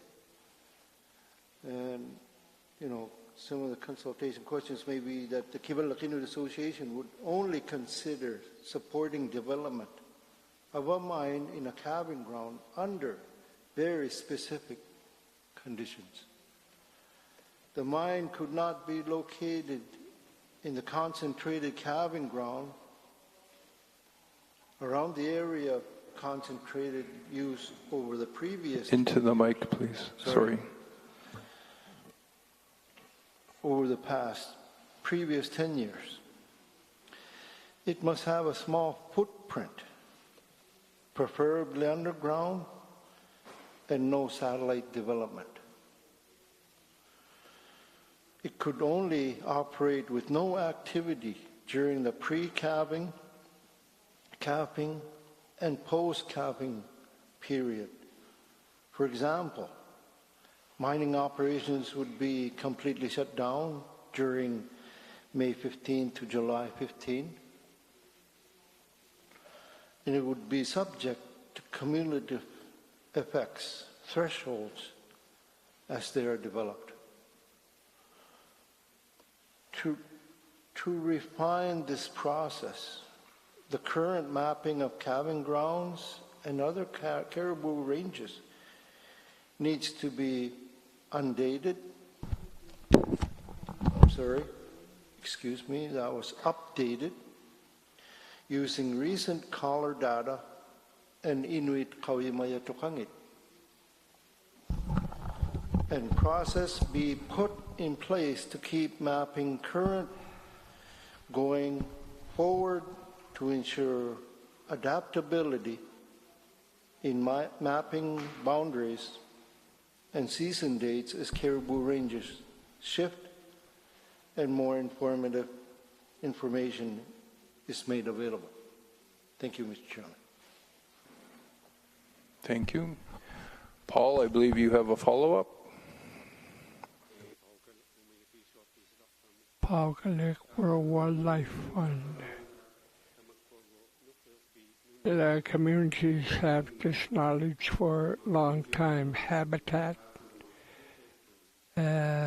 for the calving grounds. It's healthy for caribou to be stationary for a while after calving. And what would you do if you were to open a caribou habitat for exploration and to the mining companies? Thank you for the question.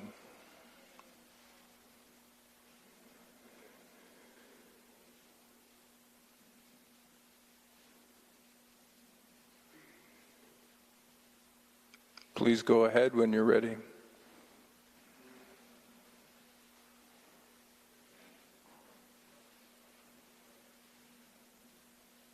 My apologies, Mr. Chairman. We were sort of deliberating when maybe if you could clarify the question, maybe in English,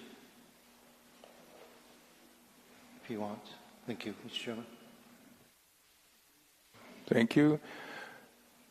Did you hear that, Paul? Okay.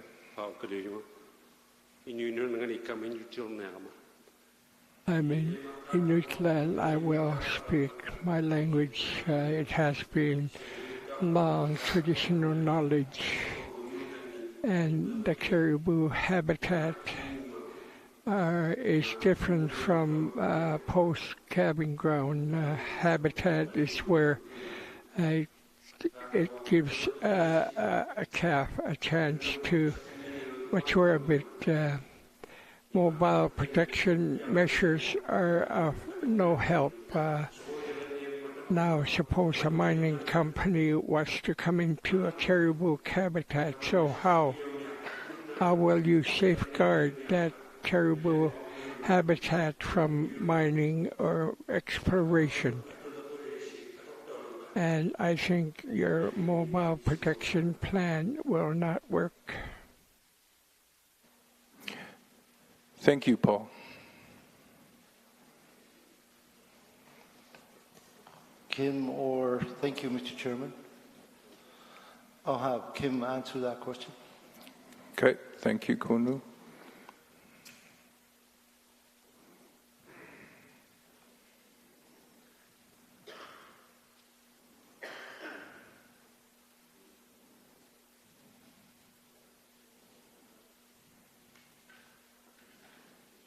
Sorry, Mr. Chairman, we're still not. I'll get Jeff to answer that one, and/or Lewis. You may. Okay, please go ahead, Kim. My apologies, Kim Poole for the Kivalliq Inuit Association. If I understand the question correctly, Paul is correct. Mobile measures are not regarding protecting the habitat, or indirectly protecting the habitat through protecting where the animals move. But if I may remind people that the calving and post-calving areas, as we have suggested they be adopted by the Nunavut Planning Commission, has seasonal prohibitions which restrict essentially any activity during the pre-calving to post-calving period. We suggested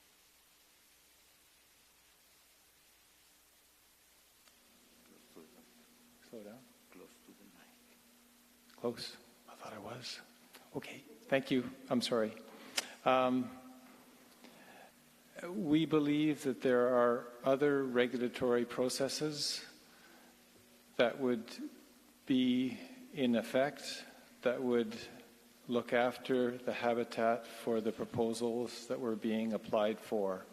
And if it was not in the community or the region's best interest, that is one way that the habitat would be protected.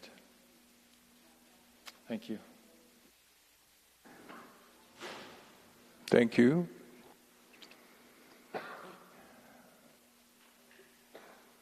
Any other questions from registered participants?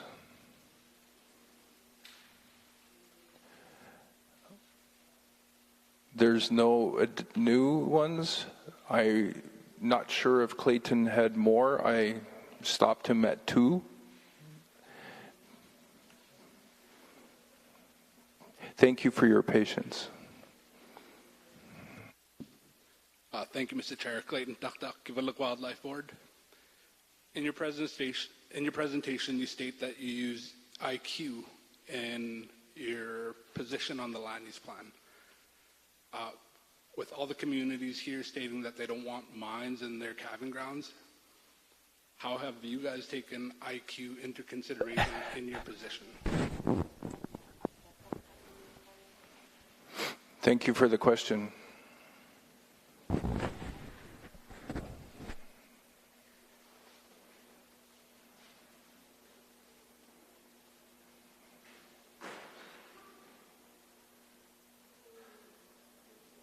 Thank you, Mr. Chairman. We are going to answer that question. I think Jeff or Lewis are debating. Thank you, Kunu.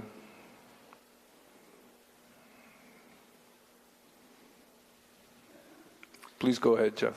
Thank you, Chair. Jeff Tuluak, Kivalliq Association. Can you repeat that question one more time, please? Please go ahead, Clayton. Thank you, Mr. Chair. Clayton Duck, Kivalliq Wildlife Board. How have you guys taken IQ into consideration in your position on the land use plan?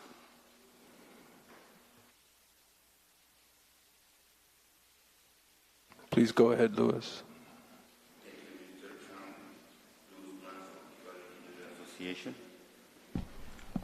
The Nunavut Wildlife Board did a survey with all the hunters in 2005, I believe the report came out, with all the GPS locations and where you hunt. That gives you a set of data.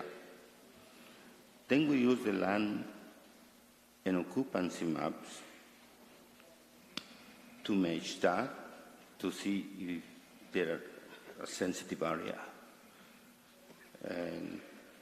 And this is just in the beginning of the process. If there's a very sensitive area, probably going to move from there.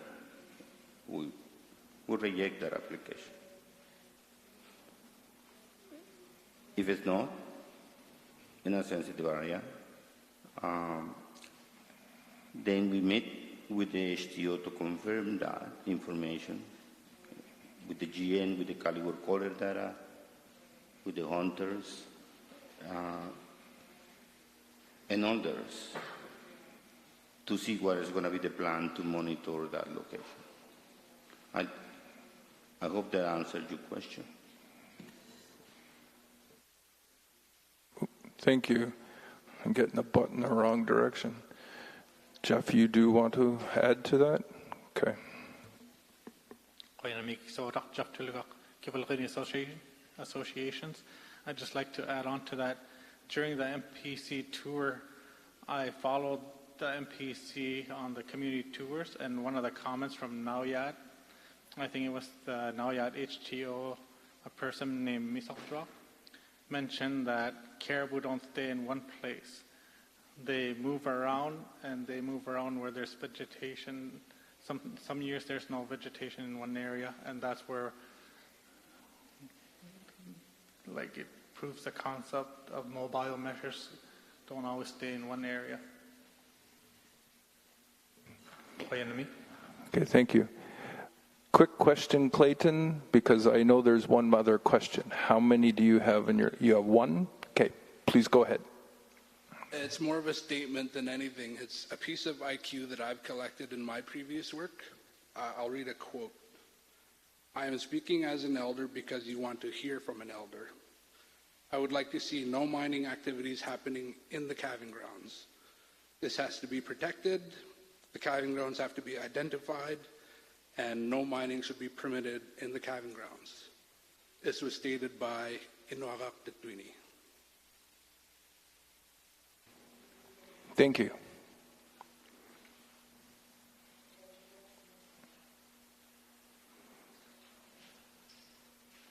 Please go ahead.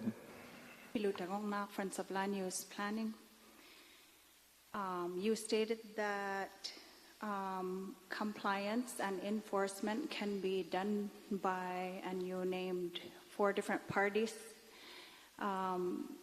We have seen already from the last 4 reports, 2022, June, 2021, 2020, and 2019, that compliance and enforcement is an issue already with the road to Meadowbank, and these are the same individuals, groups, organizations that would be doing compliance. I know you will be stating mining is different from exploration, but monitoring and mitigation, compliance and enforcement are all still monitoring, mitigation, compliance and enforcement. And we're talking about the same groups that will be doing the same things.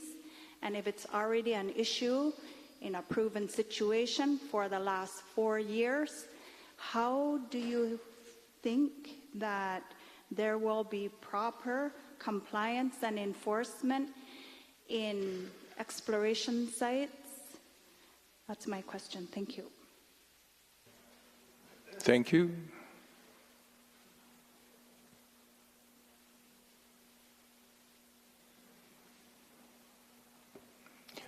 Please go ahead, Kunu. Thank you, Mr. Chairman. I wish we had friends for KIA. I'm just kidding. But I think Lewis has that. Please go ahead, Lewis. Thank you, Mr. Chairman. Luis Manso, Kivaliki Association. The compliances are being done in those projects. We shut down the place or access to those roads. We also shut down exploration. In few cases already, and sometimes, which has happened already in a sensitive area, we took the license away in those instances, if those projects are in IOL, because, like I say, it's terms and conditions in that license that we can enforce. Outside of that, layout, it's a different story. We need to consult others, but in our projects specific, we do. We just shut the projects down. We close the roads, and we've been taking license away from them. Thank you.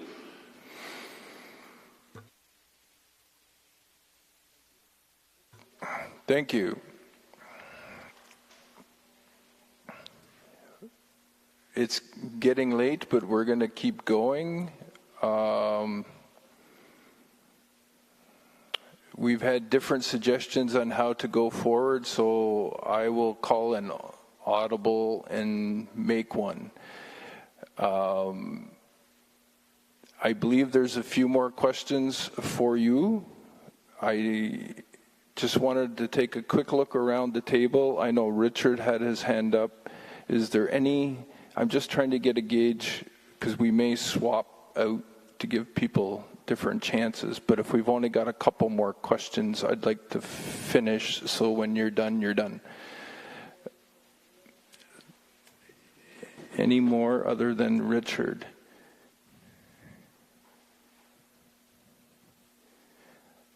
Okay. We know that Richard has a question, so I think that's it. I always give a last-minute call, but we'll go with that. Please go ahead, Richard.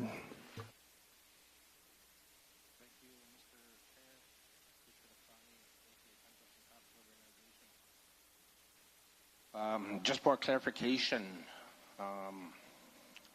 before I ask my question, I want to ask the Kivalliq New Association. So over the past 12 years, we've been affected with a mine in our backyard. Is that mobile measures or is that mobile protection?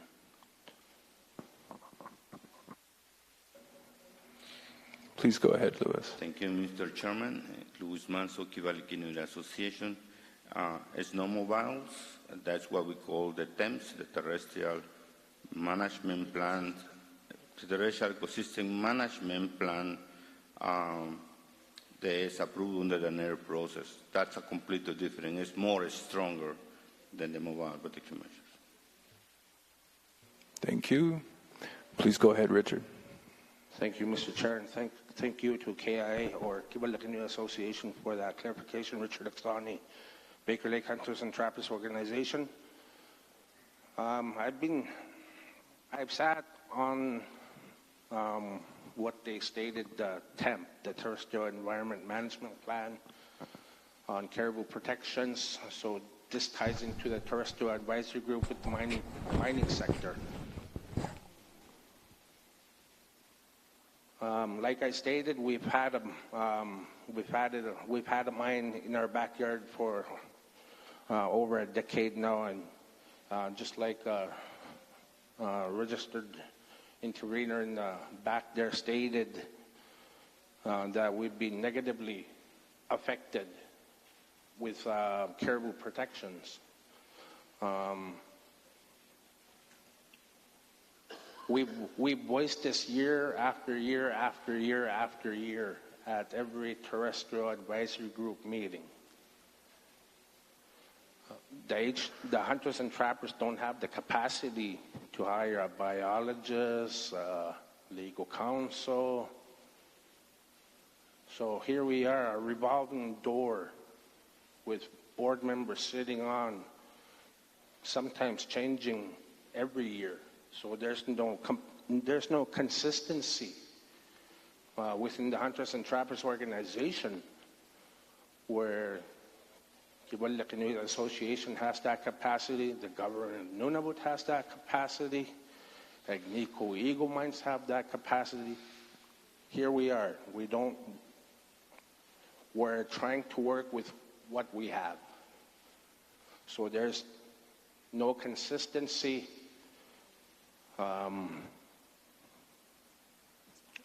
I think caribou protection needs to be improved.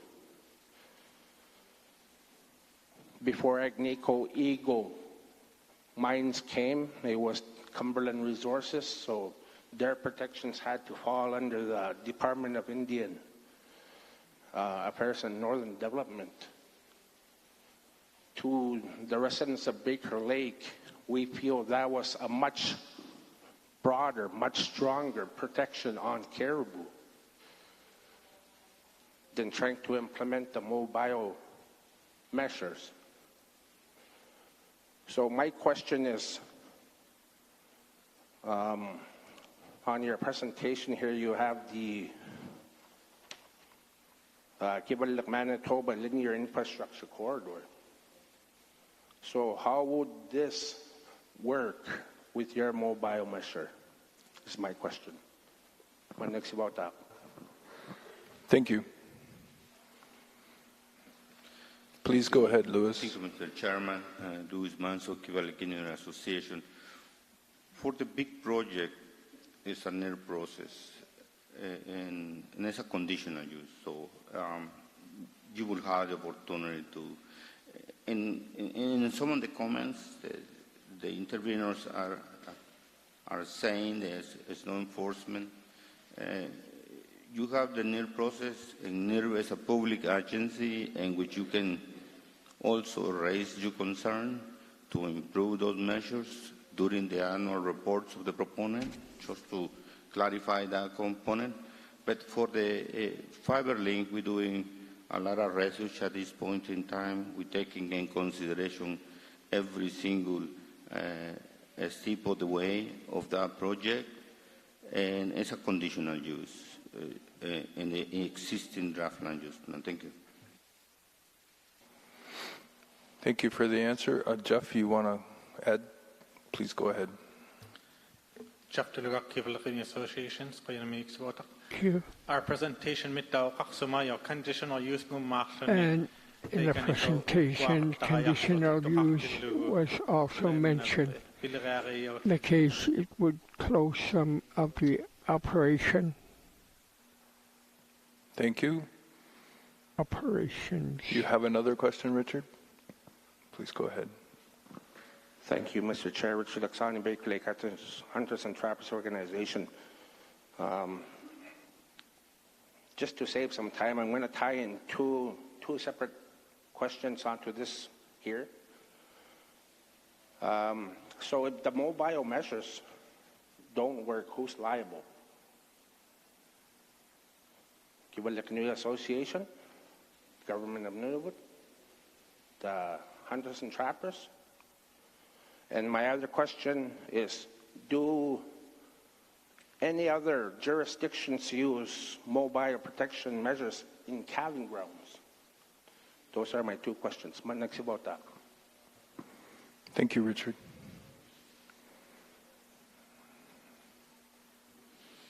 Please go ahead, Louis. Thank you, Mr. Chairman. Louis Manso, Kivalakini Association. For the calving ground, for the mobile protection supply in other jurisdictions.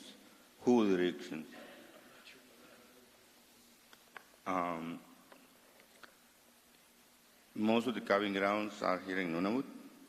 You probably know that. And this is why we have some conditional use to be applied. Then in the enforcement component, in our licenses, the ones who already have the mobile protection and their permits, we will enforce it. We will make sure they comply with it in IOL. And I hope the rest of the institutions, GN and Northern Indian Affairs, SARNAC, Northern Indian Affairs, federal government can also work with us to refine the enforcement in those lands. Thank you, Mr. Chairman. Thank you. I'll take one quick look. And I forgot if there's public member that has a question. There is one public member with a question. Please go ahead.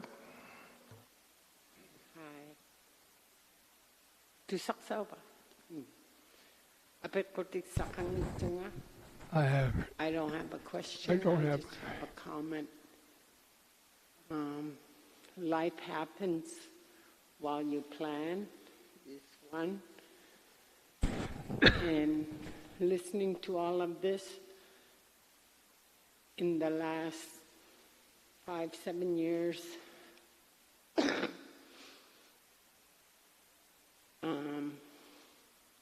climate change, climate crisis happens while you plan. Maybe in the last 5-7 years, I've really noticed ukpigite. I don't know what they're called in English. Willows. The growth of these bushes, ukpigite. Willows. They're just so much. That's one change I've noticed. The growth of these ukpigite. I was watching an Arctic Secrets documentary, and they're the kind of plant that's aggressive and that kills the vegetation, the lichens and whatever terrestrial you want to call it. I'm not a consultant. they kill the vegetation that caribou eat. And one example, when we moved here in '94, we used to go to Iyagali. You could clearly see the sod house ruins. But in the last 3 years, it's like those sod house ruins are not visible anymore because of all the Ukpigay and the Abalakhet have taken over. And that is one, you can talk about plants and vegetations and mining and calving grounds and all the animals are important to us. But you cannot turn your, whatever we plan, we also have to take into account that climate change, climate crisis is very real. We see new little birds and robins every year, but one thing, when you drive up the road, just when you're leaving town, you just see more and more ukpigite all over. And it's a very aggressive plant that kills the vegetation that caribou eat. So I'm really tired, I'm ready to sleep, and tomorrow I can bring kwak and maybe maktak and some fish. So good night. Thank you.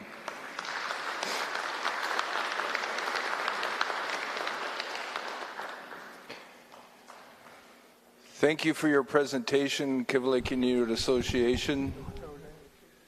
We will take a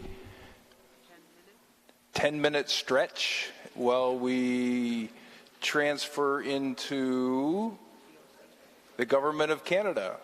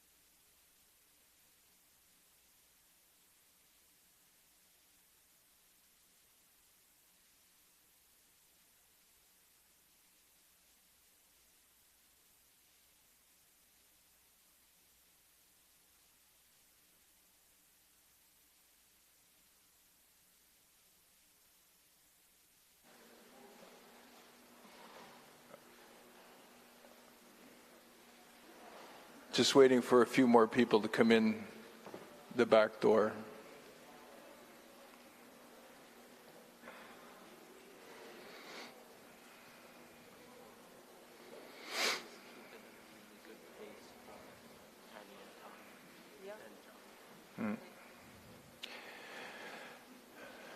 We're going to get back at it, and once again, I will reiterate, please keep the questions related to the land use plan and the presentation that was done earlier today.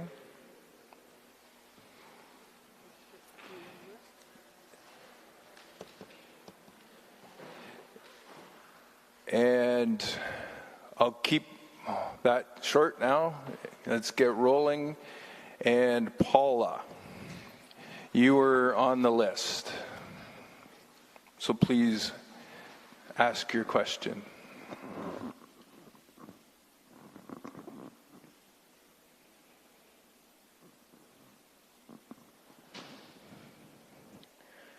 Paula Kiguela-Cusin, Hamlet of Baker Lake. Thank you, Mr. Chair. Mr. Lester, Vice Chair.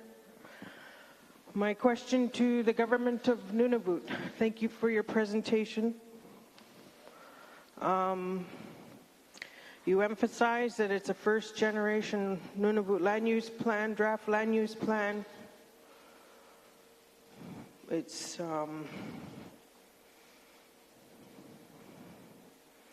and talking about the regulatory process using Nunavut Impact Review Board, Nunavut Wildlife Management Board, Nunavut Water Board, and the Nunavut Planning Commission. Sorry. I gotta use this.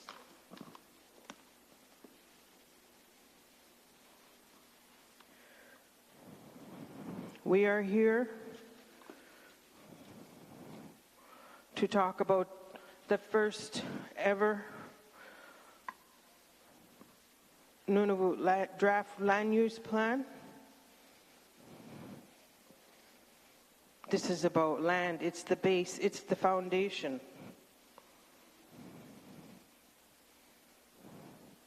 In the future, you spoke that you will, devolution, you'll be the crown.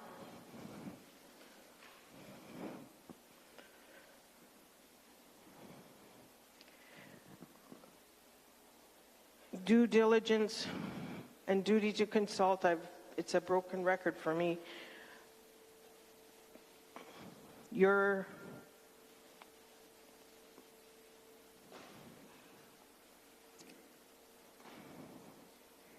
position on issues or on all of the chapters in the draft land use plan and in your presentation.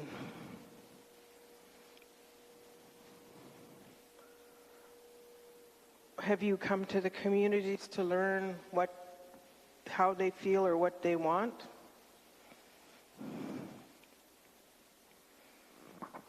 That's my first question. Thank you, Paula. Please go ahead. Gabriel Cuckley, Government of Nunavut. Gabriel Cuckley, Government of Nunavut. Paula, thank you again for this question, for duty to consult. The Government of Nunavut tends to take a whole of government approach. What does that mean is that we have various departments, the Department of Environment, Community Government and Services, or Economic Development and Transportation. With those various different departments, we at the Government of Nunavut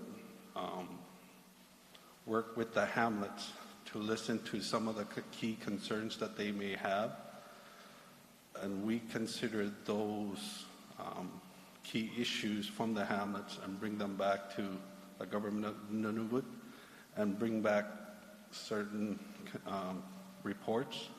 And also this takes into the consideration of our position on this. Along with, not only with the hamlet, but as my colleague has said, we also work with the Hunters and Trappers Organization through the Department of Environment, now to figure out if there are any key concerns. So again, when it comes to this land use plan, it is a first generation, and we're trying to work with all various hamlets and HTOs to get an understanding of what they feel. And we also work with the whole of government approach to have this final draft. Thank you. Thank you. Paula? Thank you. Paula Kikiwalik Houston, Hamilton Baker Lake. Thank you, Mr. Chair. Thank you, Gabriel Kaklik, Government of Nunavut, for your answer. My next question or comment, you mentioned that the mining sector will be the largest self-sufficient for employment.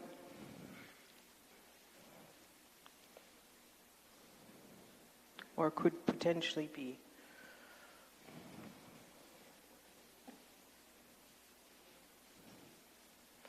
The largest employer in the territory is government, federal and territorial.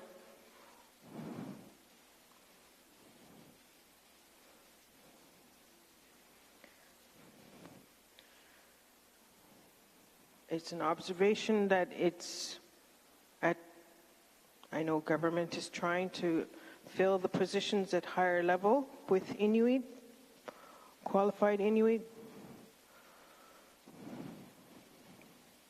We're not there today. How do you plan to do this for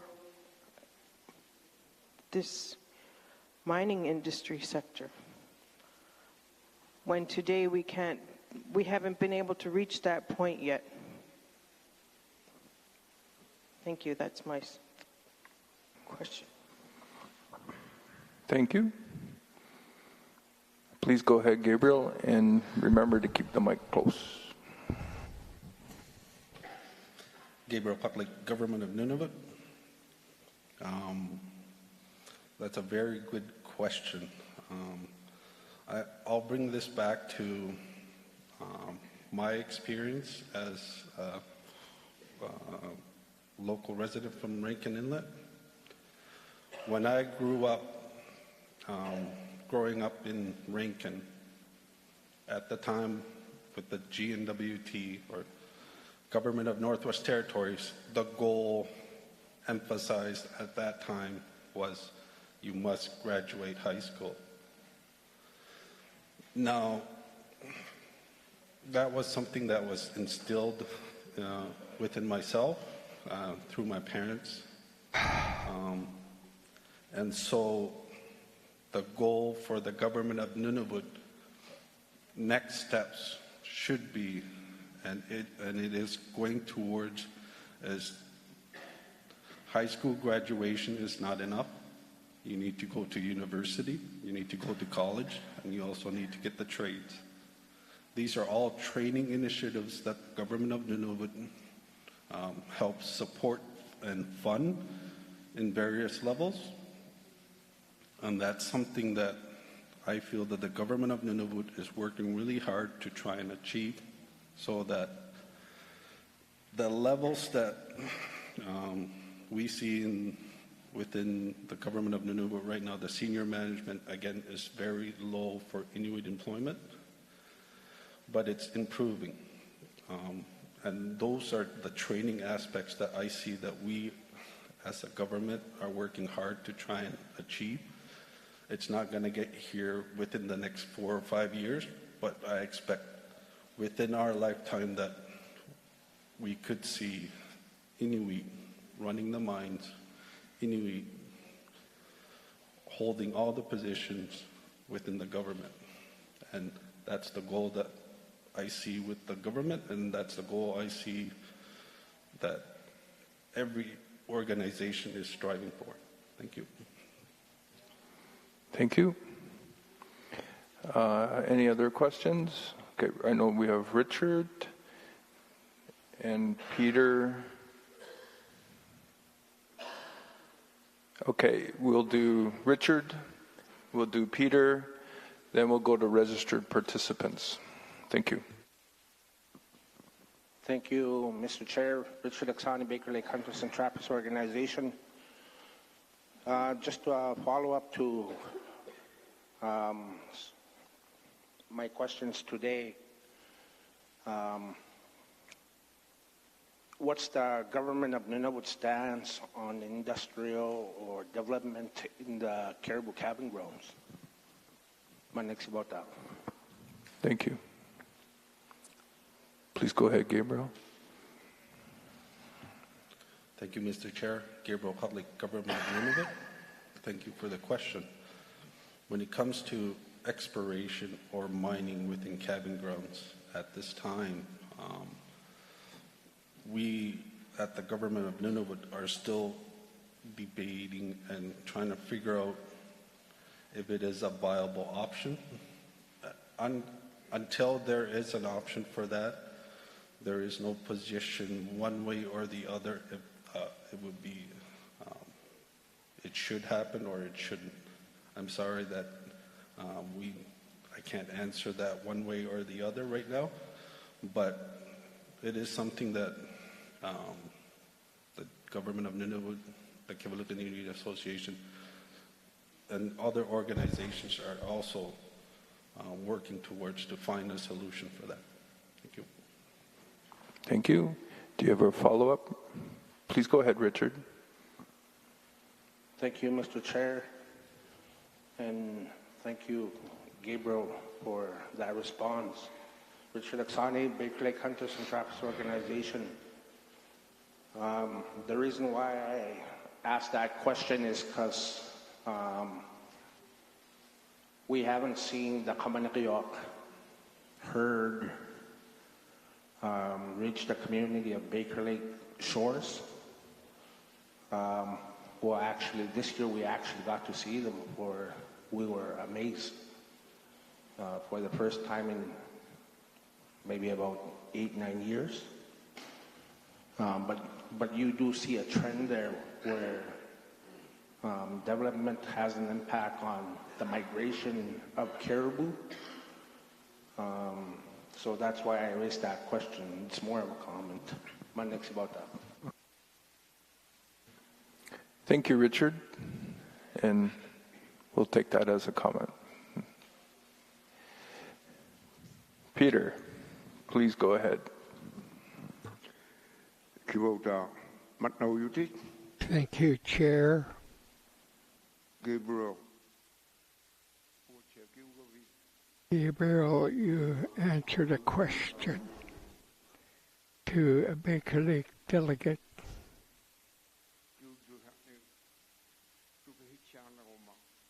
And if I understand your reply to that question,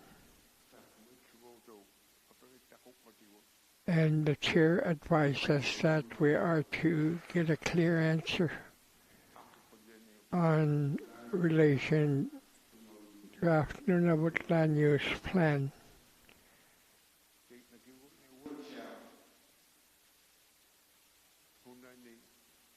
The last question was, when you have to pass information to the municipalities, Hunters and Trappers organizations will disseminate the information to the community. Is that what you were saying?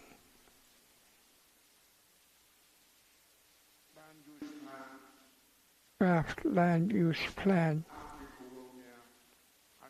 which has been in progress.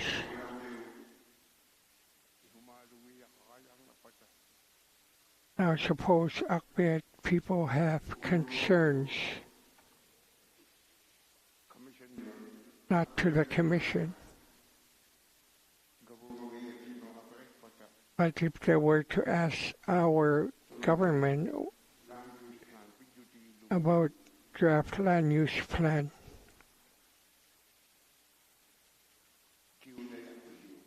would you be able to answer that question? If you don't understand me, I will clarify it in English. Thank you, Peter.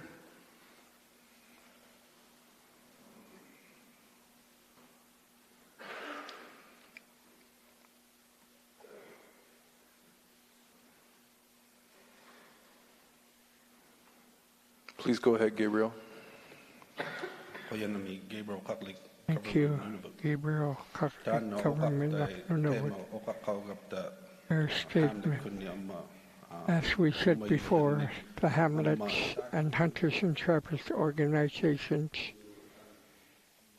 in relation to Nunavut Planning Commission and Nunavut Impact Review Board, we are always party to these proceedings. We know where each organizations are up to, but government, we as government in Nunavut, we're huge organization. I know we don't inform the Nunavut fast as we should, for those of us who are sitting at this table.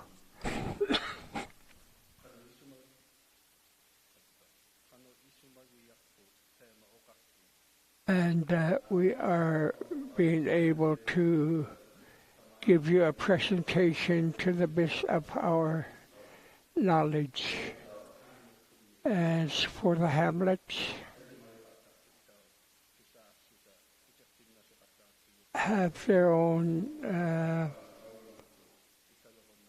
boards and how the government of Nunavut are able to assist the communities and their hamlets. That's what I'm telling you.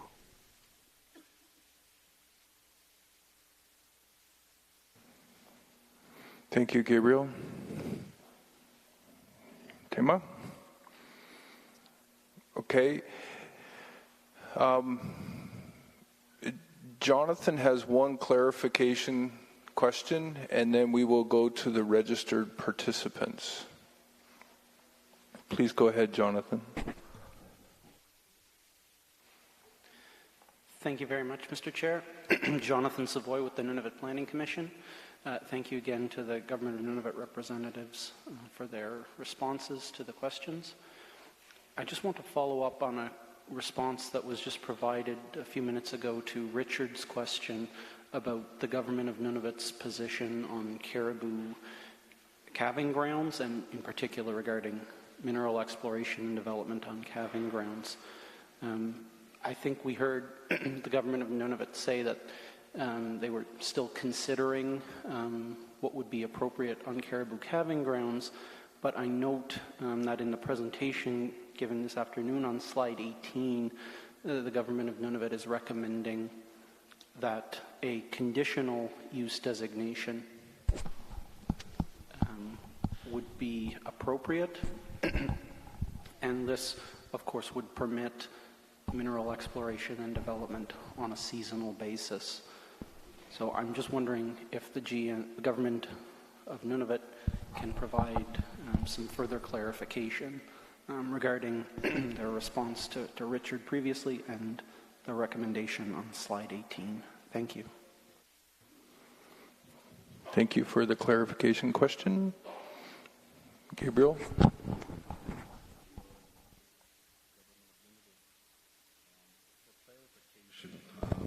The Government of Nunavut supports conditional use, and we also, on a case-by-case basis, are for seasonal restrictions. And so the theory or the assumption that you have been saying that because the parcel is what we consider conditional use means that a mine's going to be there is not necessarily an assumption that the Government of Nunavut would say it could have expiration. It could have linear infrastructure like roads to the different communities. It's not necessarily saying that it's only going to be exploration, it's only going to be mine, is an assumption that I don't see as a government of Nunavut. Speculation on those areas. I know that there have been various levels of different hamlets and different agencies between the government of Nunavut at the time, or the GNWT, with the province of Manitoba talking about a road connection between the two. And those are areas that could potentially go through a cabin ground. And again, those are some of the key debates that internally that the government of Nunavut is working with and trying to have an answer for that. Thank you. Thank you. Okay. Questions from registered, it's late, I'm tired, and I'm messing up my voice and what I'm saying. Questions from registered participants? Please go ahead, Clayton. Thank you, Mr. Chair. Thank you, Mr. Chair Clayton, Duck Kivalliq Wildlife Board. My first question is in regards to responses that they're making, that they're consulting with hunters and trappers organizations on wildlife issues. Could the government of Nunavut state what the hunters and trappers organizations tell them during these consultations? Thank you for the question.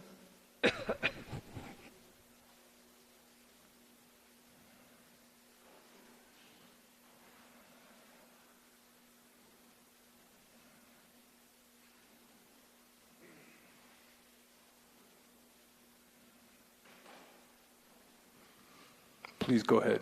Thank you.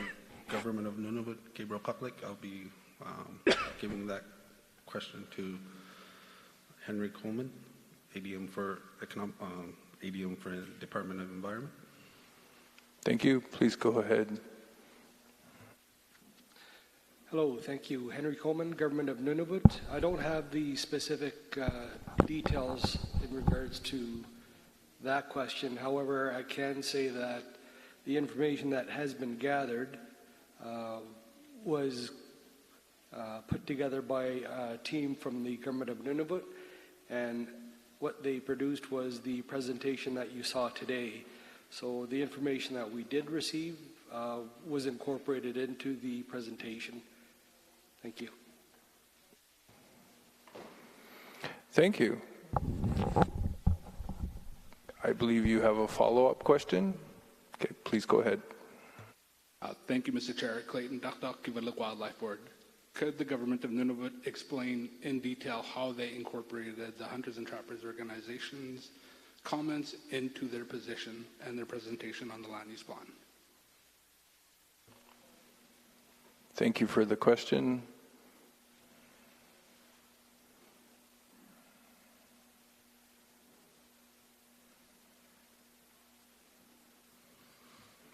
Please go ahead. Gabriel Kuklik, Government of Nunavut. If Clayton is asking for very specific recommendations how we got to this position, we can do that in writing, written back to the Kivalliq Wildlife Board. Thank you. Quickly, Clayton. Please go. Okay. Please go ahead. Thank you, Mr. Chair. Clayton Duck Kivalliq Wildlife Board. It would be more appropriate to have that on the record for the Planning Commission. I have another question. Could the government of Nunavut release Mitch Campbell's review on mobile protection measures for the Planning Commission and for the public?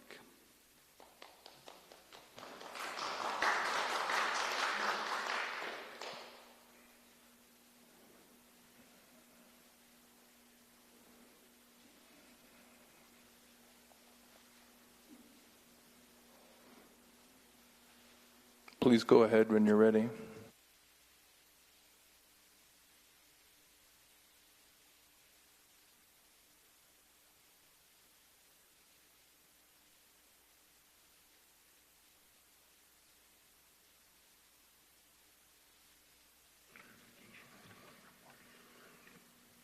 Gabriel Cutlake, Government of Nunavut. I'll be deferring that to our legal counsel. Thank you. Thank you. Remember to stay close to the mic. Thank you. Eamon Carroll, legal counsel. I understand you're referring to a single biologist within our wildlife division. We can certainly produce a review from the whole wildlife division. And again, a single civil servant doesn't necessarily represent the entire government. So when we speak with the whole government's voice at this table, and for the NPC and for participants, is that something that is what we're not sure what is being referred to here, so it's kind of but we can certainly produce a document from the wildlife division as a whole on the matter of mobile protection. Thank you. Another, please. Thank you, Mr. Chair, and thank you for the response. I would like Mitch Campbell's review of mobile protection measures made public for the Commission and for the members that are present today. Mitch Campbell has worked with the Kamanag Joker for, I think, the last 25 or 26 years, and he would have the most insight out of anybody in the government on what kind of impacts development may have on our herds. And then I have one final question. It appears that the government of Nunavut would like to support mobile measures in the calving grounds through, okay, I'll rephrase that. It appears that the government of Nunavut would like to support seasonal restrictions in the calving grounds. Is this something that they will enact in the Wildlife Act? Thank you. Please go ahead. Thank you, Mr. Chair. Gabriel Cutlake, Government of Nunavut.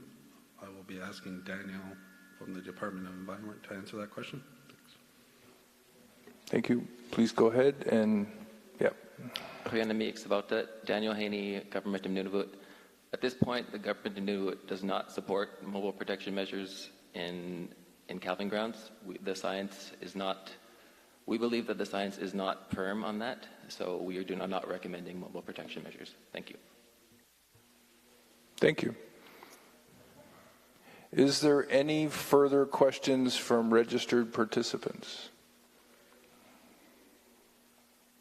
There is two individuals.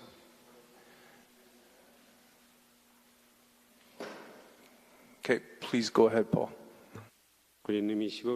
Thank you, Chair Paul, World Wildlife Fund. Government of Nunavut indicated in their presentation that senior levels will be filled by Inuit. They are there as an institution. Inuit need to eat. You have to be aware of that. With what you have said before, you could easily look at Inuit and safeguard the food source that is healthy to the population. Can government look at this? Thank you for the question.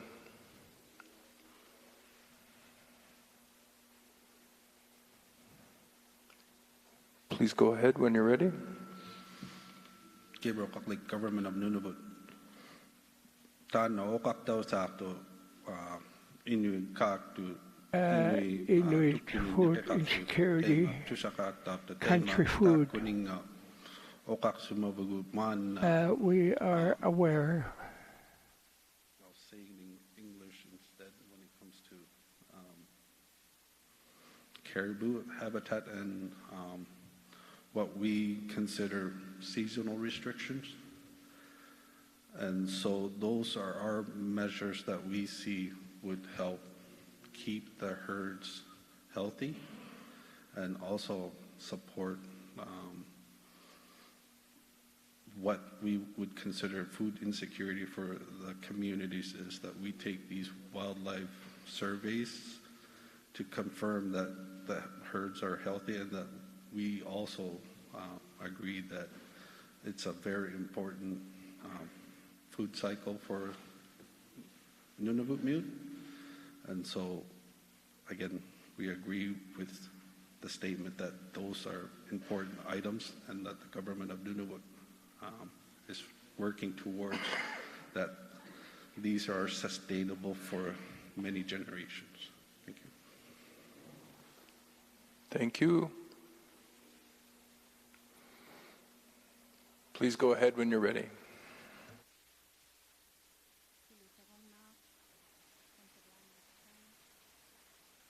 Please, a little louder. Thank you.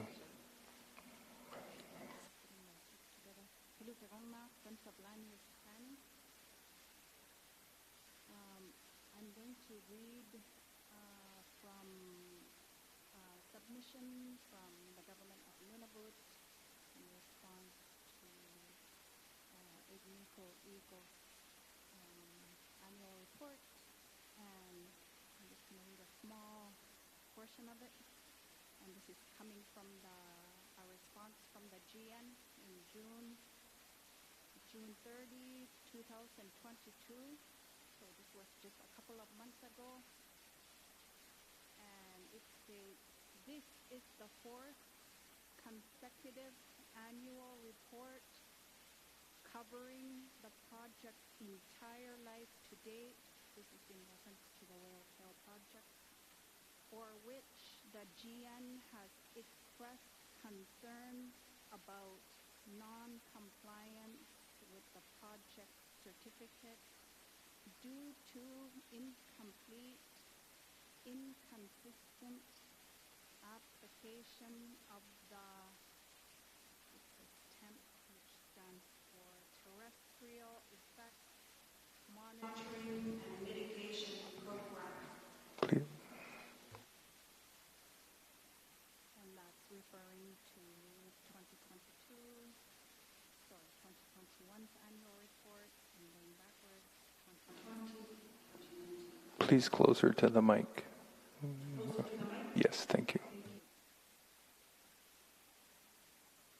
And then I stopped on page 12 of that same report. The GN feels that the proponent is non-compliant with the term and conditions. And I'll skip over. So my question is, I'd also like to go to, I think it's about page 8 on your presentation, which shows the caribou. It's the map and it's the numbers of caribou. I don't know what page it is because it doesn't have pages on our written portion.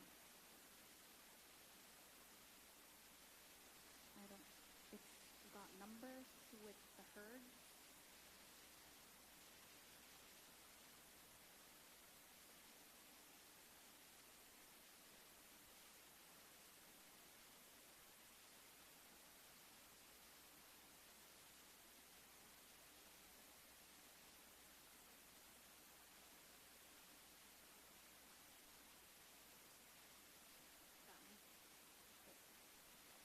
You can't really see it from where I am. I don't know if the community members can see the numbers, but those are the herds that, yeah, thank you.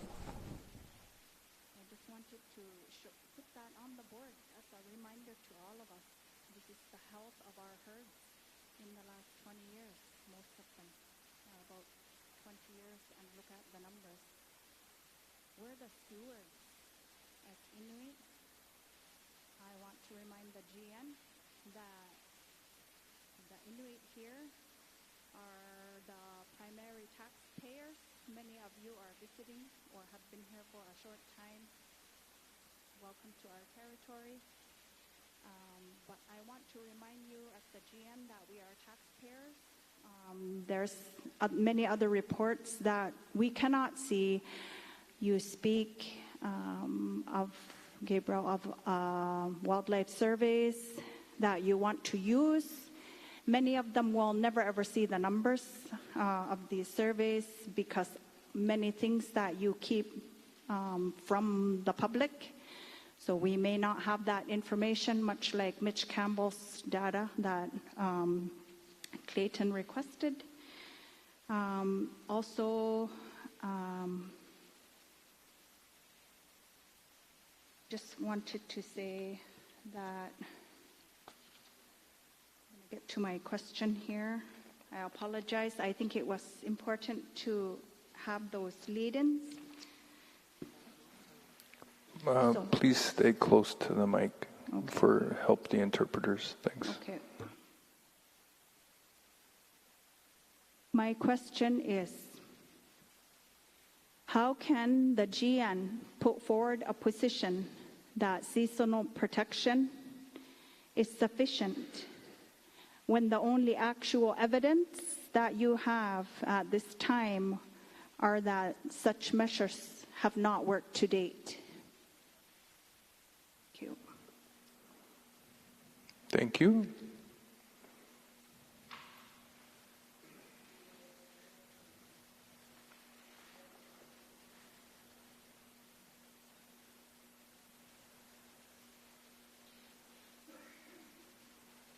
Please go ahead when you're ready.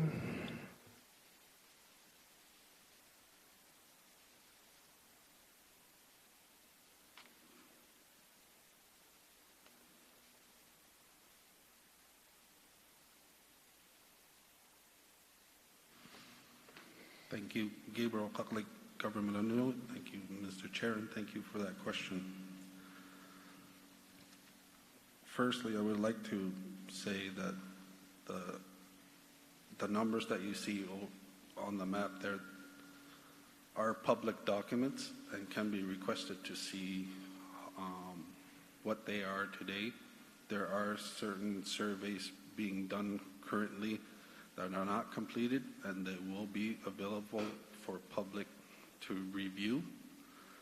Closer to the mic, please. And also, I'll be asking my colleague, Michelle, to answer the next part. Thank you. Thank you. Please go ahead. Thank you, Mr. Chair. Thank you for the question. Michelle Havard, Director, Environmental Protection, Department of Environment. The report you're referring to is an annual review that the Department of Environment does on all the project certificates, all the body of work and reporting that they do each year. We have noted non-compliance, as you mentioned. That's absolutely correct. And we've been working with the proponent and having meetings to discuss how we can better gain compliance, because that's the goal, compliance, to make sure they do what they are supposed to do in accordance with the terms and conditions of their project certificate. This process also has a regulatory component to it that doesn't rest with the Department of Environment, but with CERNAC, the federal government, when non-compliance is brought to their attention. So we have had those discussions with both the proponent and with CERNAC. Thank you. Thank you. Please go ahead with your question. My next reference is to the Caribou Movement animations of 2018 and 2019, which the GN has and are the ones that created that. And I would ask that if they can submit that, if it is not submitted to the Commission for their review. This Caribou Movement animation demonstrates actions during 2018 and 2019 and the difference when a road is properly closed and when it's not properly closed. And the year that it was properly closed during migration, the caribou were able to cross without disruption. Promptly after that, Agnico Eagle announced that it was not sustainable economically for them to do such closures, and that has been written up and clearly stated to all the parties that they must report to. And so, considering the government's own research, as shown in those animations presented to in the NERB hearings for the Whale Tail Road, it shows that caribou clearly tend not to cross if it is in use. And the government's own submission to the same hearings noted those protocols were not properly implemented since they were put in place 4 years ago. Noting that, how does the government justify its stance that there should be less limited use areas and roads should be allowed in grandfathered projects within limited use areas? Thank you. Thank you. Please go ahead.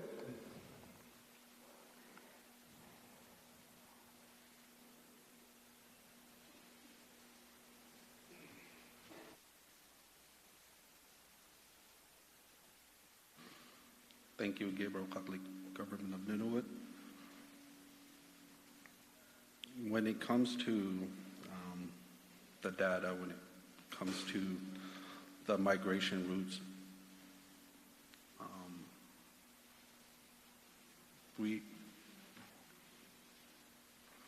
we at the Government of Nunavut will be gladly able to share the movement data to the Commission. And when it comes to road infrastructure where caribou has been shown to be... Closer to the mic, please. We're getting a little tired, so it's all the help we can get. Sorry. When it comes to road and the known caribou migration changing when there are activities, I'll be asking Michelle to answer that with the Department of the Environment. Thank you.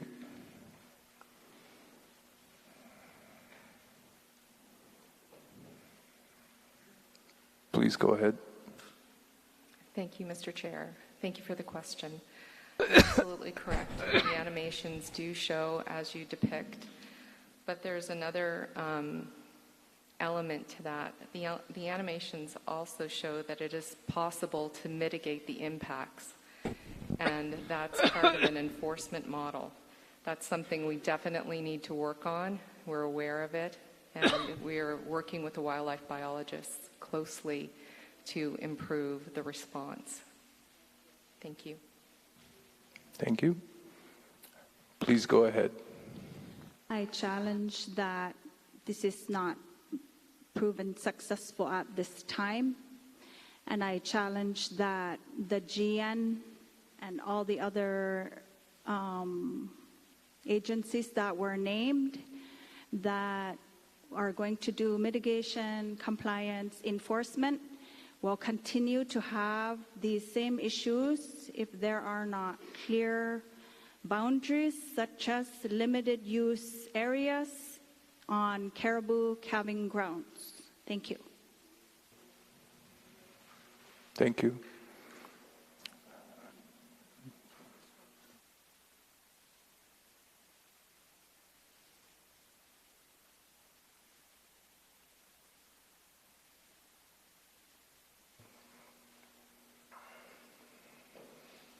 Thank you. We're at a point of the night, even though we would like to continue, it is becoming physically not able.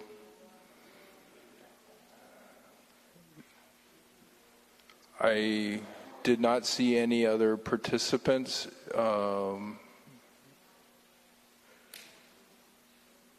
Is that correct? Okay.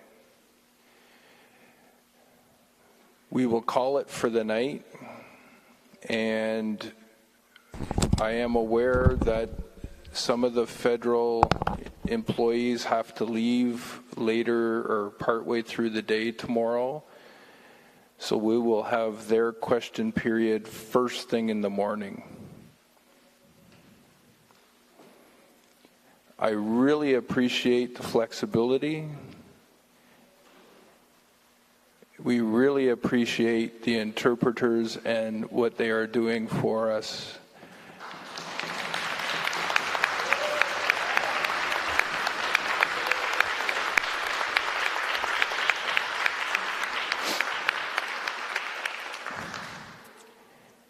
And I personally thank you for trying to make my day as easy as possible. Have a good night. See you at 9:15 in the morning.